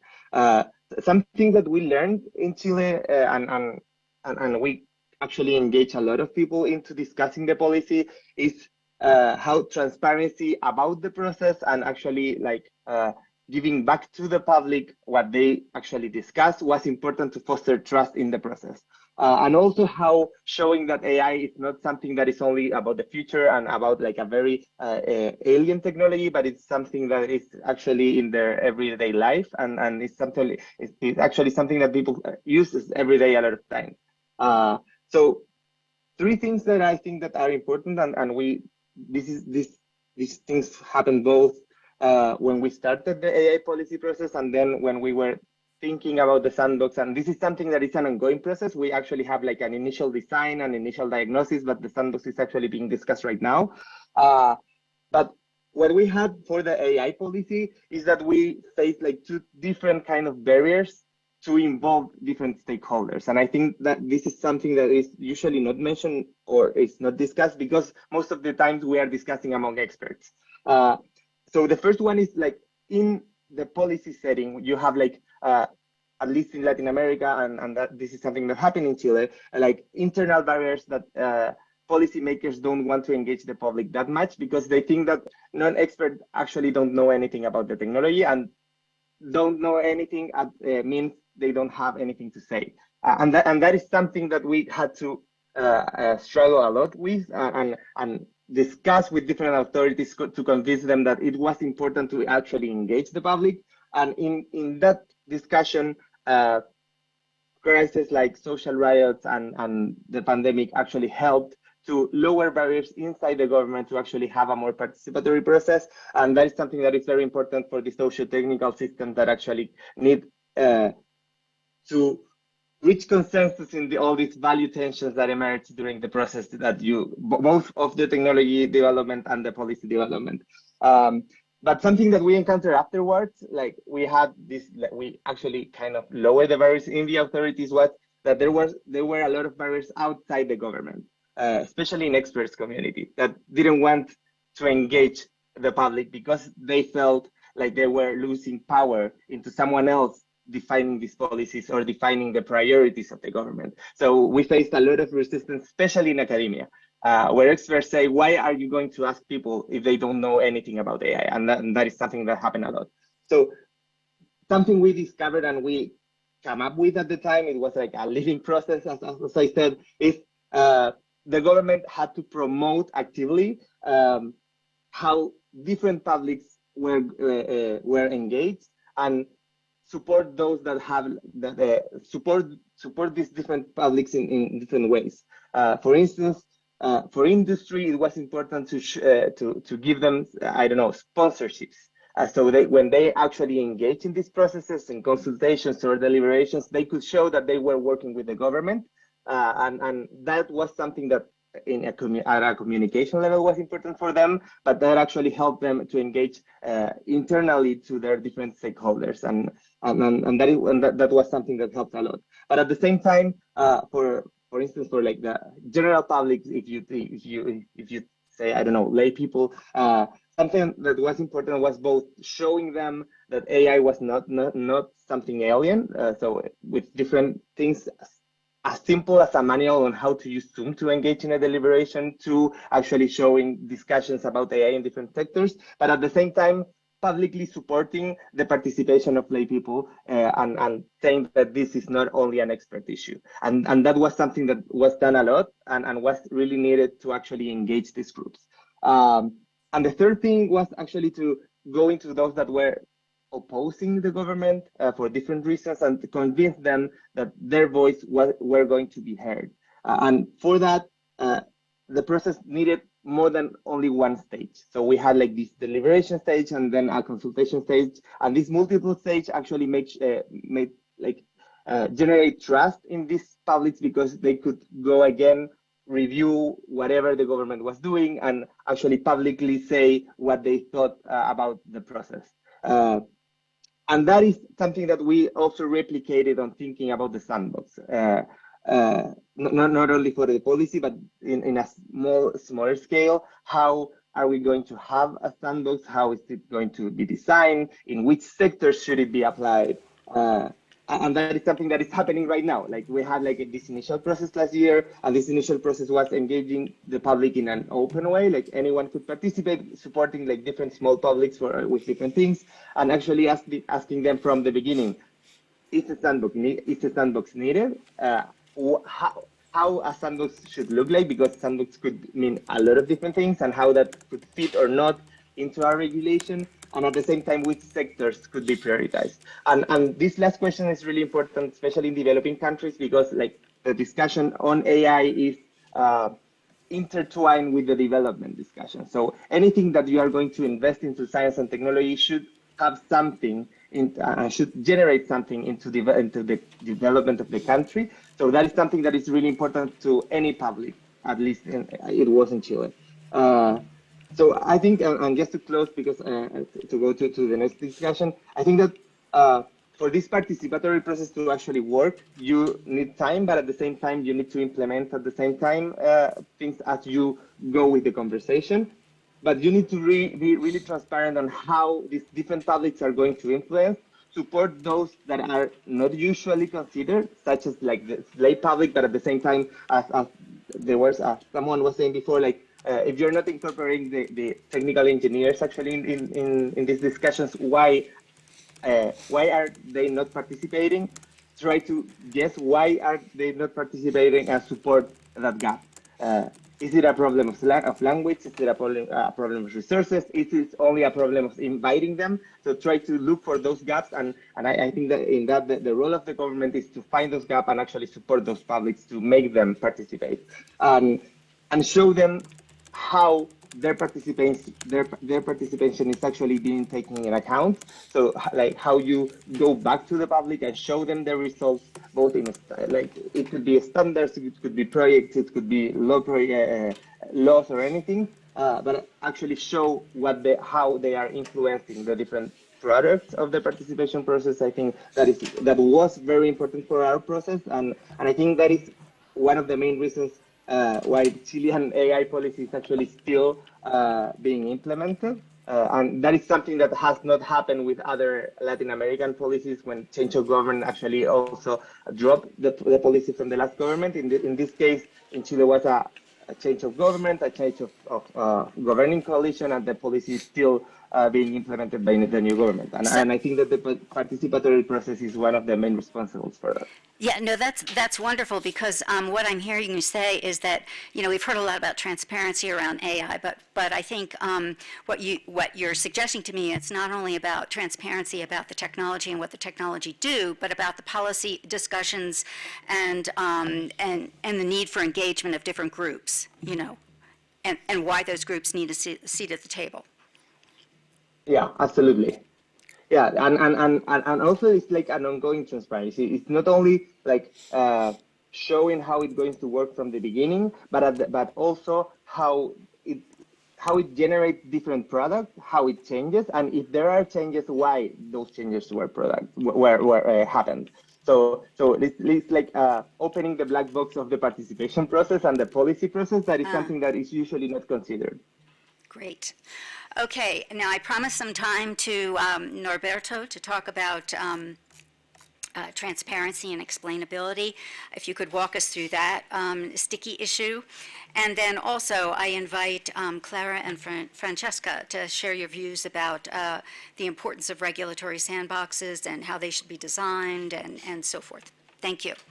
And then in about 10 minutes, we're going to wrap up. I have some important wrap-up questions for you. But Norberto, please. Sure. So I'll be pretty quick. I mean, the last point I wanted to make about the transparency and explainability as a principle and how it interacts and communicates with other principles is the fact that when companies are asked to develop these type of explanations, actually they can be focused on the on other principles. So you can have an explainability disclosure that talks about responsibility, about information who is involved in the development, management, or implementation of an AI system. You can also have explanations around the safety and performance of AI systems, and this is all about accuracy, reliability, security, and robustness of those systems. Or you can have explanations about the fairness of the AI system, information ensuring that the AI system is not unfairly biased. So my point very quickly on the principle of transparency is that it can be a window, can be a trigger, promoter of other principles as a way to explain them and how companies are actually implementing them in practice. What I would just to complement this intervention, I would love just to touch base on this issue of regulatory experimentation. I think it is of utmost importance to have multi-stakeholder collaboration in the field of policy experimentation. We all know that AI is emerging as an area of lawmaking activity that presents a number of challenges and questions around what type of regulatory approaches and instruments should be regulating it. We already talked a lot about the coexistence and interplay with standards, but there's also important questions about the existing normative frameworks and how do they actually cohabit with the new ones that are being forged. We also have a number of challenges coming from the technical side of things. AI as a technology also poses challenges in terms of its complexity, for certain models, its opacity, how dynamic it is, how difficult it is in some situations to measure its impact. So what we see is that all of these factors actually deriving to a level of uncertainty, not only uncertainty in terms of the effects or impact of the technology, but also uncertainty regarding the effects of the regulation of that technology. So in order to actually better answer the question of how to regulate, I think that experimentation is needed, and we very much welcome all the emphasis and trend around regulatory sandboxes. But I think we can go beyond and do even more on policy experimentation that can complement and enrich the work that is already being done through regulatory sandboxes. So one thing that we've done at MET is to put together a program we call Open Loop to connect policymakers and technology companies. And the idea is really to help develop evidence-based input to inform the AI governance debate. This is a collaboration and a consortium of regulators, governments, obviously industry, but also academics and civil society. And what we do is to put into play a number of experimental governance methods, namely policy prototyping. So what we try to do is through this consortium and collaborative effort to test new and different approaches to governance frameworks. And this can be draft legislation, it can be codes of conduct, it can be industry guidelines, it can be ethical principles. And the idea is really to understand how they resonate in the real world before they're actually enacted. Great. So think of this program as a sort of regulatory innovation lab, and it's important to look at the spectrum of different methods through which you can do experimentation that can, as I said at the beginning, complement regulatory sandboxes. Excellent. Thank you very much. I'm going to jump around here, and before we ask our speakers to make a final comment and offer their thoughts either on regulatory sandboxes or I have specific questions for you concerning the importance of the multi-stakeholder model in terms of moving forward. But I would really like to poll those who are still available here and online. We have 2 more questions because we're anxious to know the extent to which all of this expertise that has been offered has affected your views. So if we could have interactive poll number 2.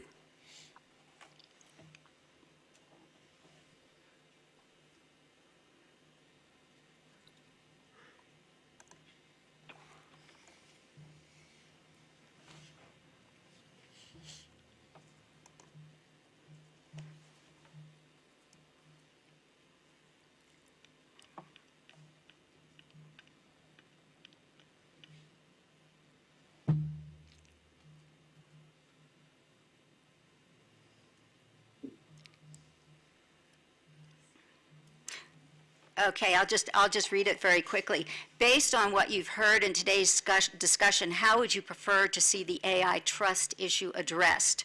Through top-down regulation of AI by government regulators, through flexible regulation of AI informed by stakeholder inputs, or no regulation at all to maximize innovative potential? How about the first one, top-down regulation by government regulators? Any hands go up on that one? No? How about flexible regulation of AI informed by stakeholder inputs? No regulation of AI to maximize innovative potential. I don't think that, quite honestly, I don't see that happening. I think the consensus in various international organizations is that we need something, a framework or guidelines, guardrails to determine how AI is developed in a trustworthy and human-centric manner. And then our final polling question was, how has today's session changed your views about the potential of AI? If developed and deployed according to the OECD's human-centric AI principles, to be used successfully and safely to promote economic growth and societal benefit. It has changed your views in a positive way, it has changed your views somewhat, or it did not change your views at all. You think AI is just plain scary. Anyone? Take comments from the floor. Mark? AI is scary. Yeah, I think thank you. I think I will take these 4 terms. I think the professor said about the interplay of explanation of, the data scientists sitting with the domain experts. And I think I'll take the Norbert point on explainability and adaptation. I mean, again, the innovation will keep going on because it's driven by money. Let's be honest about it, okay? I think the capitalist is sitting in the room. But the idea of social impact on AI, that is where we are trying to really navigate. So there was, banking and financial services, it'll keep happening, right? So I think that 3 layers of how do you put this together for social impact, or as Clara was saying about healthcare, can we really do it? It's a dinosaur. We might vanish about it, but I don't know. Thank you. We do have a question, an online question from Hina Bashir. I have a question for any of the speakers about how and to what can be for accountability, I guess how to establish accountability for AI. Anybody have any thoughts on that of our speakers? Well, I can just say, from the experience, actually, for our pilot project with the city of Vienna, the certification that we did with them was on accountability. So basically, it's a mix of criteria, as I mentioned before, of technical and non-technical criteria. Some are related on the organization, the governance, such as, for instance, how you are treating false positives, or what are the lines of responsibility, these kind of things. And others are more technical, like robustness and these kind of things. So it's basically a set of requirements and questions that, let's say, the provider has to demonstrate in order to get an assessment, a positive assessment. So this is the way accountability is treated with our certification criteria. Okay. Thank you very much, Clara, for that very concrete example. We have maybe 5 minutes, so this will be kind of a lightning round. But we frequently hear about the need for cross-disciplinary, multi-stakeholder approaches to harnessing the benefits of AI. That's been a major theme for the past 2 days. But I want to ask you, what is needed to make such collaboration happen both at the national and global levels? Any ideas?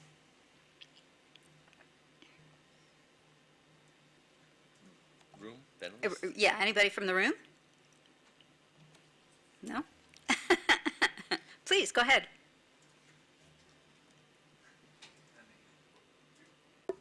Okay. Well, of course, there's like this million-dollar questions, right? But I think efforts that, for example, the OCT does are interesting this way. But I have the feeling that it still has a lot of issues of how making it more open. And I know that maybe it comes historically from the way that well, intergovernmental discussions have been developed, and I know the OECD tries to be as open as possible and bring civil society and business representatives, but it's a challenge because you see by the number of the representatives on the meetings, and I'm just giving the OECD as an example because the panel has this background, but we can see this in other in other global, exactly. So maybe that's one first point, trying to see a way of having more different stakeholders and communities having their voice on these debates. Thank you. Thank you. I know that's what we're anxious to promote within the context of the UN's consideration of the Global Digital Compact, the importance of having all stakeholders participate in that.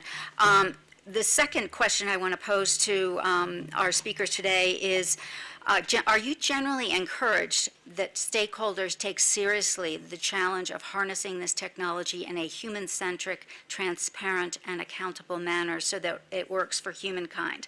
I think Mark is a little bit anxious about, about what he sees, but I would welcome the perspectives from Francesca and the OECD.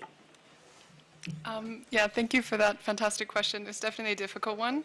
I think we're making small steps. Many private companies, for example, have AI ethics teams and that actually look at these types of issues. Our colleagues today have mentioned in the session that discussions on trustworthy AI happen in silos, of course, and we need to make sure that AI developers are involved in these consensus-building discussions. But even moving beyond that, I think something to mention here is that good intentions don't always translate into trustworthy AI, and Clara touched upon this as well. Even AI that's developed with the best of intentions can cause harm and unintended consequences and outcomes. I think what Karine mentioned earlier, I think there's an importance here to focus on collecting and sharing evidence on AI.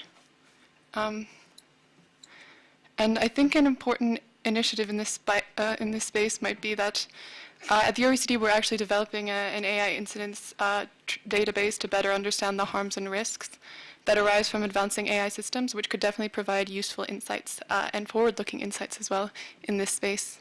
Thank you. Hi, Barbara. Please, Nicole. Jose Antonio, he also has his hand raised. I wasn't sure if you could see that. Clara did earlier as well as Karine, just to let you know. Okay, thank you, Nicole. Whoops. Thank you, Nicole. Jose, please. Yeah,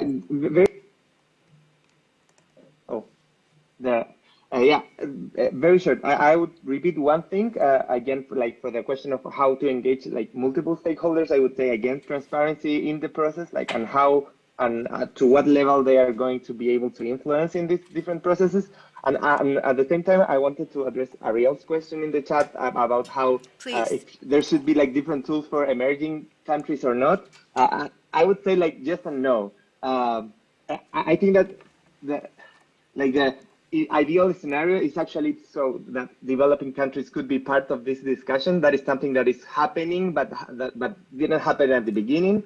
I remember when I started as part of the OECD network of experts back in 2019 as the representatives of Chile. There were 2 or 3 members of Latin America, and that increased on time. But if you look to AI principles, before 2019 or before 2020, there are only 1 or 2 developing in emerging countries or the global south, and are almost all in Europe or the US.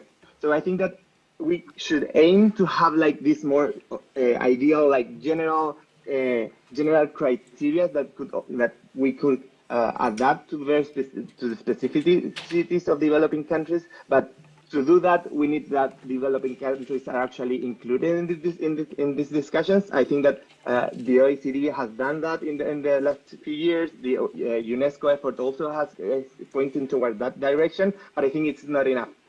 Because we actually have like these development issues, we have like less technical capability in some ways, we have like different regulatory systems, and I think that how can we adapt these discussions into the developing world is still a great challenge. Jose, thank you very much for that very candid perspective from the work that you did in Chile. We are out of time, unfortunately, but I want to sincerely thank all of our speakers for generously sharing their expertise and their insights about the challenges we face. I think these discussions certainly will continue for the rest of this week. And I know, based on what I observed in the AI Governance Working Party earlier this month in the OECD, that there is a very robust agenda aimed at implementing these principles, which I look forward to participating in as a member of business at OECD. So sincere thanks again to my speakers, to all of the individuals who hung in with us here, and thank you very much, and I hope this conversation continues. Thanks. Thank you. Thank you. Oh, goodness, I'm sorry. Yeah. On the... Yeah, no, so you were able to get that point in about the... translating intentions into... Yeah, no, that was an excellent point. Yeah, it was just very... No. I was thrilled to by some of the speakers.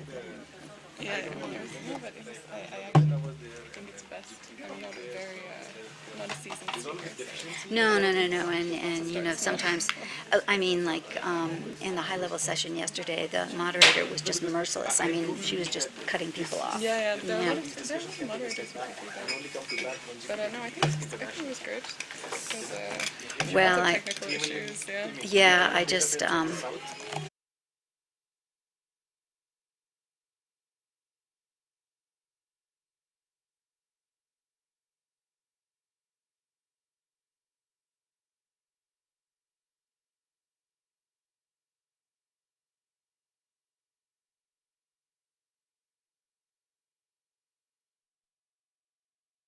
by Ryujan.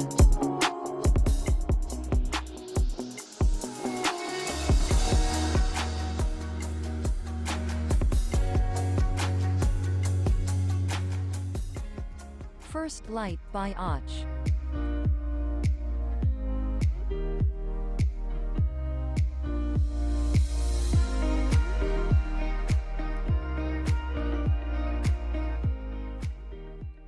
Summer Vibes by Mike Leet.